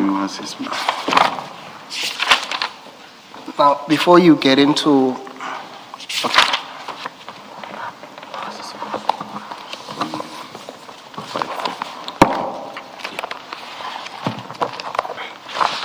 so it's 111. Are you winning? Yes, I'm there. Yes. So there was much huff and puffing about the processes that relates to purchase orders and the processes. Yes. Now, I hope your meaning of huffing and puffing is different to Mr. Mnisi's because I know huffing and puffing to mean the opposite of what he said. Please continue. Indeed, Chair. I will try not to huff and puff. Mr. Phiri, do you recognize the document? Yes, Yes. What is that document? it's a memo from Mr. T.P. Malachi and Mr. Navapile. And it is dated 23 January 2023. Can you read into the record the subject matter of that letter or that memo? Okay. Standard operating procedure, acquisition of additional new security services. The requesting department must address a request to the Office of the City Manager, Asset and Property Protection Unit. OCM, APPU will conduct a security risk assessments on the sites where security is required and make recommendations as well as provide quotations for the provision of such requested services. The requesting department must then send to the OCM APPU a formal letter of request signed by the cost center owner where the money will come from, indicating the cost center number, general ledger account, and how much must be committed for the services. The GL and cost center will be verified for sufficient funds. Upon funds being available, a purchase order will be created and sent to the cost center owner for release. Once a PO has been released, the OCM APPU will then go ahead and provide the services and monitor such services. Mr. T.P. Malachi signs it on the 23rd/01/2023, and Mr. Navapile approves. We're not the city officials. Can you explain to us what's your fair understanding of the process here, Mr. Phiri, just to assist the commission? To assist the commission, I would say there's, in the office of the city manager, it's a memo outlining the standard operating procedure. It indicates what must happen. But advocate commissioners, this was not followed on this instance. The reason is there were already services that were provided without our intervention, which were irregular, from the Department of Water. We come to realize when they have a problem. No, I get that. Before you get there, I was just saying on what the document, the process that it prescribes. Yes. Then we can come to this instance where it was followed or not. I think you did say for whatever reasons. Yes, just it to was not understand followed. how it works. How it works? Yes, in terms of when you, in an ideal situation. Yes. And when would a purchase order be produced? What it says here, it's true, a purchase order must be produced before work is done. But the systems in the city of Tshwane now, as we speak, as we are here, doesn't allow that. Because they don't rely on the quotation. They rely on an invoice. Remember now, here they are talking about the quotation. Creditors say, and SCM, we cannot produce a PO without an invoice. Hence I said to advocate commissioners, a quotation is as much as a deployment letter. Doesn't give effect for SCM or creditors to pay. So you must validate an invoice, then that entries are made to create a PO, as we are sitting here. Because, if you can create one PO now for services that will be rendered for 3 months, you can create it for 3 months, and there will be ease of operations. But then you have validated with an invoice that this work is being done. No, thank you. I think the document is clear as to what ought to be done. Yes. Chair, I still have to cover the financial aspect of relating to Mr. Piri. And I see that it's 12:59. Let's do that at 2 p.m. Let's adjourn until 2 p.m.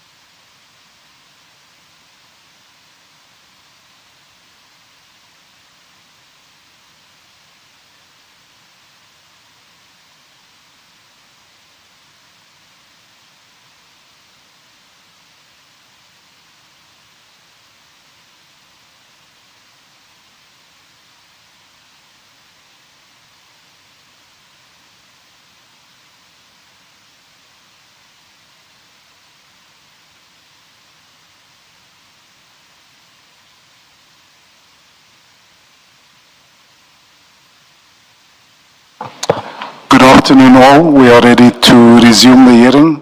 Please make sure your phones are off. Thank you.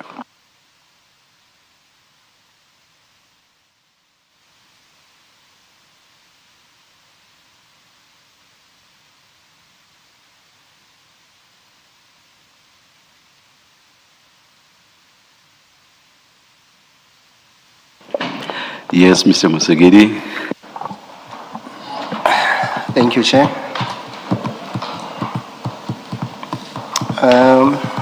Mr. Phiri, please go to file 2.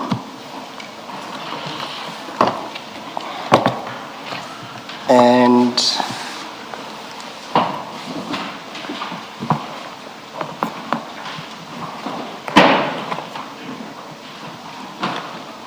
I refer you to page 152 of that file. 152.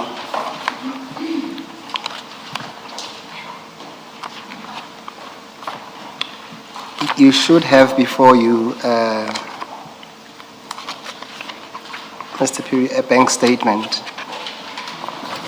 When you get there, it's a Standard Bank statement. Yes, I do have it. Yes. And I think this statement, part of the statement is also duplicated in your own annexures anyway.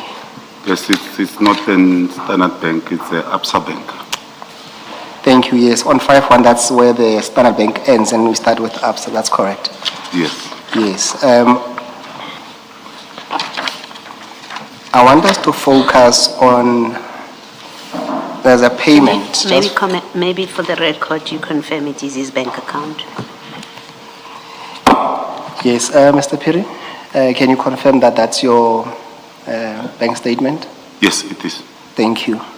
And for now, Commissioners, I want us only to confine ourselves to the payment made on the 13th of May 2025 of 150,000 rand. There are other payments that we can deal with later. You will see that the reference to that payment is stationary refund. Chair, this transaction is recorded on Mr.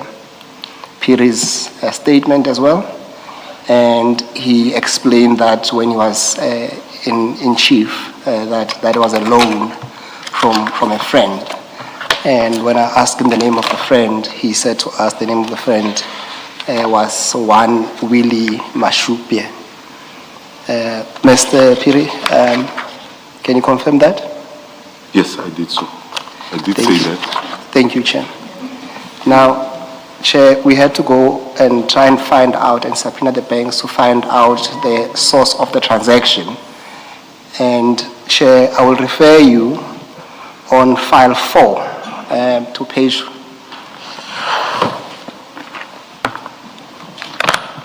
150 of file 4, 150.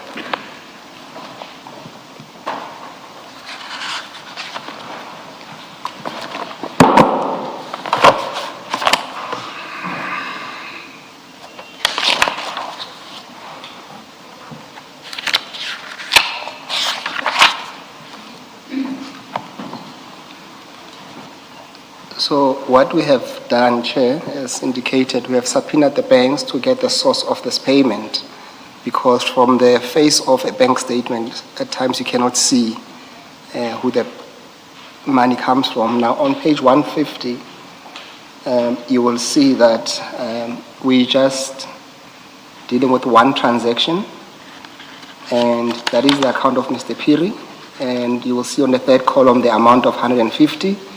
The third column, the date of the payment, and that accords with the cross-reference of stationery when it says cross-reference to. And you will see that there's also what you call a matching account number. So that will be the account where this amount was made. And in this case, Chairperson, we will see what appears on the far right is what you call Khaboji Logistics. So at least what that demonstrates, Chairperson, is that the amount you see on page 152 was made by a company called Habuji, and that is supported by what appears on 150. Now, Chair, could you please then go to page... Do you want to get confirmation from Major Piri of what you've... I will give him a chance to comment, but is there anything you want to say for now? No. In fact, what I can say is that I realized when I retracted my statement that it is written stationary fund. Yes. Yes. Yes. That is, But, I realized just... But you accept as reflected at page 150 that this was actually a payment from Habuji Logistics Pty Ltd. I know it as payment from William Supi, but at the time that he sent me the money, I didn't take note that it is written stationary fund because I needed money as quickly as possible. Okay, all right. Yes, you may continue, Mr. Musigiri. Thank you, Chair. Chair, on the same file, we could go to page 60. Same file. Same, Same file too, yes. File 2. File 2.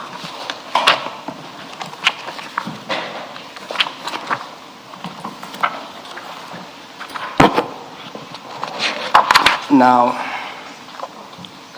60, Chair.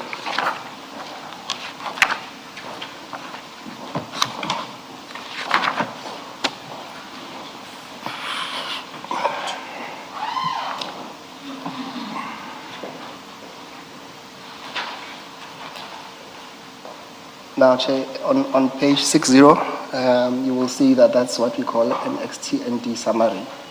And you will see the name there that appears is Mr. William Shupia.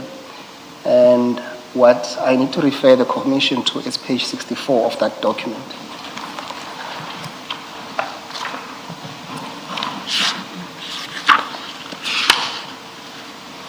So for the purpose of this sorry, Chair. exercise... On page 64, 64. 60, you said you referred to something. 60 is the name of William Mushupe right on top there. Do you see that? On top. Yes. On 60. Yes. Can you just make sure? Yes, on file 2. On file 2. I'm on file 4. Okay. 60. 2. 8.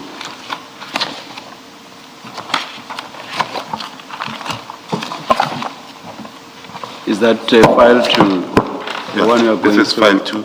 Yes. Just go to page 60, yes, I'm on 60. And then 0. then move to... You see there, it refers Yes. to them.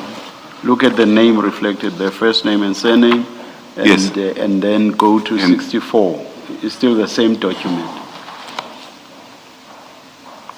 64 of file. Same file, same document, Major.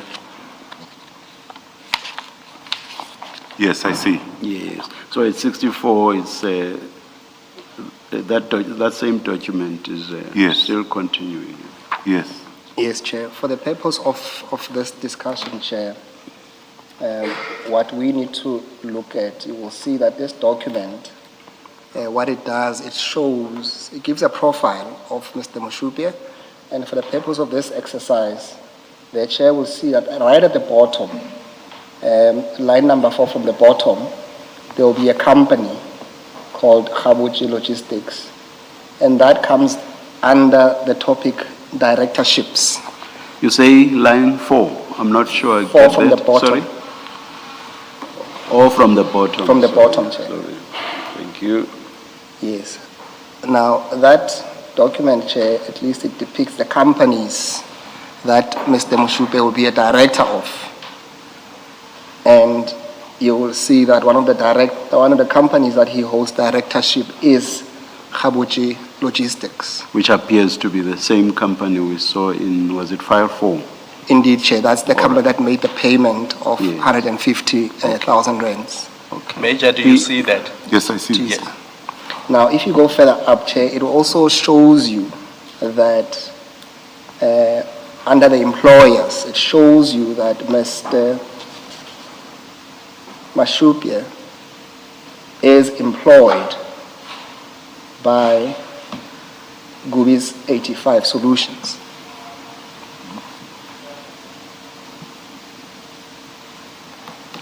Do you see that, Mr. Piri? Yes. Yes. Now, part of the questions that was posed to you to answer to this commission was that whether you have received any incentives or benefits from Gubis. Yes. And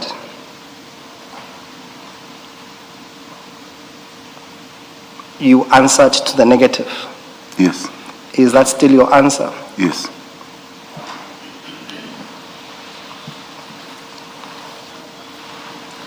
Chair, What is the nature of your relationship with Mr. Masupia? I've known Mr. Misupe from when I completed my matric in 1996.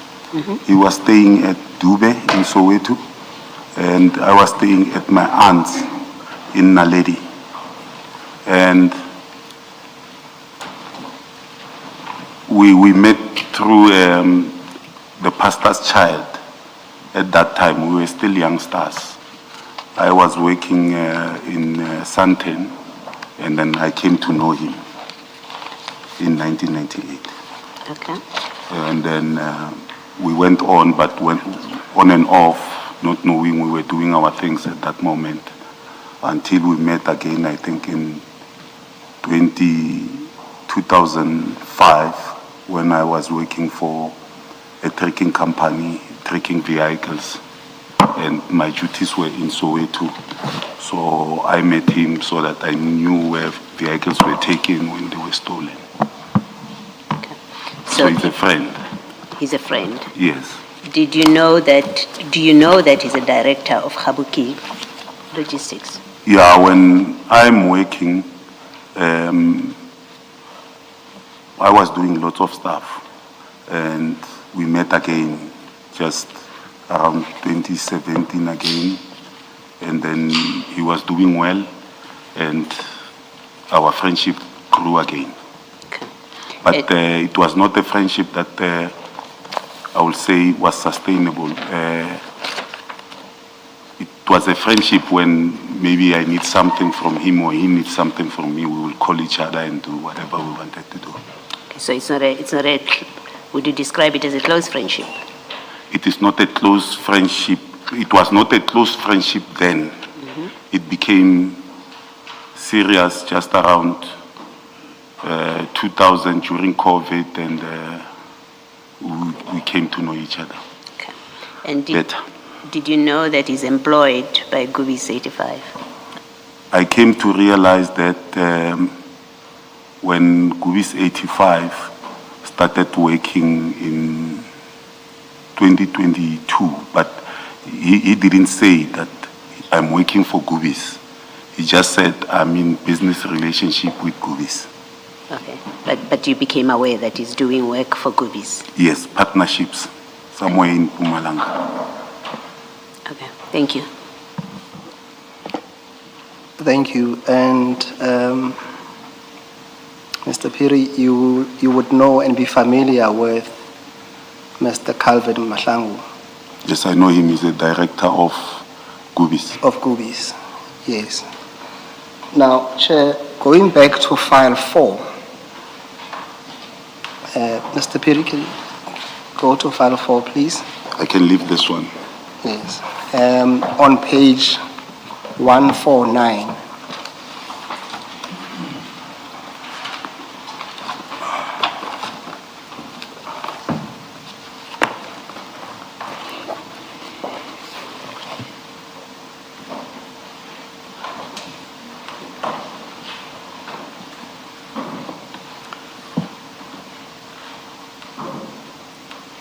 Chair, you will see there, those are transactions or financial transactions that were made by Mr. Calvin Mahlangu, but obviously they are not made to this witness, so we'll not canvass that with him. But what I need to demonstrate for the purpose of this exercise, Chair, is that you will see that from the 23rd of February 2025 all the way to the 18th of October, that's just a sample, Chair, of him paying monies into Khabuchi Logistics, Chair.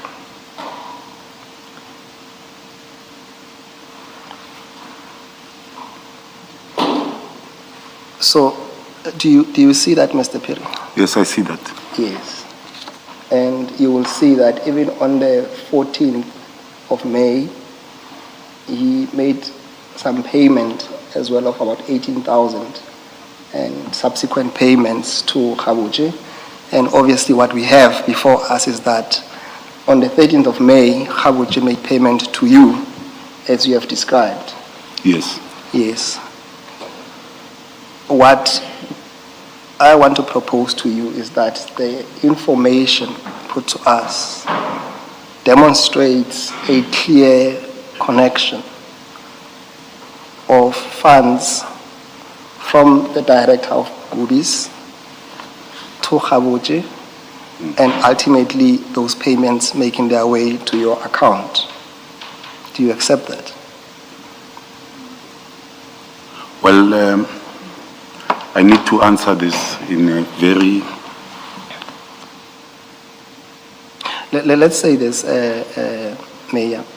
You accept that, and then if you accept that, then I can go to explanation then, if you have an explanation. No, I don't. I don't accept that. Okay. Because my reasoning is that you say the payments were made on the 13th to me. Is what the advocate is advising. Yes, no, a payment was made to you on the 13th of May. That's Yes. common course. Yes. Yes. And on the 14th, he pays, Calvin pays Khabutsile 18,000. Yes, no, that's not the question. Yes. It's what I'm asking you is this. Don't confuse yourself with the transaction on the 14th. I'm saying what we're looking here accumulatively is that Gubis or Mr. Mahlangu on behalf of Gubis is making payments to Khabuchi. Forget Yes. about the dates. Yes. Yes, that's what is depleted there at least.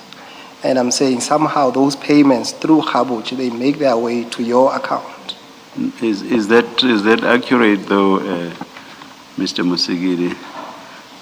When, for example, we take the payment of what date? The 18,000 rand? The date is not even the same. Your question suggests that there will be corresponding deposits from Khabuchi to Major Piri's account, unless you want to reformulate your question. No, Chair, that's not the suggestion at all, Chair. Please reformulate your because that's question not- then, because yes. That's not what that's how I understood it, and I suspect that's how Commissioner Balway understood it as well, because I heard her. No, Chair, we are not putting it any higher than this. Just reformulate the Yes, question though, because as is, it may be conveying something that I doubt you want to convey. Yes, Chair. Because as presently formulated, it suggests that the payments correspond even in terms of amounts. Yes, Chair, no, that's not the suggestion. No, Let me I hear you. try and deal with the question differently. Yes, please, Yes, please, yes. And Mr. Piri, understand me, I'm not saying there's a corresponding payment, for example, in your case of 150,000 rand, that came from Gubis directly to your account via Khabuchi. That's not the proposition I'm putting to you. The proposition is simply this, is that what is put in front of you is that you have payment from Khabuchi.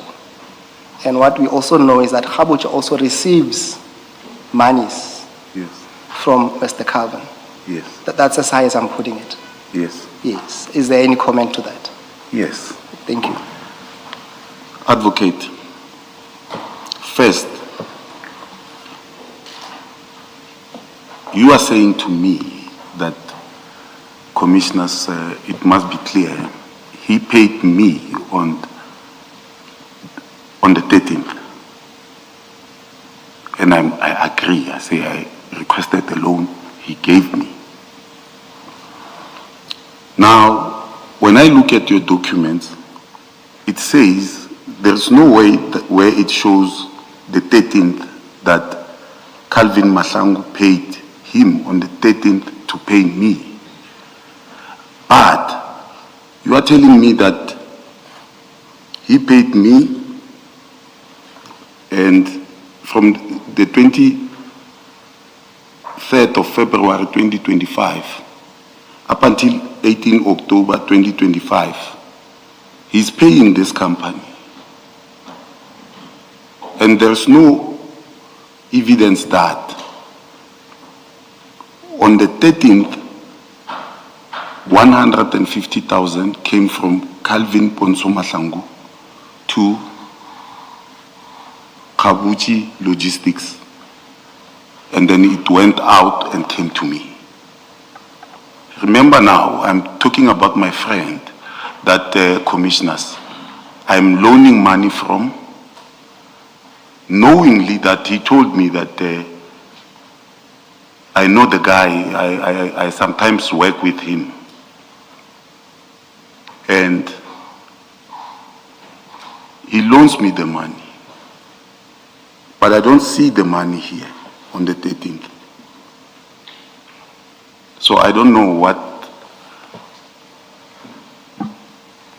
what are the relations in relation to the 150,000. Yes, no. I think, let me be fair to you. I'm not putting, and I'm trying my best here.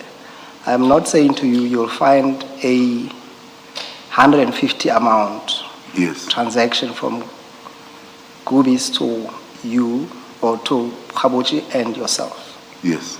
And remember, I prefaced my question by saying the transactions on page 149 is Yes. just a sample of the transactions between Calvin Mahlangu and Kabuchi. And I said to you, I would not invite you to make comment on those because those has nothing to do with you. Okay. But remember I that. And you'll see those transactions, they add up to 194,000 Yes. on the sample. And I said to you, that had nothing to do with you. Okay. Yes. If you say so, they have nothing to do with me, I accept. Yes. What we wanted to demonstrate is that Kabuchi does receive money from Gubis, Yes. and then we can deal with the rest. Can I? No, I'm saying then we can move on and deal with Okay. with the others. Yes. Yes.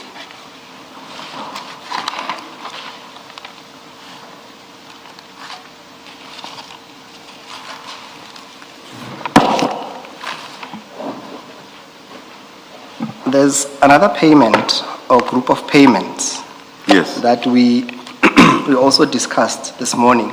Yes. And these relate to, Sorry to interject, Yes. Advocate. Chair, I would like to know that the 150,000, we are clear on it.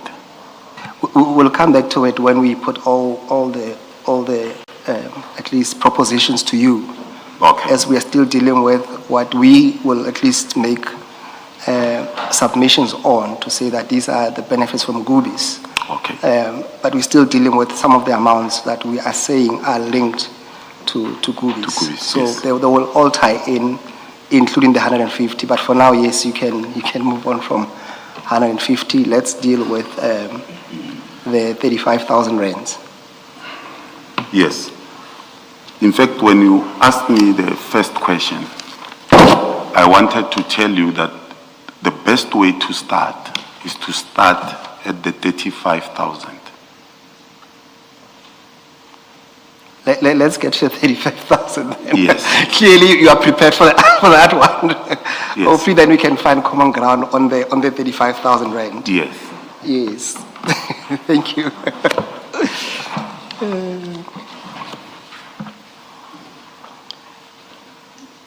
Chair, Chair would have seen on file 1,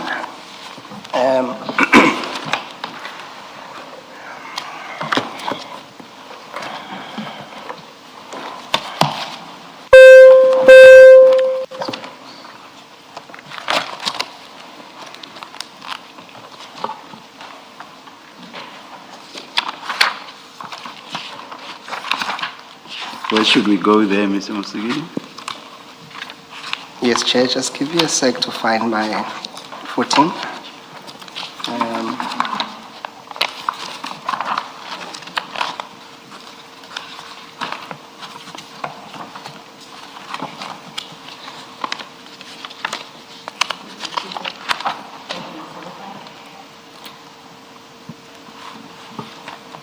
At page Chair, 1. you will find those at, if you go to file 1, on page 8. It should be the very last document on that.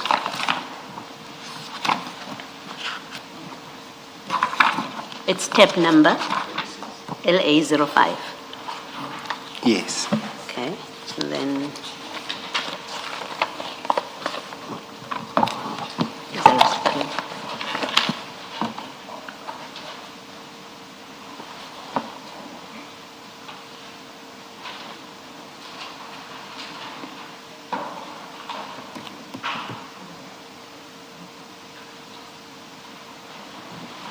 Brigadier Musigidi, you said page 8.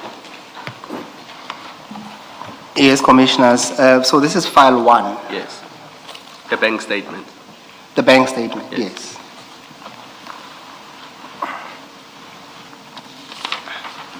Are you there, Commander? I'm After the definitely last there. tab, yes. Yes. Yes. Now,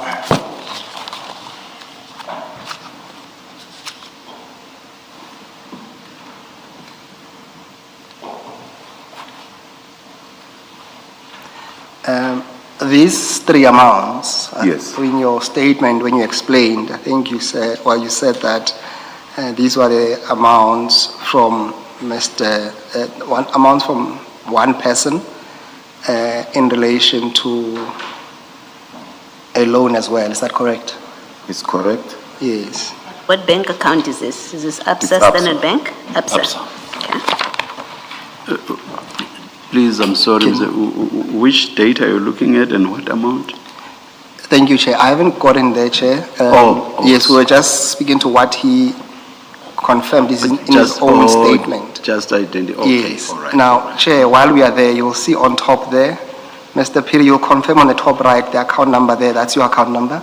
That's my account number. Yes. And now, Chair, we're looking at the transactions almost right at the bottom on the 20th of May 2023.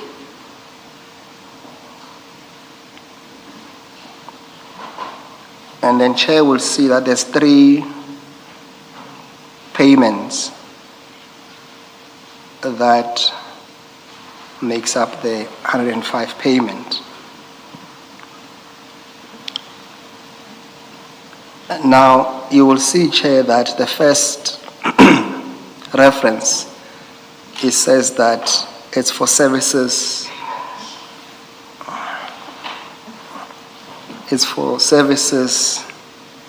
rendered, or at least the word render will be missing the last few words, but it will be read as service rendered.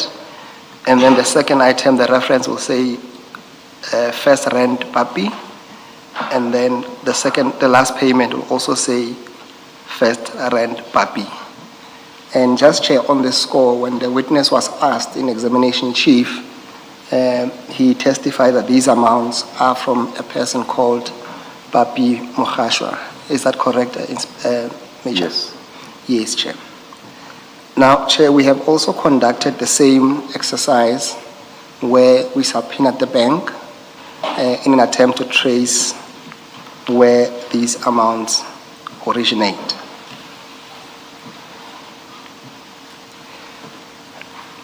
Chair, on that score,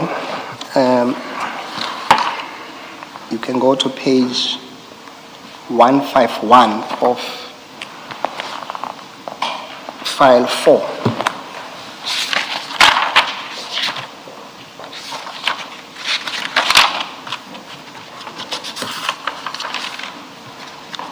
One five one. 151, thank you. I'm there, Chair.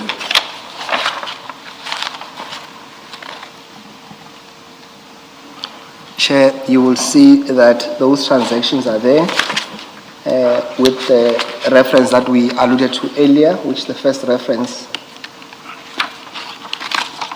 First of all, the amounts are 35,000 rand, and the date being the 20th of May, and then the reference they accord with what we identified, which is the services rendered, PAPI and PAPI.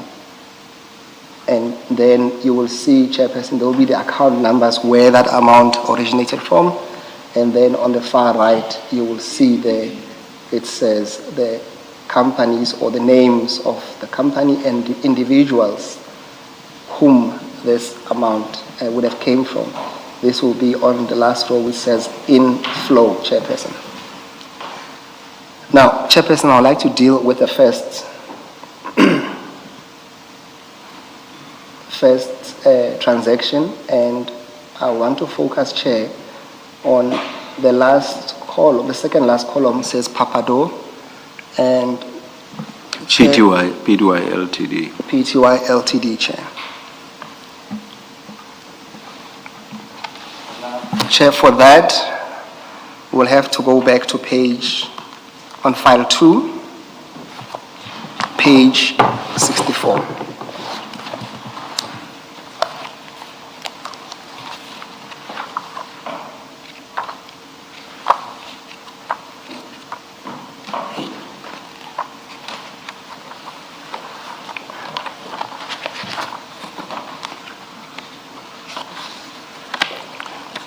And Chair will see that on that page again, this will be a document where it gives a summary of, or a profile of Mr. Mushupia's profile. And Chair would see that under directorship, the second last company there, Chair, it's Papado. What that depicts, Chair, let me check with Mr. Peter, are you there? I'm there. Yes. What this depicts, Chair, simply is that Mr. Mushupe is a director of Papado. And Commissioner Baloyi has already canvassed the relationship between Mr. Piri and Mr. Mashupe as the director of Papado. So here, Chair, we're saying that it's the second company, which we will deal with later on, making payments to Mr. Piri under the directorship of a Gubi's employee, being Mr. Mashupe.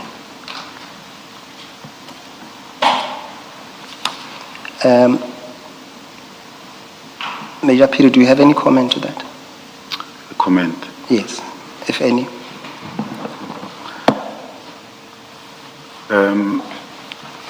Commissioners, hence I said we must start at the payment in 2023. I think it was in May the 20th. The reasoning is that I realized that I speak to Papi Mohasho. Papi then gives me the money on that date.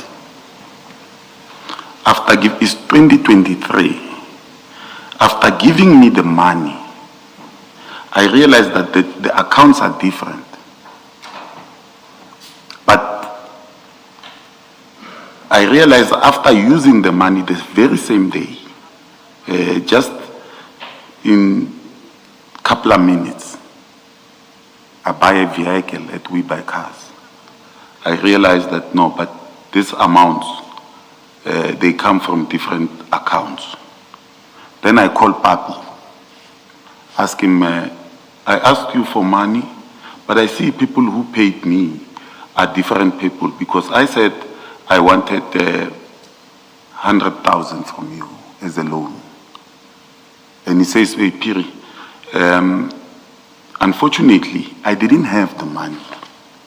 Then I asked our friend, our common friend, Willie Misupi, to give me the money. Then I took the money knowingly that it comes from Papi. It's then that I engaged Willie Misupi and said to Willie, is it true that this amount comes from you? And he said, yes. And I said, Papi said he will charge me 20% if I don't bring it the 20th of next month. And I don't believe I will have that money at that time. So if it comes from you, can you tell him that the interests are off the limits? That gives effect now that if I need something, I don't have to speak to Papi. I need to speak to Willie. So ultimately, the money came from William Mashupia, not Papi, not Papi Mukharu. Yes. That's how I knew that in future, I don't need to go through Papi to get money, because his businesses are not running. He is charging me, but the money comes from my friend.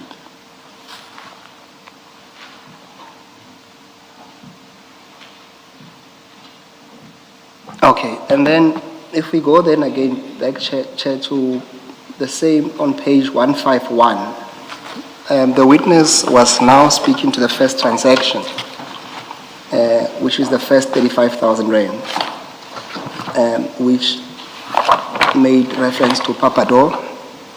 And then we have two other transactions, Chair, which we had to follow those account numbers to see where those amounts. 151. 151. We're still on file 4. In file 4. Sorry, 151, file 4.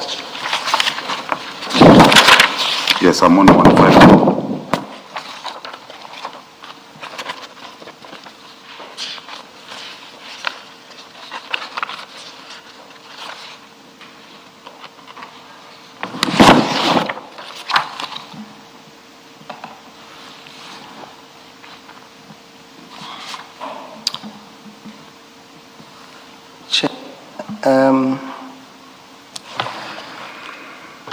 On that score, Chair, we discovered that the last two transactions come from individuals which I am not going to mention their names, which I don't think is necessary at this stage, Chair. But Chair would see, and the witness has this in his possession, Chair.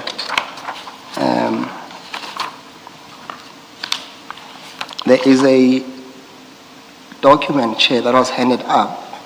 I'm informed that it was inserted right at the back of the commissioner's files. That will be file 4.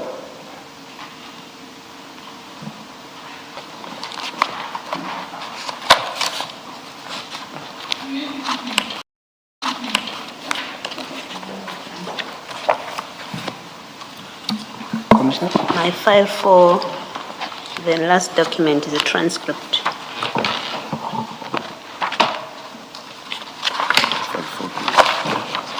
That will be file 3, I think, Commissioner Malone. File 4 is page 161. And then after that, there should be a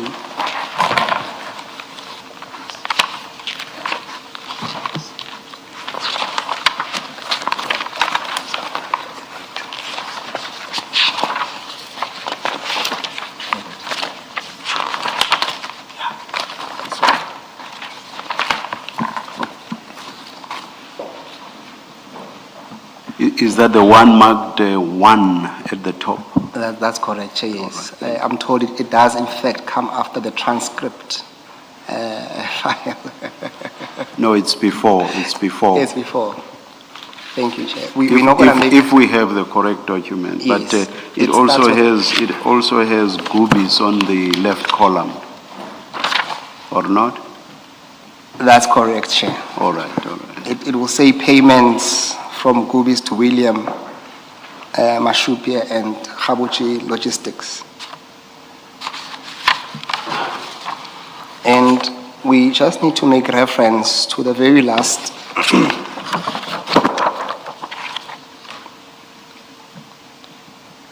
page on that document, Chairperson.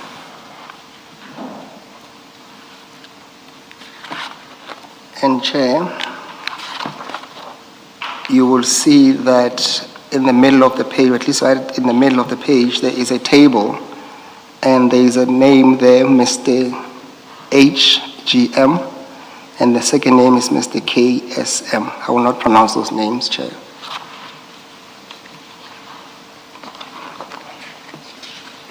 Now,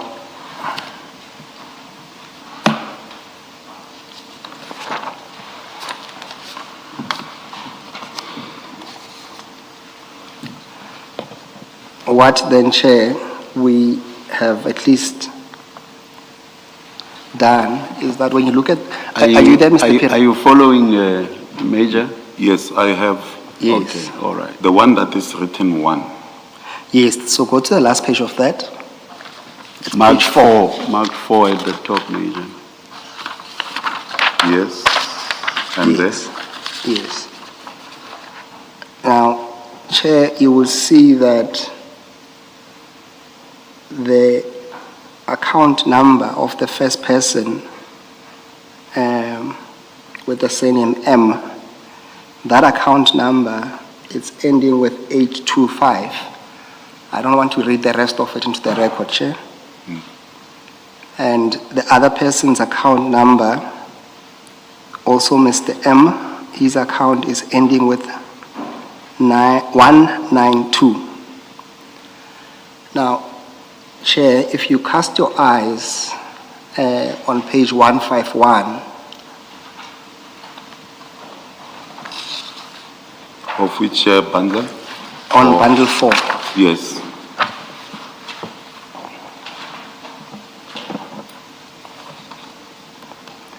now those account numbers, Chair, we will submit that they accord with what is seen on page 4, Chairperson, in terms of the account numbers. So it is quite clear, Chairperson, we submit that those two people, Mr. M and Mr. M, made those payments because we have linked those accounts. Do you see that? Clearly. Yes, thank you. Now, ordinarily, Chair, would not have difficulties with that transaction on the face of it. What gives us difficulties is if you go back to page 4, Chairperson, the one that we're looking at, the one with... Yes, towards the end of the file, yeah. Yes, the difficulty then we have, Chairperson, for now at least, is that you will see that the company for the first person, Mr. M, it receives a substantial amount of money from Goobies. In this instance, you will see that there's an amount of, if you look at the third row, just on that, you'll see there's what we call, there's a payment, or at least a transaction between this individual and Goobies of 10 million rands. It's 10.8 million rands, Chairperson. And you will see that, again, on that transaction, on the transactions to the Mr. M, you will see that on the names, customer names, there's also the name of Mr. Calvin, where there's also an outbound amount of 100. Are you still following, Major? I'm following.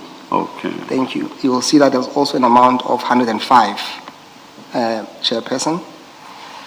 And then on the second person, Chairperson, we have the same difficulty, Commissioners, which is that on the fourth column, there's an amount of 3.9 million. Again, that comes from Goobies.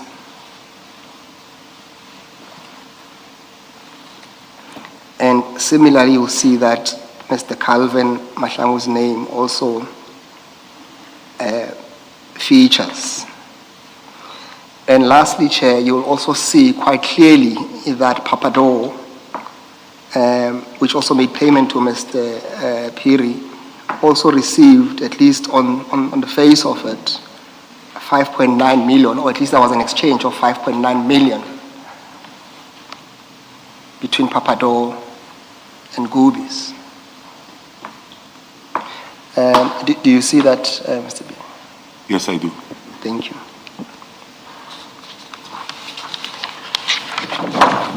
Mr. Phiri, we'll make submissions at least to this commission. Before you go to your submissions, let me see, let's try to establish something. At page 151, where those, in that same bundle, Yes. where the relationship that identifies the account holders is given, the first one is Papador Yes. at 151, and then the second one has a name, and that's the person you received payment from. What is your relationship with that person? Papi, we share, I would say William is also from Soweto. But when I was living in Soweto, I didn't know Papi. I knew Papi through William. And that's why I said we must start at the payment on the 20th. Yes. Because now I asked Papi, then I realized that no, Papi doesn't have money. He's asking money from William, knowing that William knows me. Now we are almost closed.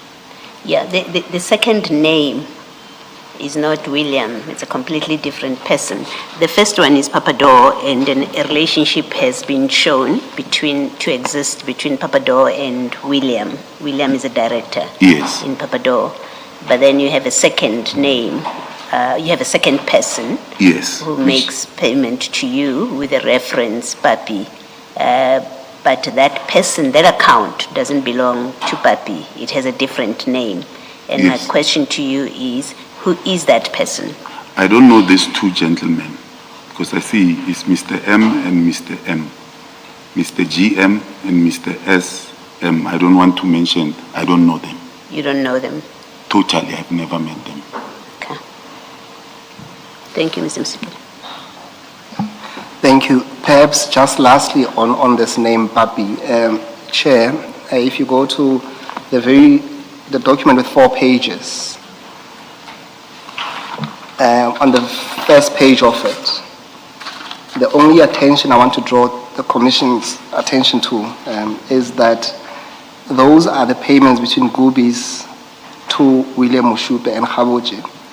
And what you will see there, Chair, is that as part of the reference, it says Khabo, which will probably mean Khaboji, and then there's Papi, and then there's Gubis.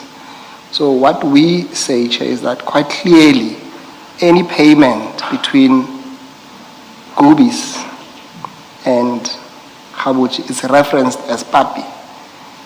It has nothing to do with respect with a person called Papi, but that's a reference that seems to be used, and not as Papi Mukhachwa, as Mr. Phiri suggests. Any comment? I will respectfully ask the advocate to rephrase the question or to repeat the question. Yes. Not to rephrase, but to repeat. Okay. I used the Let's go back. On page 1 of that document you have, Yes. do you see the reference Khabo, Papi, Gubis? Yes, I do. Yes. So what I'm suggesting to you is that the word Papi is used repeatedly Yes. as part of the reference between payments between Gubis and Khaboji. Yes. Do you accept that? Yes, I At least on the face of that document. They are using the name Papi. Yes. Yes, and it's the same Papi we see on your bank statement as well. Yes. Yes. But may I comment, Chair? Yes. Yes. This payment are made in 2024. Yes, what's your point? My point is, I don't know the relationship between Papi and Gubis and William Musupye. They might be doing their own thing somewhere.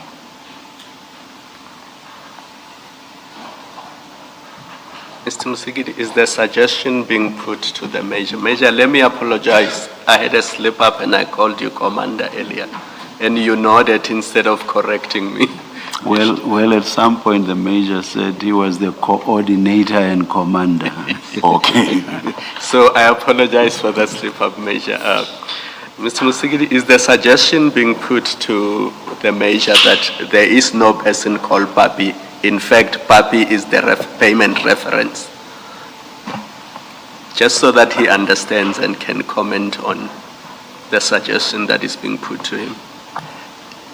Well, it's twofold, and at best I can say to you, yes, there's no person called Papi. It's just a reference being used to trace the payments so that it's known who they come from. Or at the very least, if there is a person called Papi, then that Papi is always linked to Mr. Musupye. Do you follow that? Commissioners, I will reply to the advocate that we can spend the whole day opining about this matter. But I'm not a forensic investigator. I'm not. I will know why Papi is mentioned on these papers. But I will know that I asked Papi. So sometimes maybe these payments, if you look at them on page 1, in accordance with your assertion, advocate, and sorry, Chair, for not replying through you, they are made in 2024. They are not made to me. So it might be happening. We are talking about 2,000, 4,000. It might be that Papi, it's a go-between between William Musupye and other people. And then for him, maybe, it's an assumption. And I say it's an assumption on my side because in my line of work, an assumption will kill you faster than a bullet. So using Papi might be another thing for him to remember that Papi wanted this. I'm not sure, but maybe Papi, when asking money from William must remember that Papi is this amount were paid to Papi. Mr. Musigidi, can the proposition be higher than the proposition to make to the witness that he received payments from people that have received payments from Gubis or that have a financial link to Gubis? Is that the proposition you're wanting to make? And if so, why don't you just make that? Indeed, thank you, Commissioner Baloyi. And in this instance, we have also added a layer to say that at least one of those people is employed by Gubis. Yes. Do you wish to comment on that? Mr. Peter? Advocate, you were replying to Commissioner Baloyi, so you've never put the question. Please respond to what Commissioner Baloyi said. Okay. Yes. Can Commissioner Baloyi kindly repeat Yes. the question?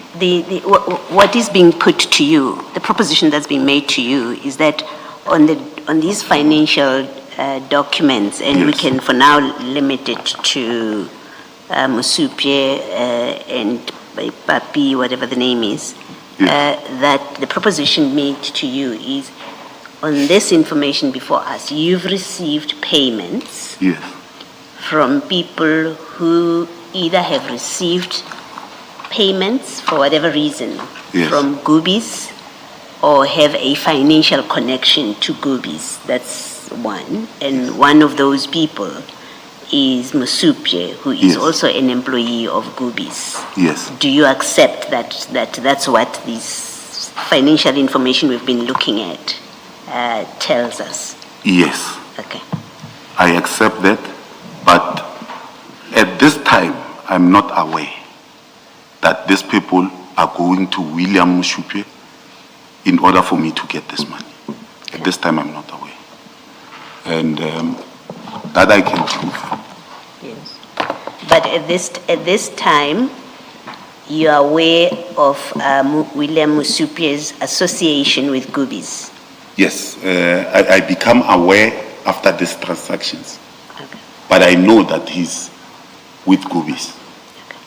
Thank you. Yes.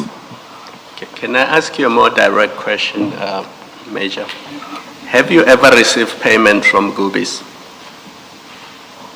Directly from Goobies? No. Yes. Has Goobies ever paid you money? No. Has any director or owner of Goobies ever paid you money? No. Have you ever received money from somebody associated with Goobies, either an employee or a service provider, but that payment was from Goobies? In other words, there was a middleman that Goobies was paying you through. No. I will say yes. I've received payment, a loan from William Musupje. Yes. But he didn't say to me it is from Goobies. It's from Goobies. Yes, because he's a businessman. Yes. Yes. Now, did you pay that back? Yes. How did you pay it back? When I was going through this, I need to be thorough on this one.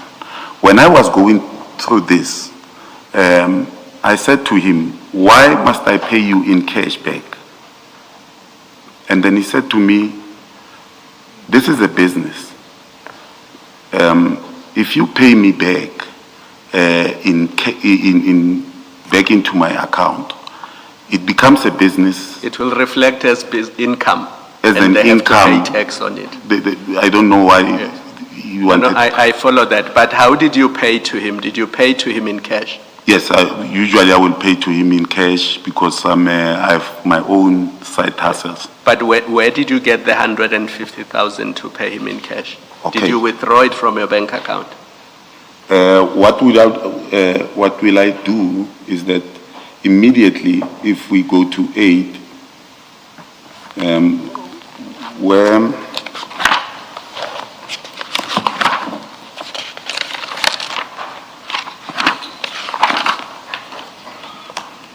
in A2 of bundle 1,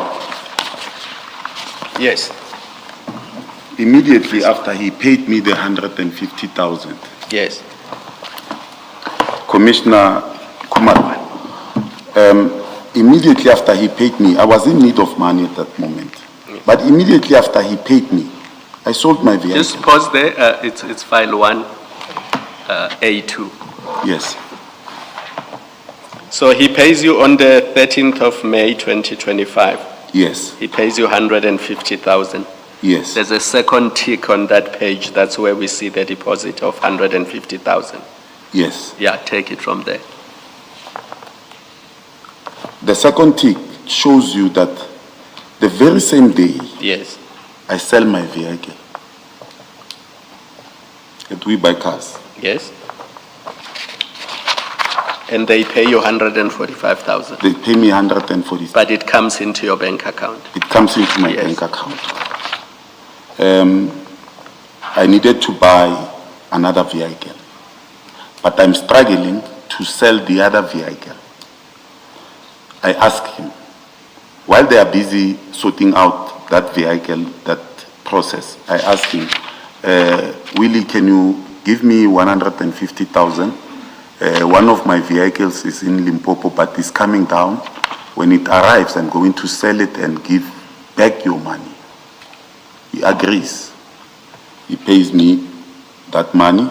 Tomorrow I go and purchase a vehicle that I wanted on the 14th of May. This shows that I already have money, but I'm short of 150,000.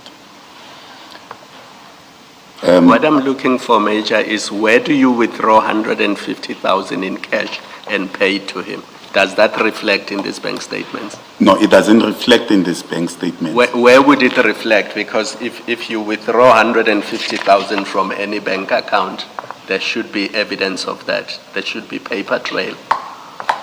That should be Paper trail.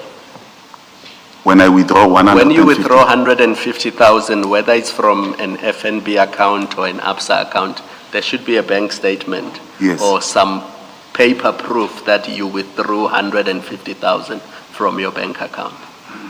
Because it doesn't come from nowhere, it has to Yes. come from a bank account. No, this one I didn't pay at once.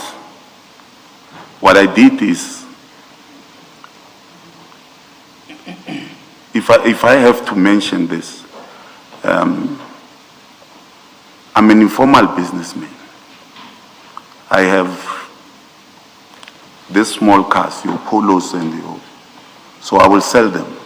I don't register them. I have Golfs and Tez that are doing some business for me, carrying children and stuff, but it's not in my name. So I knew that I can sell all of them and pay him in cash. So in our trade, I can sell them in Mamelodi, in Soshanguve, and then they will give me cash and then I will give him. So there is no paper trail. I will just tell him, today I'm expecting payment and then give him the money. So you're saying in one go you had 150,000 in your hand cash No. and you gave it to him? No, I didn't give him 150,000 at the go. I will just call him and say, Willie, I have 35,000 today, and then he will say, I will send someone to come and collect it. And then he's also like me. We are professional gamblers. So I will know, maybe I will meet him at the main lane or he will send someone to use that money. Okay, thanks.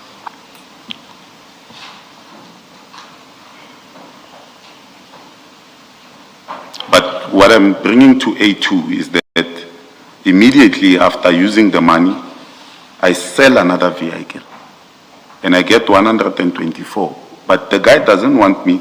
My balance on the 18th, on the... Major, I don't mean to stop you, but A1 and A2 are not helpful for the purposes of what we are discussing now. We've accepted that Okay. he paid 150,000 into your account. Yes. And you did whatever you did with that money, that is Yes. fine. What we were looking for was evidence from this document that you withdrew 150,000 and paid him. No, I And didn't. if you say withdraw. that's not here because you sold your other cars in I sold cash my other to cars. pay him, then Yes. this doesn't take us a step further. Okay, Okay. thanks. But he could have reflected the repayment if you paid from your account into his account. He could have reflected that for purposes of his books as a loan repayment and not a profit. When I'm paying him back, I'm testing what you say, which is that his reason for insisting on a cash repayment yes. was that he did not want that to reflect as profit, as it would have had tax implications. I'm saying, but he could have reflected that as a loan repayment. As a loan repayment. Yes. Or in fact, while engaging him, because I knew that I will get money, the very No, same... I'm just testing your point. No, I asked... That, yes, so answer that directly. It has nothing to do with whether you would be receiving cash or not.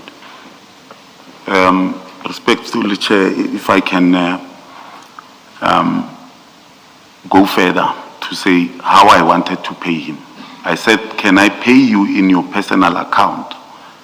And he said, I said immediately, I sold the car, I can pay you in your personal account, 100,000, immediately as I speak to you now. That is the money I have. And he said, he shares his account with his wife, and they have marital problems. You cannot pay me in that account. So that's an additional reason now. as opposed to the one about tax implications. The one, yes, because I didn't want to ask him, when you are at the person's mercy, you take what he says to you.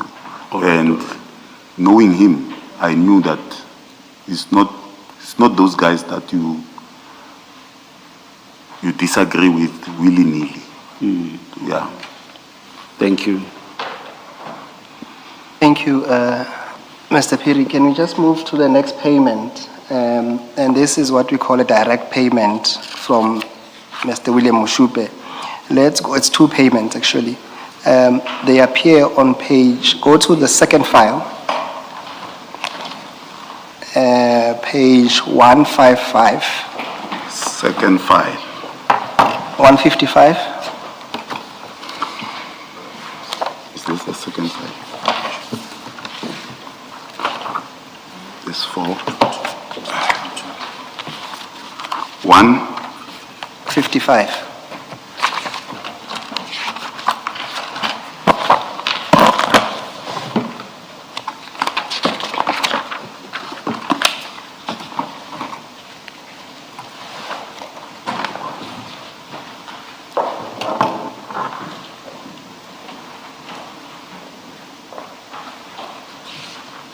Yes. Yes. You will see the chair, there is a payment. It's a third transaction on the 21st of May 2023. It's an amount of 10,000 rand. Do you see that? It's an amount of 10,000 rand. Yes.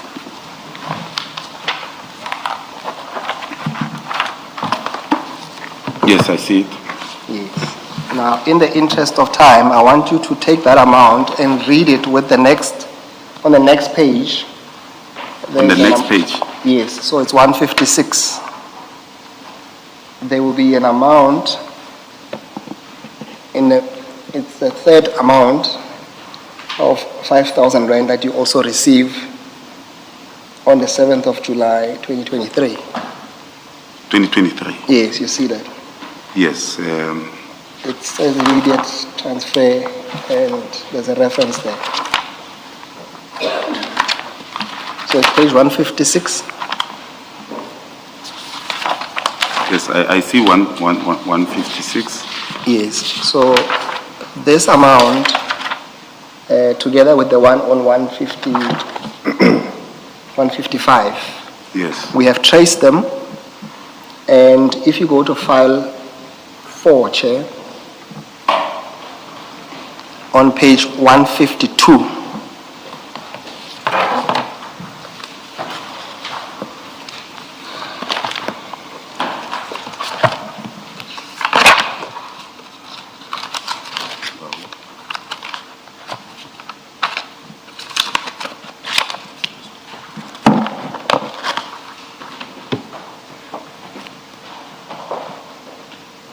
Yes, I see them. yes, and you will see that at least our contra reveals that those payments, we've cross-referenced them. They both, when you do the cross-reference of services rendered and the dates, they show that those were payments directly now from Mr. William Mashupia. Yes. Yes. So at least on the score, you'll accept that you have received direct payment from someone who's at least attached to Kubis. Yes. Yes, okay. May I comment? Yes, you may.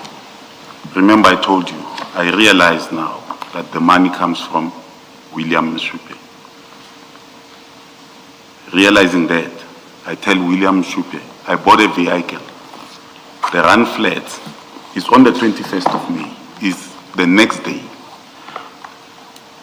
The tires are not in good order. I say to him, I'm at Tiger Wheels because I already know. Can you, because now we have already spoken on that day, even phone records can show you that after this, I speak to him and then I say, can you further loan me 10,000 because Papi was lying to me. He gives me on the 21st of, it is the next day, he gives me the 10,000. if I'm not wrong. But the other one you said is 7th of July. the 7th of July. Yes, I need another money. And I say to him, send me money. And then I will pay you back. And then he sent it back. He sent it there. And I've already used what he sent to me.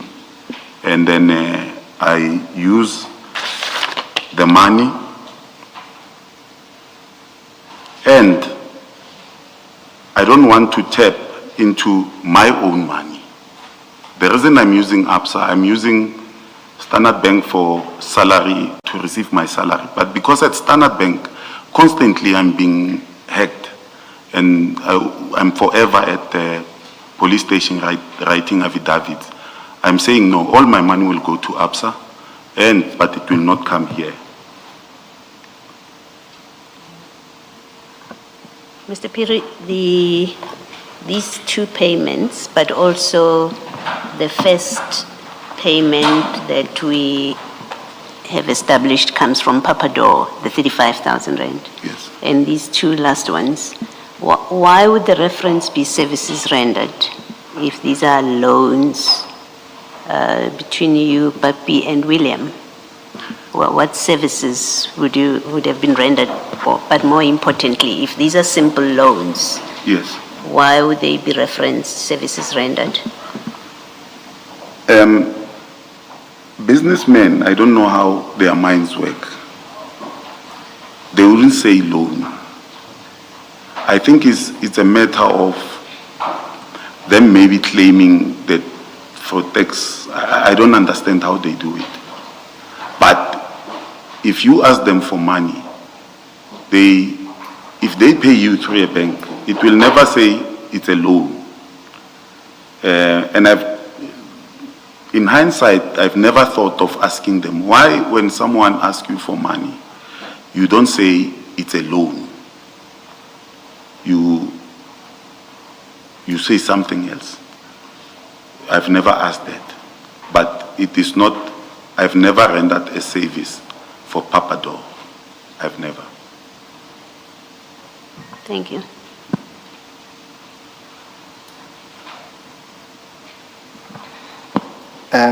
Thank you. For now, let's move away from Gubi's payments. We'll come back. Let's go to file number 4 on page 75. File number 4.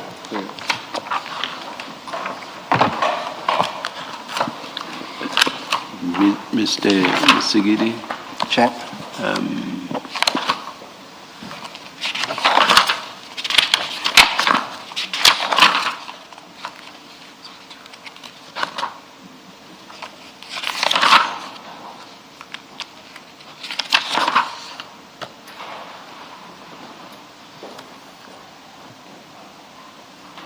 let's take a 10-minute adjournment.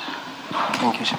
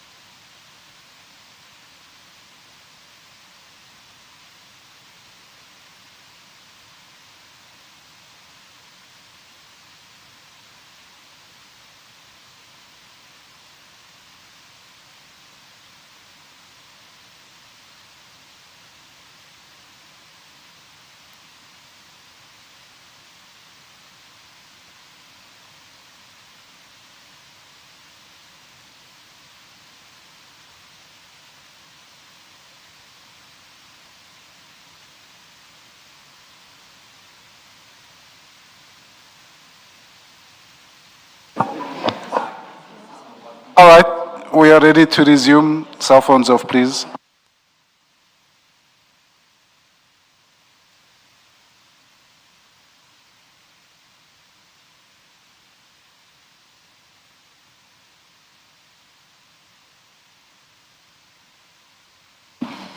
Mr. Chaskalson?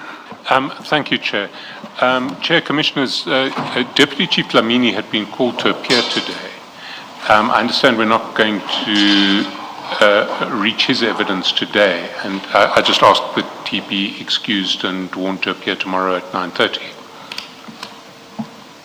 Thank you, Mr. Chaskalson. Deputy Chief Lamini, the plan, and in fact what we were told by Mr. Musigidi was that we would be done by lunch with Major Piri. We are not done.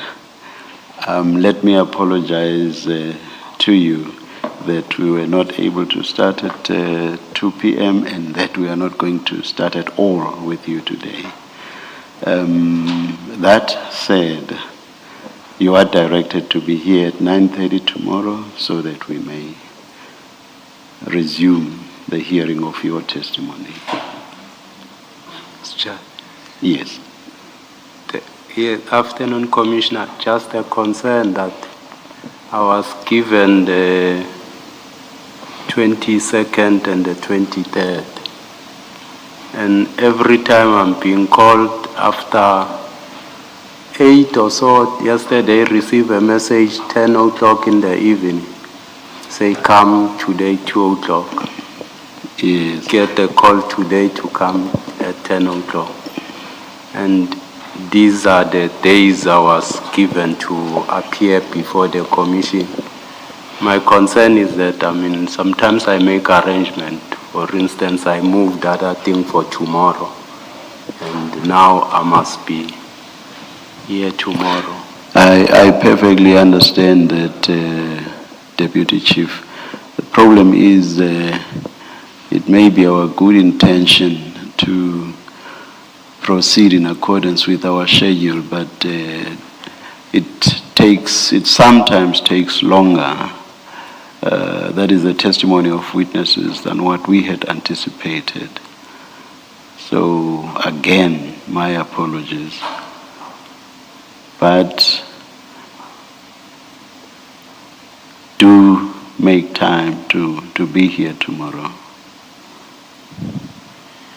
We'll try, Commissioner. If I can't manage to move the schedule, what will be the arrangement? Can I get another date? I'll have to move the things that are planned for tomorrow.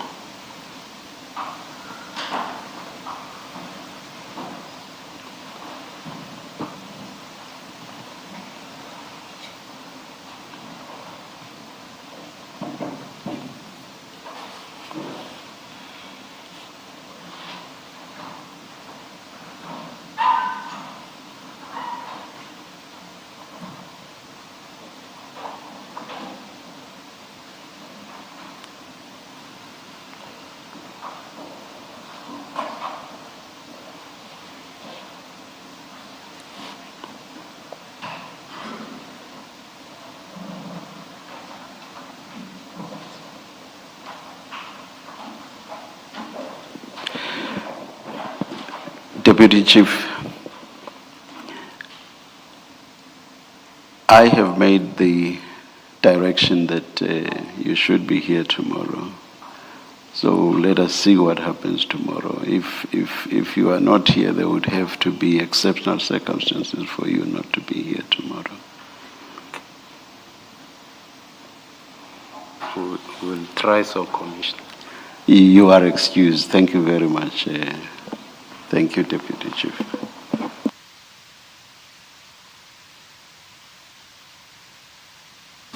You are excused as well, Mr. Chaskalson. Thank you, Chair. Thank you, thank you.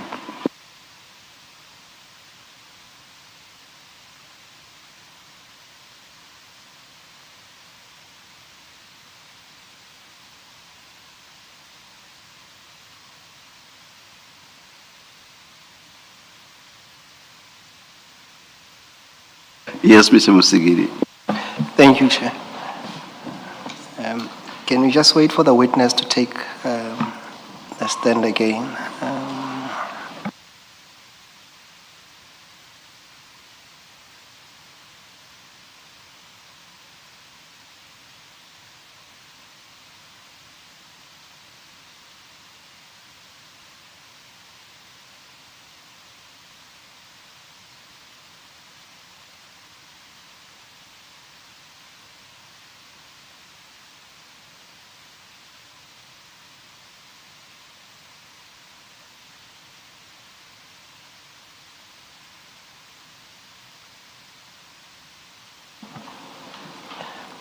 Major, can we then go to file 4 on page 75?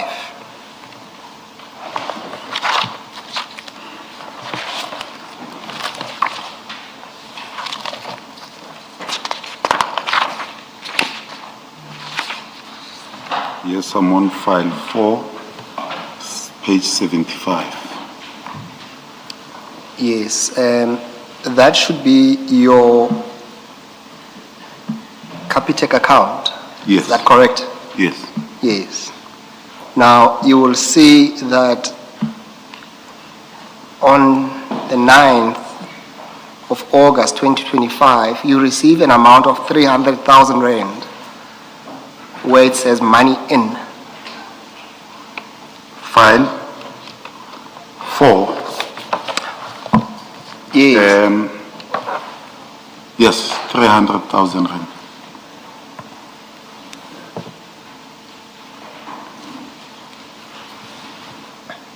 From Aluwani Makuba.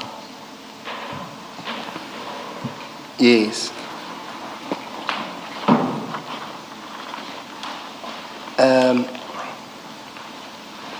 Do you want to explain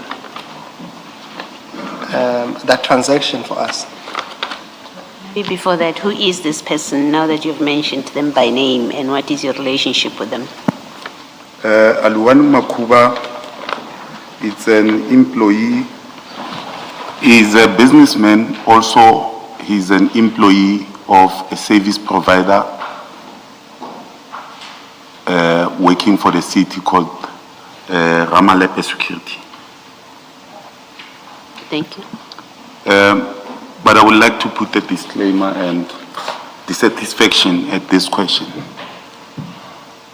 My questions in my supplementary statement, advocate, that were sent to me is the one that I adduced a supplementary statement. And this bundle comes to me on Tuesday night, Mr. Mbao. Tuesday night, today's Thursday, I get an opportunity because the hearing is rescheduled for Wednesday, 2 o'clock. But in the financial transactions, this is not mentioned. I get the questions that I answered on file 1. Those were the questions. But I'm not saying I'm not going to answer these ones. I'm going to answer them. And to be fair to you, I think to an extent that you might want to give a supplementary again to bolster your answers. No, in fact, I think if you want to take that opportunity, that will be provided to you. advocate, it will be rather peculiar to write another supplementary statement because I have proof now. I took a liberty to answer to that, and then I made copies. I wish I can find them and show why he is paying me this money. So I just want to be sure. You are saying, despite your complaint that this document or these documents were given to you only this week, you are in a position to respond in the manner in which you would have wanted to respond even if you had received these documents much earlier. So you are comfortable to respond. Yes, if I can find them, I seem to have misplaced them. But I can give, I have the files because I borrowed this person money. He's paying me back now. So it was you that lent money to him? Yes. Is it to them? It is to them. Yes, yes. Now they are paying back. Now they are paying back and they are struggling to pay me. And they are paying me in drips and drops. And while I paid them, I came with the file here, but I don't see it for some reason.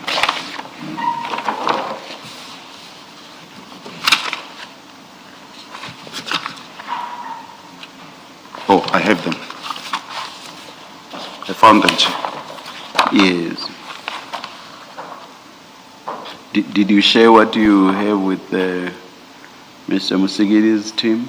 No, we never had a consultation on this one. Okay, all right. Yes, but I knew the question was coming, Yes. and I was expecting him to ask me about Keriot Lulama Moeli, of which now I see we are already at Aluani, and then I have proof that Aluani, I gave him money, and the quantum is very huge. Him and his colleagues who Okay. are running Perhaps another let's do it this way then. Take us through what you have. Give us dates paid from this account Yes. to that account, and then you can hand the document over and copies will be made for all of us. Okay. Thank you.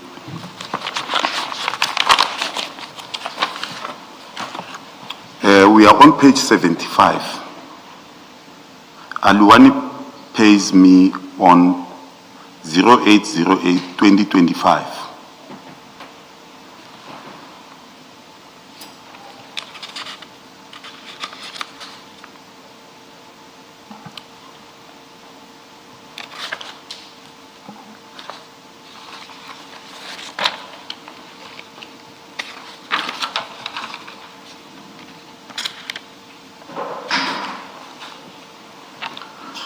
On the 27th February 2025,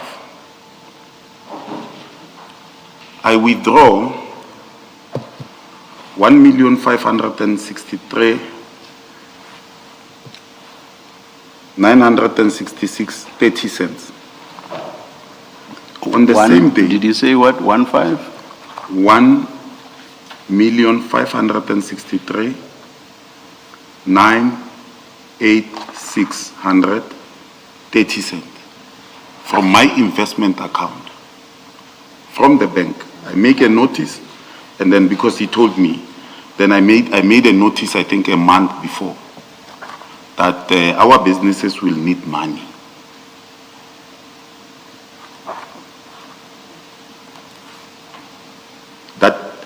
But I give them the money on the 27th. Now, it's the first amount that I give them is 200,000 the same day, and they say another one is need 300,000. I give them. We agree on the amount, and then the point person is Aluani Makuba and Stanley Maluleka. And I made a mistake. I should have not mentioned those names. I gave them the money. On the 28th, they say, no, but can you borrow us another... Sorry, 200,000 on the 27th to... 200,000 on the 27th, 300,000 on the 27th, 500,000 on the 27th. It's 1 million. I give it to them. I'm borrowing them. They are known to me. I've known them for a very long time. And these amounts are paid to them how? Is it into a I'm paying bank to them account? from my account, my ABSA account. Already I have money, I made a notice. On that day, I know I must pay them. Initially, they told me they needed 1.5 million. So already I have money from my other sources. And you pay into a bank account? I pay into their bank accounts. Okay, thank you. And I also tell them, I'm not like you guys. When I ask money, you want it in cash. So you will have to pay it back into my account. Are you And giving what- this money to the two individuals or to their business? You said it's Their Ramapele business, Security. I think it's two business, and it's Ramalepe Security. Ramalepe Security. So it's the loan for their business, not It's for the the loan. individuals? No, they are not paying me. I'm paying them. I'm giving them a loan. Yes, I understand. They are drowning in debts and SARS and stuff. I have the money. They are asking me. And then they know me for the past many years ago. Mr. Piri, I think you have, you are talking about different amounts. Yes. And we'll get to that million rand. No. I must tell you that it was not $1 million. Because on the 28th, I paid them 300,000. Yes, the amount was 1.563, isn't it? Yes. Yes, But they decide they don't need 1.5. yes. I can use it as I wish. It's my No. money. I understood you to say you made 3 payments to them, No, 4 payments. okay? Yes. Give us the numbers, because I have 3 payments that make up R1 million, maybe correct? 2, 3, and 5. That's and that's what I also have. It's on the 27th is 3 payments. Of 2, 3, and 5. Yes. Which And is on the $1 million. 28th of Feb is 1 payment. They are calling me saying, no, we made a mistake. Give us 3. And then because it's in the account, I was not intending to use it. So it's 1,300,000 Yes. finally, okay. And I think Commissioner Kumalo had asked whether the money was paid in cash or No, to it bank. was paid from my account to their account. Oh, no, so he had asked a different question. Is this a loan to individuals that you have mentioned or to the company itself? It's these individuals, they have companies. So you paid to the companies, Yes, I paid to the companies and Aluwani. okay? Yes. In fact, yes, Aluwani. I paid to Aluwani. And the businesses, Mboka, Acha, and what I'm at a bank, and the bank advises me that this is the way to do it. And because I don't have trust issues with them, I give them. And what you are referring to, advocate, the 300,000, he's paying me back. And this is where I paid him.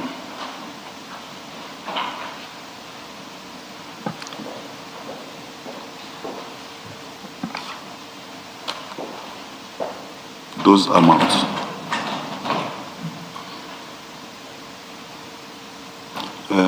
Advocate Mtsikiri, disregard the 100,000. It is not paid to them. That you pay to yourself or something to that effect, or you transfer to your own account or something, or someone called Piri. Well, I was going away to Limpopo, and then Yes, I saw that 100,000 rand, yes. yes. No, So I I'm just not gonna- decided, because they don't want it, let me use it. Yes.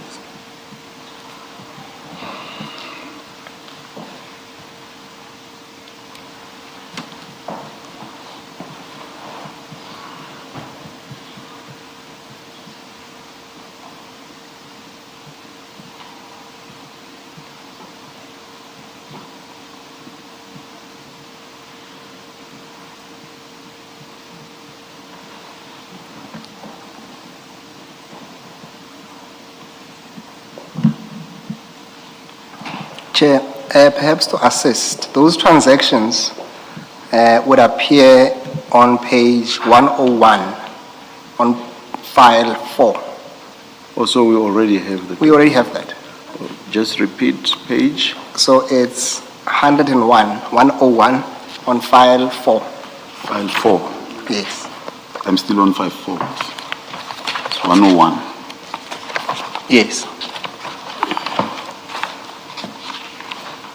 Yeah, well, isn't the what is this documented 101 vis-a-vis the document that he has given us? Because It's Commissioner Baloyi, it's the same document. He just extracted that page. You will see that at the bottom of 101, if you go 1, 2, 3, 4, 5 transactions up on the 27th of February, there is that amount of 1.563 million odd. Yes. That comes. No, I'm not asking about the amounts. We've got a document that looks like a page from a bank statement, which is what he's given us.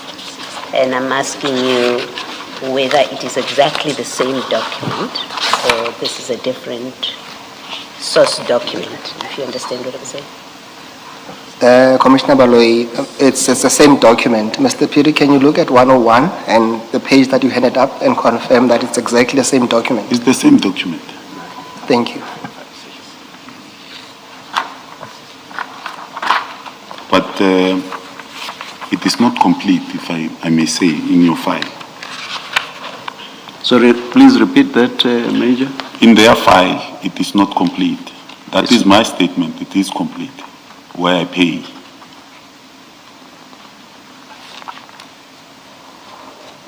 What is missing? Because if you go from 101 Yes. and then you go to 102, you will see that there is. Oh, I see on You see it's 102. there. Yes. It's still on there. 102 is the 28, Yes. and on the 27, I see 500 that you highlighted in red. Oh yeah, they are all here. It is complete. Yes. Yeah, in your file they are complete. No, Thank you. I was not wearing my semi-eyes. The transaction are there, it's just that the format in which the statement is printed. But the transactions that you wanted to highlight Yes, are are here. on 101 and 102. Yes. Yes.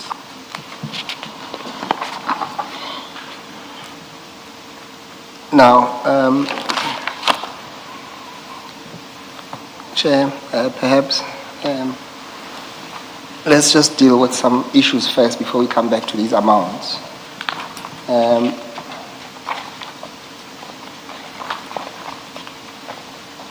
If you, Chair, on on file 4,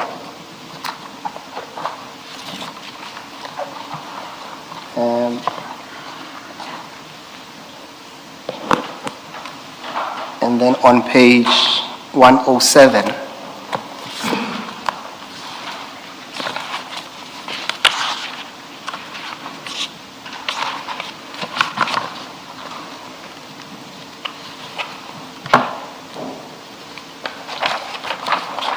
now, Chair, on 107, on the face of that document so that it makes sense when you read it, it's a profile of one Mr. Aluwali Makuva. You will see that on page 104, just so that we are not confused. On 103. So if you just go to 103, just to confirm, that is a profile of Aliwani Makuva. And what I wish to highlight to the Commission is that on 107, you will see that under the employers, he is recorded as being employed by, at least there's one that says Ramalipe. And I would later on say to the chairperson, Ramalipe is a security company. I will come to that now. But the witness also confirmed in his testimony that indeed Mr. Aluwali is an employee of Ramalipe Security Services. Yes. Is that correct? Yes. Yes, Chair. It's Now- Mr. Makuba. Makuba. Yes. Now, Chair, you will see that on the same file, on the very last document, on page 156. So on the same file on page 156, and it is just to buttress the point, Chair, which is that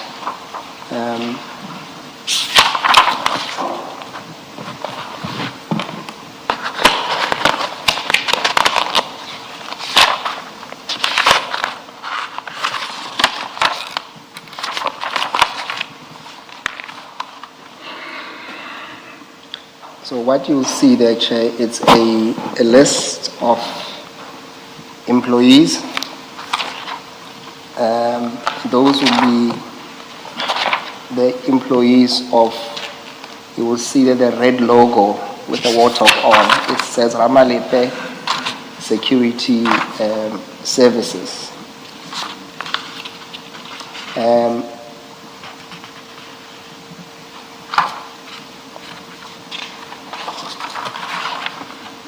I just want to highlight the name of Mr. Aliwan, which appears on 158. Chair will see that on 158, if you go on. So on top, on line number 13, and Chair will see that there is a name, Makuva Aliwan Liena.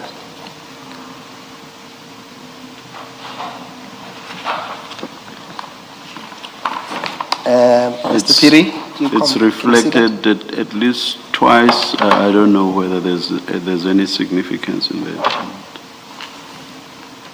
Or it's different. There is few Makuvas, Chair. Okay, so there's Peter Makuva as well. Okay. And Chair, what we also, yes, Chair.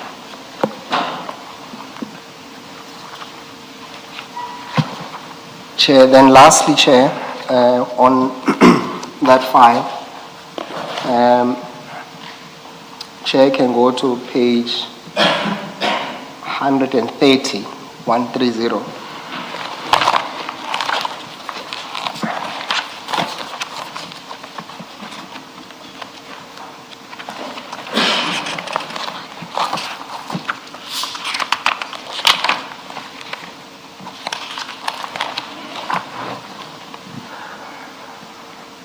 Chair, are you there?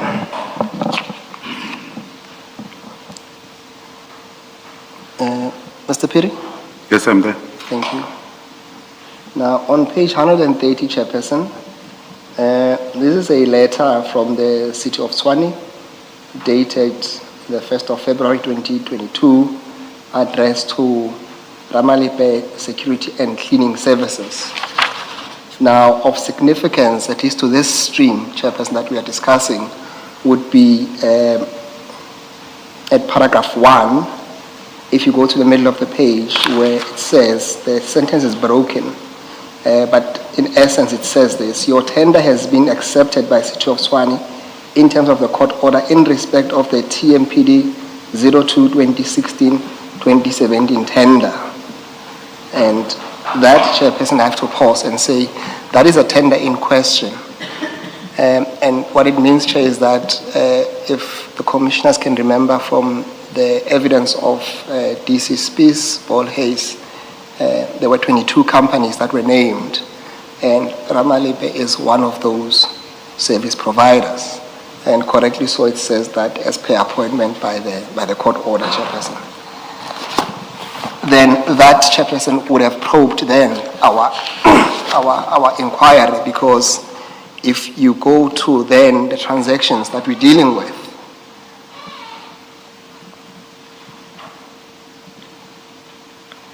on page 101,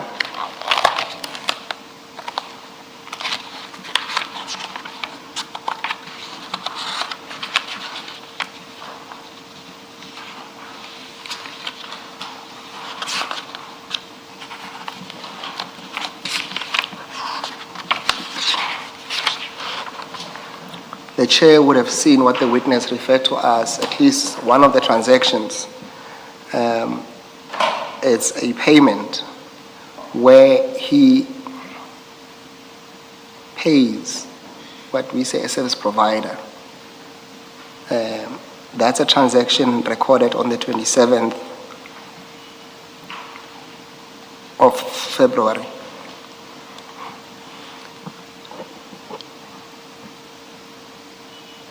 Mr. Piri, the question is, who approached you for a loan? Was it Mr. Aliwali in his personal capacity, or was it Ramalepe Security Services? I want to refer to a list where you pointed the name of Alwani, where you said this page. The list, yes. That's the page employees. 158. 158. Yes.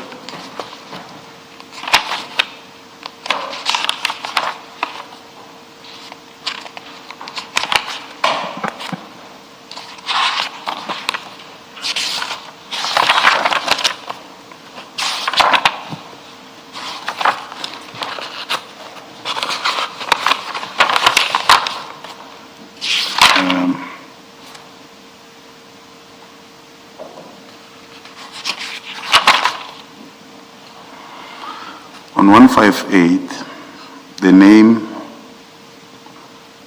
Makuba Aluwani Leonard. On top of that name, just after two names, Makuba and Makwela, there is two gentlemen there. Mpiani Sitlako Janki is an employee there. Maluleka Stanley Rasmate is an employee there. These two gentlemen have been working with service providers in the city. If I'm not mistaken, as long as I've been in the city, for the past 15 years. I know these two gentlemen. They do everything that you can think of. Chauffeur, anything. So they knew that if you are in trouble, you can ask Mr. Piri for borrow me some money and then let me push my business and then I will pay you back. These two gentlemen. They came with Aluwani and then they were representing two businesses and Ramalepe. But at that moment, when they gave me the account, I didn't verify that it was Ramalepe. So when I paid, on my statement, it comes out as Ramalepe. But I knew that I was paying for their drowning businesses, the chauffeur business, and they were having a shop that was like a catering business. And then they were saying they were selling acha and they were also catering to other businesses. And I said, no, it's fine. The money is in my account. It's sitting there, it's generating 8.5% a month. And I decided, okay, let me give you. And when are you paying me back? It was in February. Let me stop there so that I tell you that Aluwani and these two gentlemen approached me. Do you remember the question I asked you, Mr. P? Yes, who approached me? The question was, no, that was not the question. I said, did Mr. Aliwali approach you in his personal capacity or he came representing Ramalepe Security? They came in their personal capacity, but there might be ulterior motives. They came in their personal, the three of them, not only Aluwani. Then what doesn't make sense to me is that three people come to you to borrow money. Instead of receiving that money, they say, no, send the money to our employer, being Ramalepe. That is not. Yeah, remember at that, you can continue. No. Yes. I'm saying to you, there is no logic in what you are saying. In that you say three people approached you And one, you pay directly to Mr. Aliwan, and we'll come to other transactions that you made to him. And then you make payments to their employer, being Ramalepe Security. And remember, Ramalepe Security is not just an employer of these guys. It's a service provider for City of Johannesburg, City of Tshwane. And your answer is simply that when you made that payment, you were not aware that you are paying now into a entity. Yes. That's not plausible. And I'll tell you why. When you make a payment, you don't just use an account number. You use an account number and the name.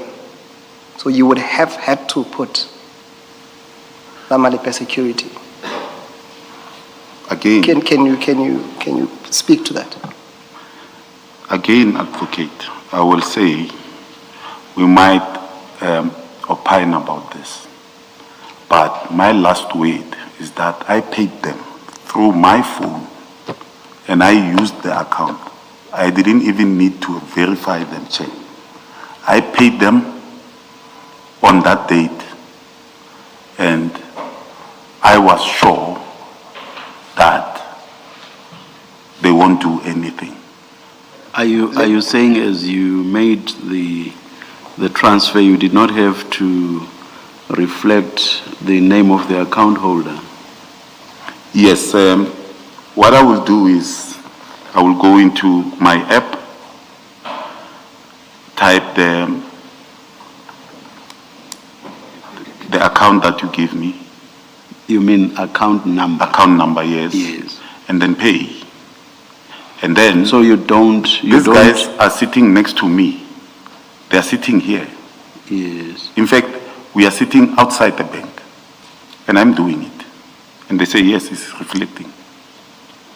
That doesn't answer my question. My question is, as you are doing the transfer, you did not have to reflect the name of the account holder. Yes. Remember, I'm sitting with them here, and then they say you are paying Aliwani. But the bank will identify that the person you are paying is not Aliwani, it's this person. So I'm paying these entities. But in my being told that you are paying this, the bank is not like Capitec. The bank says the money goes. The guy looks at this phone and he says, this one is in, this one is in. So when he says, please. So are you saying as account holder then you typed the name of the individual, the natural yes. person, not the company? Not the company. That reflects on my statements. In fact, after paying them, I realized, I think, when they start making payments, because now these two gentlemen tell me Aluan will be making payments, and then the rest of the money that comes in drips and drops, whenever we have money, we will pay you maybe 15,000, 10,000. These people, I've borrowed them money before. Let's leave it there. I asked my question and you gave a response. Yes. Yes, Chair. I cannot take it further than that. The point is that at least on what we have here, there's no evidence that you paid any monies to Mr. Mcha and Mr. Maluleke, as you allege. The evidence points in the opposite direction, is that in fact the monies were paid to Ramalepe Security Company, at least on what we have before this commission. At least you accept that. All the amounts, unless I'm reading this incorrectly, Mr. Msikidi, and please help me. The statement at 101 shows one amount paid to Ramalepe Security. And then you have another amount which goes to Aluan. And then I've heard the witness speak to another company, Archer, and you've got two payments to that company, and I thought he listed them as part of how you disbursed that 1.3 million. Yes. The other company. So I think if you make that statement, it has to be qualified that so much of that total amount, only so much went to Ramalepe. That is correct, because in addition to that, at least 500,000 have gone directly to Mr. Aliwali anyway. Yes. Yes, so it was really confined to the other two amounts that, or at least to the amount that is paid to Ramalepe, which is 300,000, that you had said it's either you're borrowing it, that amount to either Mr. Mcha or Mr. Maluleke. And what I was saying to you is that in terms of that amount of the whole 1.5 million, that 300,000 rand, there's no evidence before this commission that you paid that amount to an account belonging to or being controlled by either Mr. Mcha or Mr. Maluleke. Do you accept that at least? Yes, I've never paid them. No, paid into their account. Yes, I've never paid into their account. Yes. They are the associate of Aluwani and whatever they do in their businesses. What I expect from them is for them to pay me. Advocate. Yes, How they pay me is none of my business. No, But they must make sure that they pay me. And they pay me at the time that I tell them that they must pay me. And I accept that for a moment. All I'm saying is that at least the evidence before this commission is that despite what you are saying, what is clear in black and white is that in fact you paid Ramalepe at the very least 300,000 rand, Ramalepe Security Services. Yes. Yes. Thank you. Is it not in fact 200? And then Mbonga somebody gets 3, Alwani gets 5. And then another payment to Mbonga 3. So Ramalepe looks like the 2 to me. You are quite right. If you zoom in on those lines, Yes. the share that goes to Ramalepe is 200,000. Okay.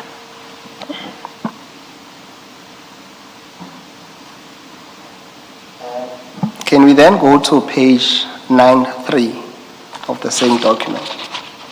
9.3. Yes.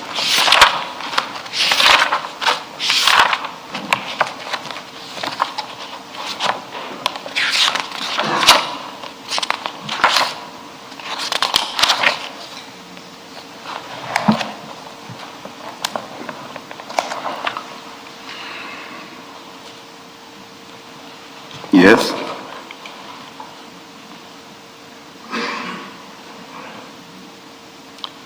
And then there you receive an amount of 300,000 from Mr. Makuba. Yes. Yes. And what's your explanation to that amount? Why is Mr. Makuba paying you? Makuba is representing he came to me with this gentleman. Maybe he's a finance guru for their company or whatever they are doing. He pays me back my money.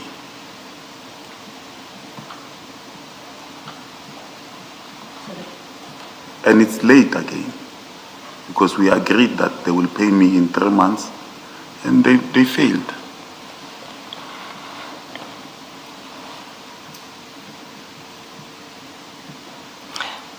How much did you borrow Mr. Aliwali, according to you, directly him?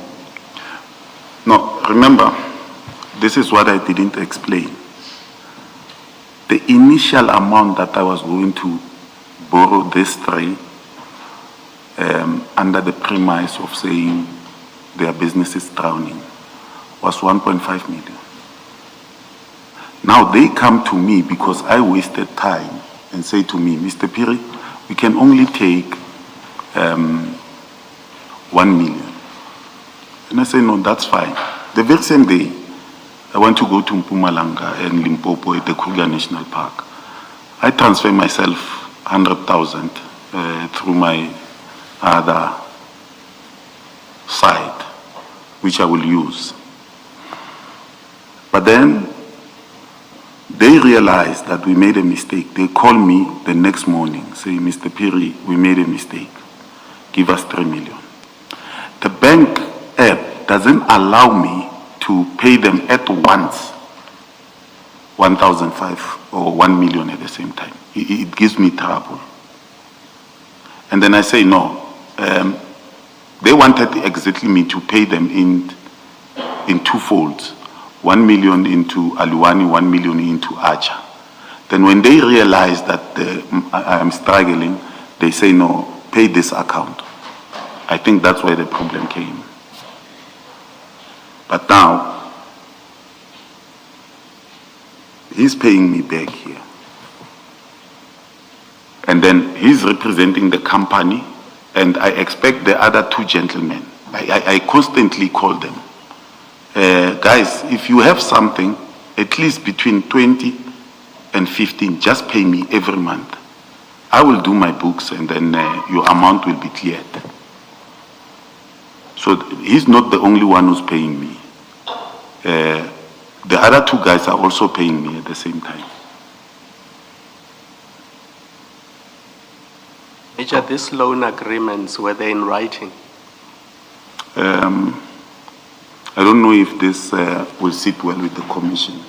No, just give us the honest answer. Don't worry about how it sits with us. No, it was not in writing.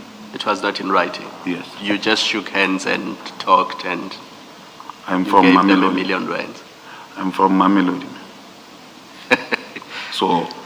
No, don't. Yes. I know people from Mamelodi. They will be offended by what you're saying. No, I'm because from Mamelodi. You're suggesting that that's how people from Mamelodi do business. No, I'm from Mamelodi. I was born in Atteridgeville. I grew up in Soshanguve, Mabopane, and then I lived in Mamelodi. No, just focus on the transaction Yes. between you and these people. So I don't need to sign a document to make a business. Yeah. My word is my word. And they know you. They know if they don't pay, you will, They know who I you will am. get your money, yes. No. Not meaning it that way.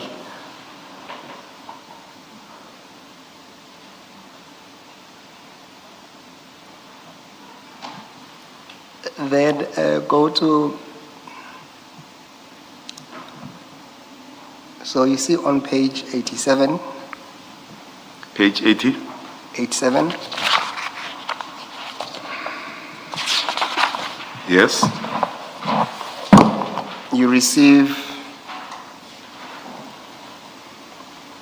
an amount of 500,000 Yes.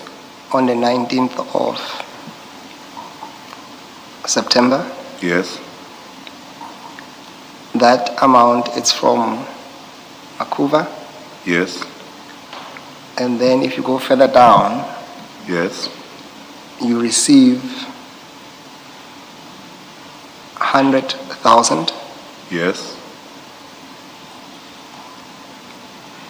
The same amount is, that amount is also referenced as a Makuva. Yes. And then 2 days later, Yes. you receive another 100,000. Yes. And your explanation is that this is in relation to the loan that you have borrowed them. The amount that you Not are the loan. receiving, it's a loan repayment from It's Mr. not a loan repayment, it's the money that I borrowed them. I don't have a loan service business. I don't have any business.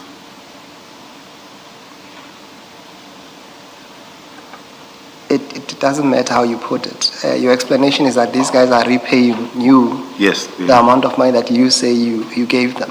Yes. Yes.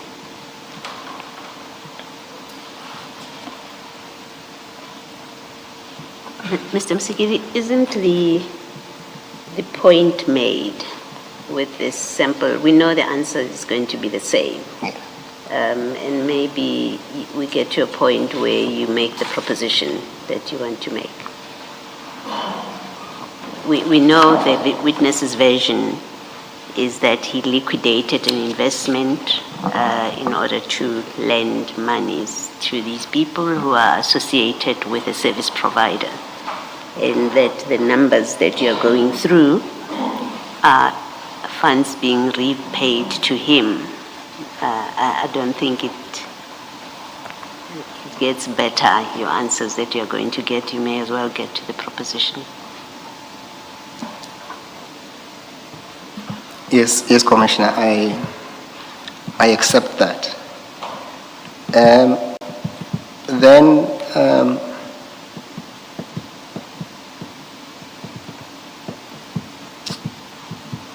there is a transaction when you go back to your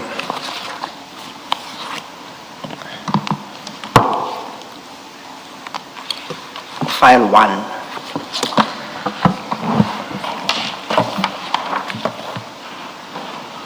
On page,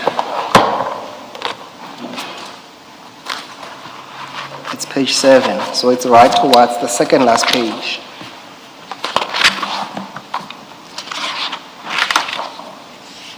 Page 7 of file 1. File 1, yes. Second last page.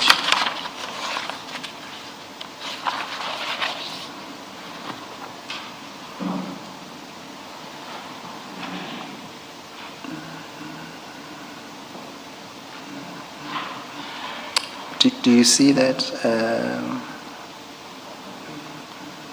Yes. Yes, I think it's something that you discussed Yes. with Commissioner Baloyi. Yes. That relates to the two amounts. Yes. The one is the 876, Yes. and the 6,400 rand, which were paid on the same day.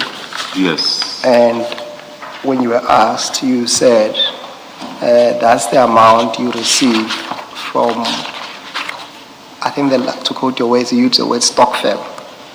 I used, if you look at the evidence that I attached and adjusted as annexure A4+5, on my statement, it will clearly indicate that on the 7th, I received the 876,000 from Monday Social.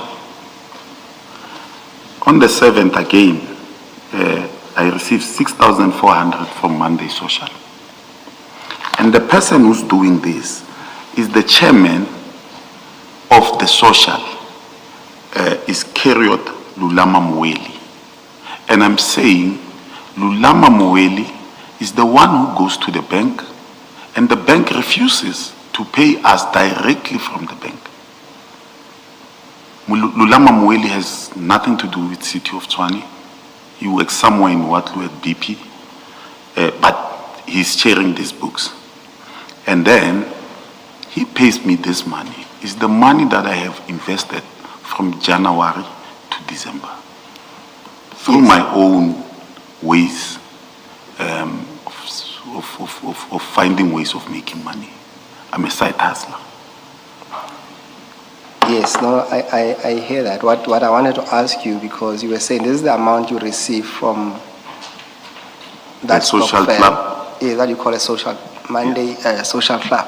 Yes. Yes. So what I wanted to ask you is that those contributions, how are they made? Usually I deposit at the bank, or I go on Monday. But because I'm an industrious man, I stay far, and they're in Mamelodi. Yes. Then I deposit those in cash. And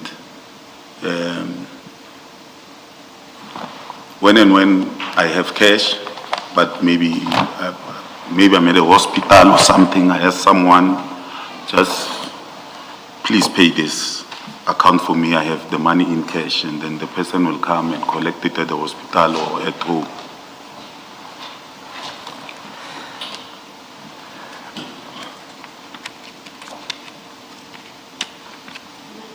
just ask about that payment? This is in December, so December is when you get When- your payouts. Yeah, when everyone gets this share that he has invested. Okay.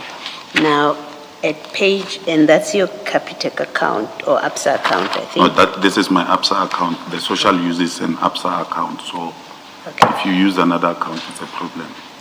Now, if you go to page 1 of that bundle still, and that's your Standard Bank, Page 1 yes, of A1. bundle. The same set of documents. Just go to page 1, A1. It's marked A1. Or A1.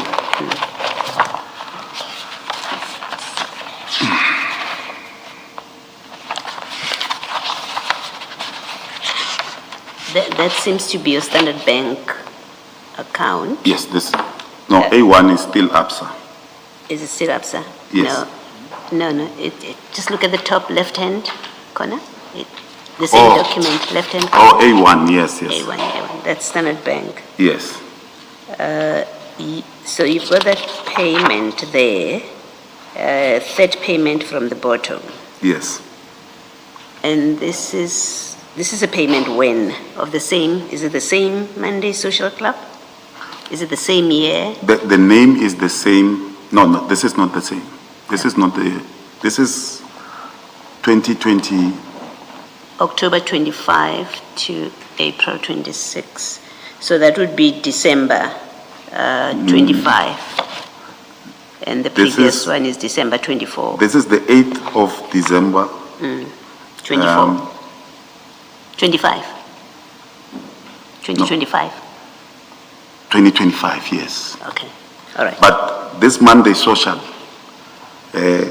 I ticked it because the name here is the same social, but this one is for Tuesday. So it's year end, we have been paid, and then here I'm paid directly to Standard Bank. You said something about it being for Tuesday. Yes, we have two socials, although I don't have two. I have many. There are many Homo social, but this one is a Standard Bank one. Yeah, where I will just put whatever is left, or I will borrow from on Monday and bring the money here and pay it back on that one, so that I have something to cover me when I need something. Okay. Thank you. This is it.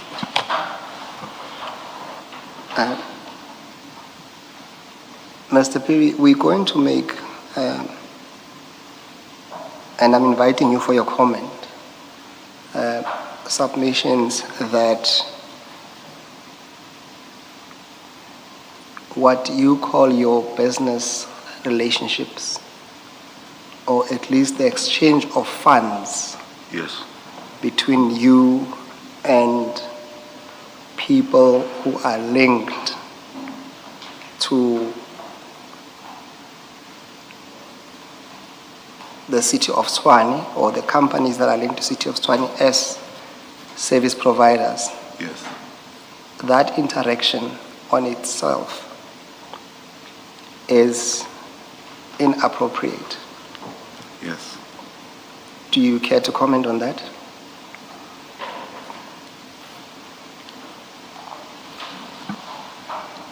Let me take my breath so that I give you a correct answer. I'm an employee of Tshwane, but overall, I'm a member of the public. And I'm not saying being a member of the public,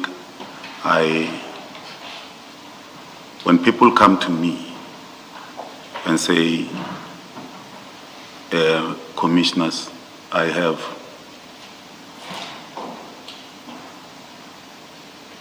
need such amount of money. Some will come to me, they will know that if you ask me, I need a 4x4 buggy, and I have 200,000. I'll just tell you straight, give it to me. What mileage are you looking at? And then I know who to call. I have business friends. So when someone comes to me and asks for help, I help. And I know that that person will say thank you. And I don't know how much will he say thank you. He will need a car today, and I will give him the car today. I will just call dealerships that I know and say, do you have a car like this? And then they will say that to me. And then people, they take that as an advantage and says, can you borrow us money? They are not the only ones. Some are not working in the city of Tshwane. These statements are being read in particular to people who are linked to service providers. But in essence, if you read these statements and you take your time, advocate, you'll find that many people are paying me. People are paying me a lot of money for what I do for them. And I'm not in the business of working. I don't register companies. I assist. People call me from Limpopo. Dealerships ask me, Mr. Piri, it's a pity that I got involved with these people, and I saw that their business were drowning. And as I told you, I've known Janki and Maluleke for 15 years. They didn't start working. They worked at Ramalepe when Ramalepe got a contract. The court order gave them a contract in 2022. But they were already in the system in 2015 already. I'm saying in 15 years prior. In 2010, they were already working here. So I know them.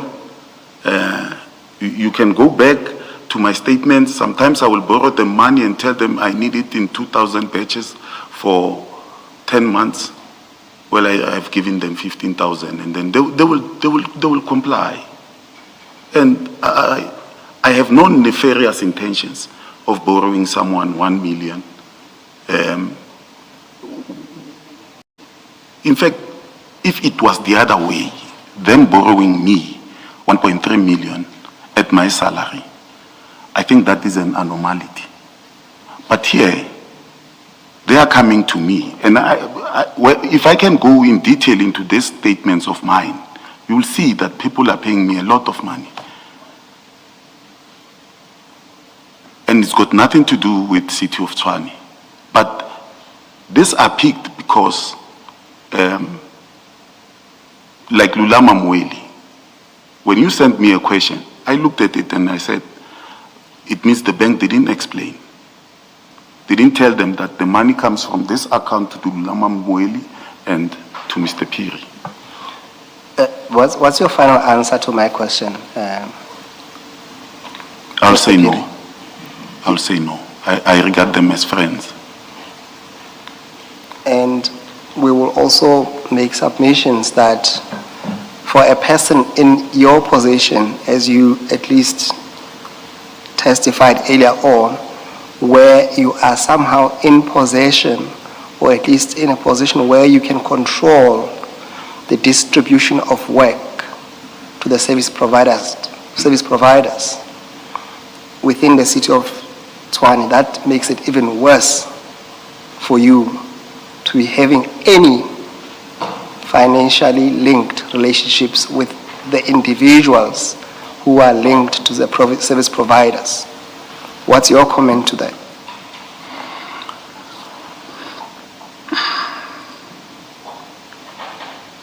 If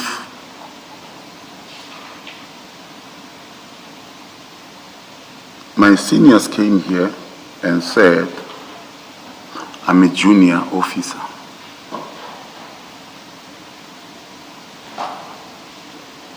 I will not agree to that. That means they have never showed me a policy as a junior.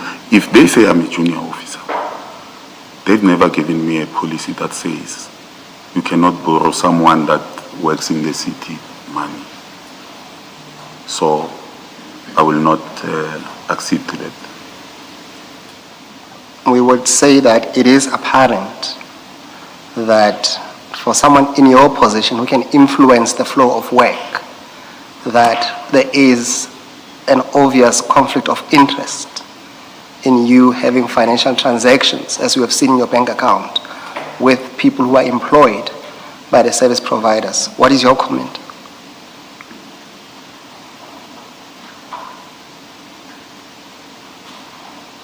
Can you please repeat the question?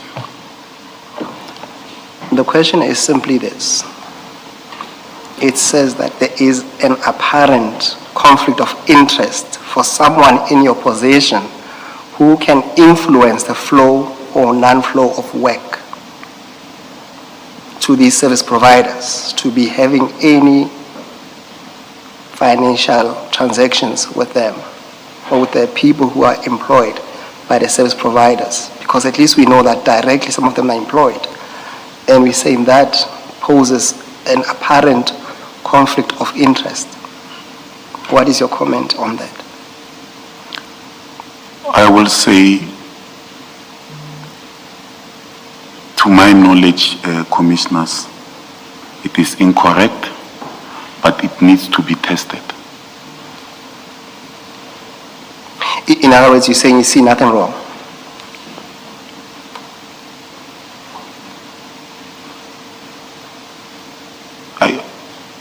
That is putting it malicious, with due respect, advocate. I don't say I see nothing wrong. I will say no, it's incorrect, but it needs to be tested, because when we look at the policies, I've never read the policy where they said I must not be engaged in such. And it's a pity, because you asked me this question before going to my hearing. And now you have given someone who is sitting in an office somewhere, who can't even type, to come and ask me the very same question. But it is what it is. Mr. Piri, we are going to make submissions and ask the commission to make findings. Yes. That you came before this commission and in an attempt to explain amounts in your account, either coming in or out, and some of your answers did not accord to the obvious description of those amounts. For example, a lot of amounts, or few amounts coming into your account, they clearly reference service provided. And your answers to that, we're going to submit that they are unsatisfactory. Do you have, or do you wish to make any comment to that proposition? Commissioners, it is the work of the commission to make recommendations. And I'm not here to prove beyond reasonable doubt, but I'm here to testify.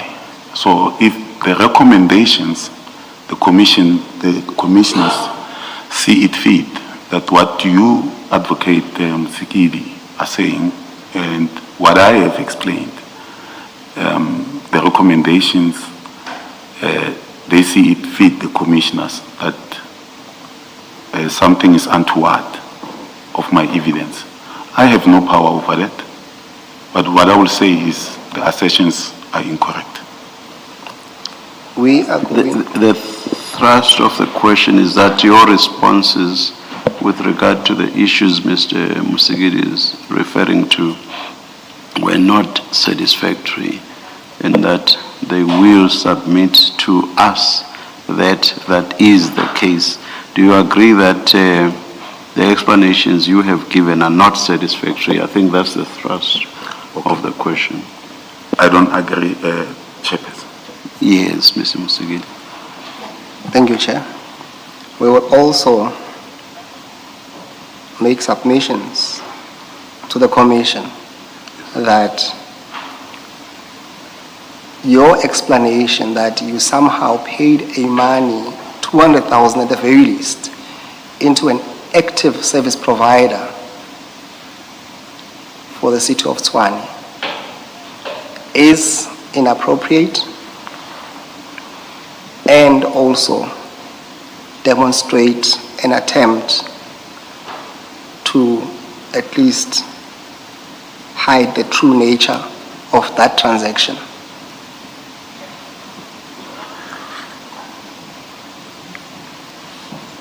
I don't agree You don't because I gave an explanation that I think an antecedent question, Mr. Musigiri, is what is that true nature?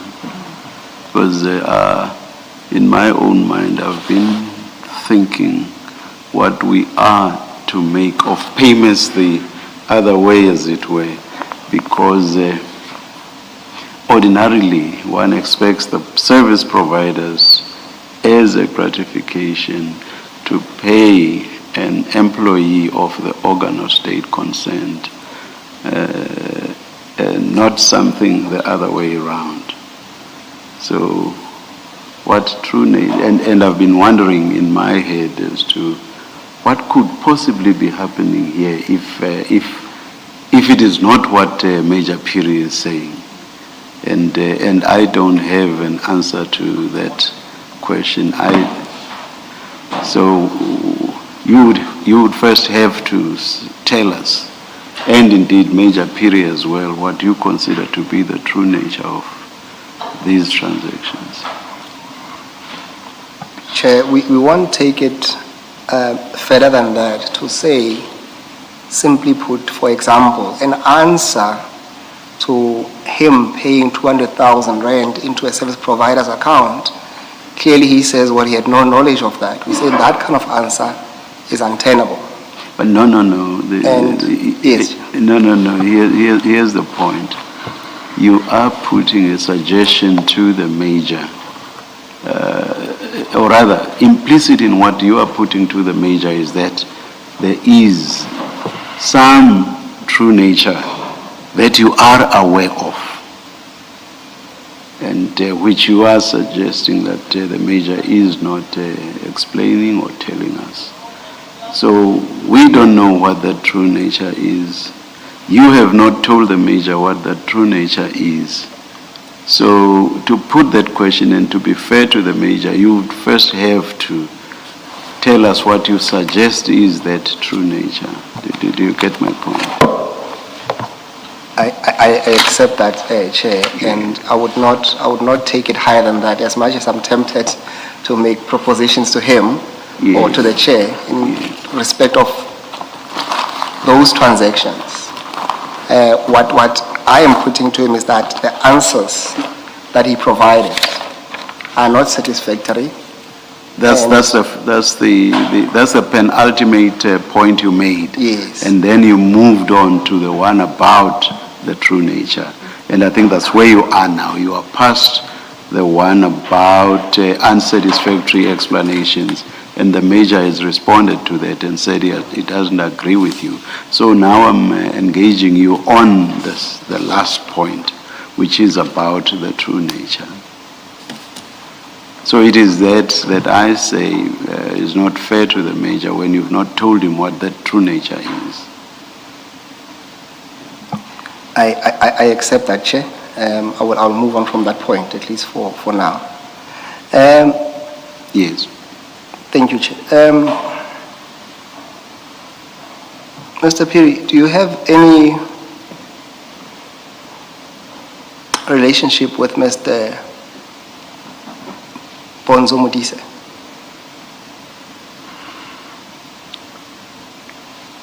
Maybe let me take a step back. Do you know Mr. Bonzo Eugene Modise? yes. Do you have any relationship with him? I know him as a deputy mayor, as a regional chair of the ANC. I grew up in Mabopani, Winterveld. I know him from Mabopani. And when I came to work in Tshwane, I met him here. He was not a deputy mayor, he was not a chair. He was a director of a company called Triotic Protection Services. Then before becoming the deputy mayor. Are you guys in contact? By that I mean, do you call each other? Yeah, because as I told you, I've known Bonzo Mudise from Mabopane. I grew up there. I know him from there. Even, you know, when you are from a place and you know someone, you can speak to him. People will speak to him as deputy mayor, and I will also speak to him as deputy mayor. But at the very same time, I will call him Brabi. What is the nature of your interaction with him? Do you interact with him as a friend? Do you interact with him as a brother, as a neighbor, because you are all from Winterfeld? I think that's what Mr. Masikidi is trying to establish, the nature of the relationship, if any, today. Or is he a comrade, is he a chairperson of your branch? That's what he's trying to determine. I don't know how to explain this, but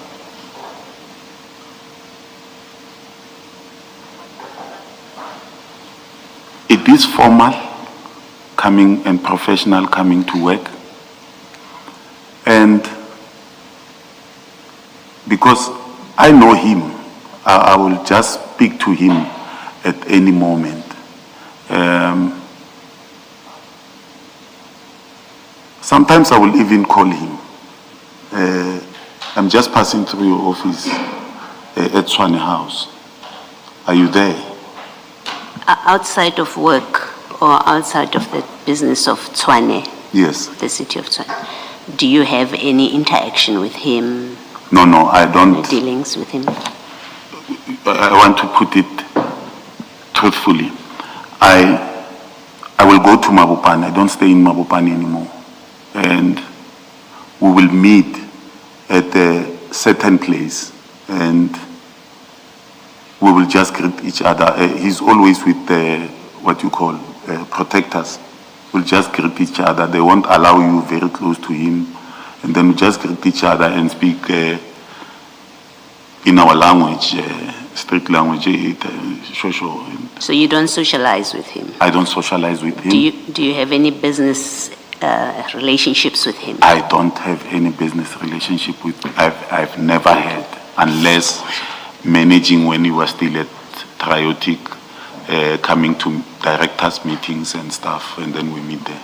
Well, thank you. Mr. Msikili. Do you know Mr. Joe Sibanyoni? I know Mr. Joe Sibanyoni when I see him on TV. But if he can come here, I cannot point him. I've never spoken to Mr. Joe Sibanyoni,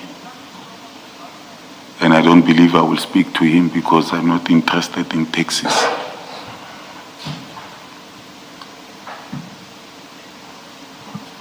Perhaps, and you don't have to answer this, we'll deal with this question, question at the opportune time. But if you want to have a comment, you may have a comment. What we have at least gleaned over from the telephone calls between yourself and Mr. Mudise is that on a number of occasions, after calling you, or at least on the same day, there seems to be a pattern where he calls Mr. Sibanyoni. But I accept that that's not your telephone record to comment on. But if you want to comment, you may. Please. Are we going to have that evidence?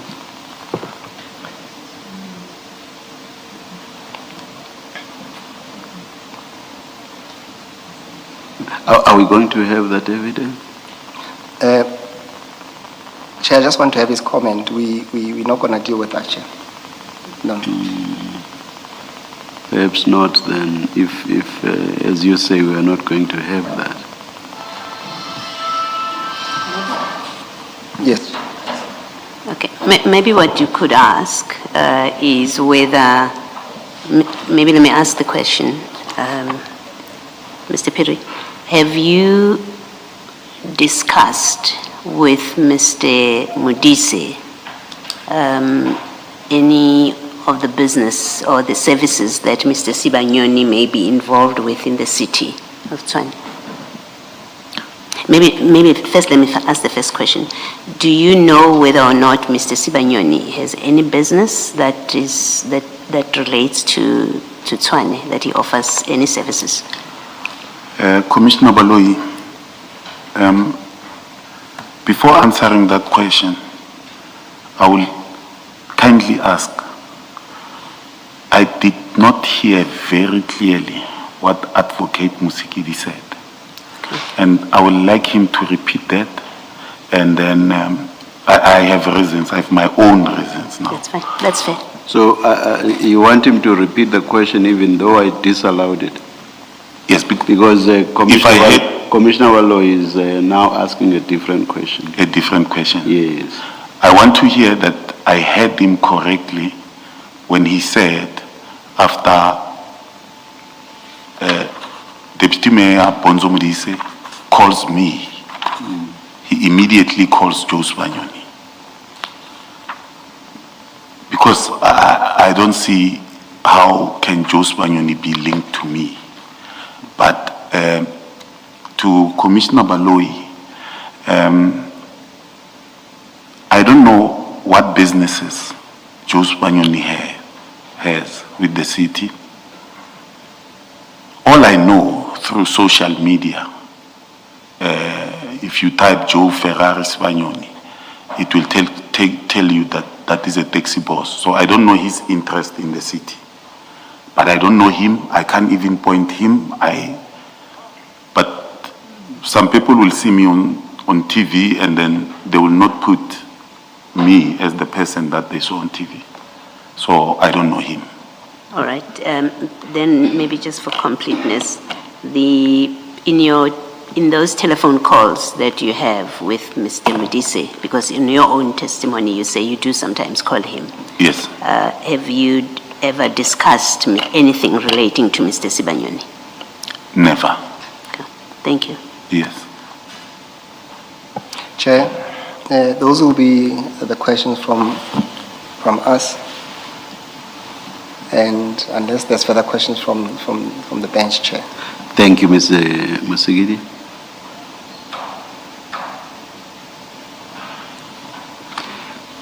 None from us.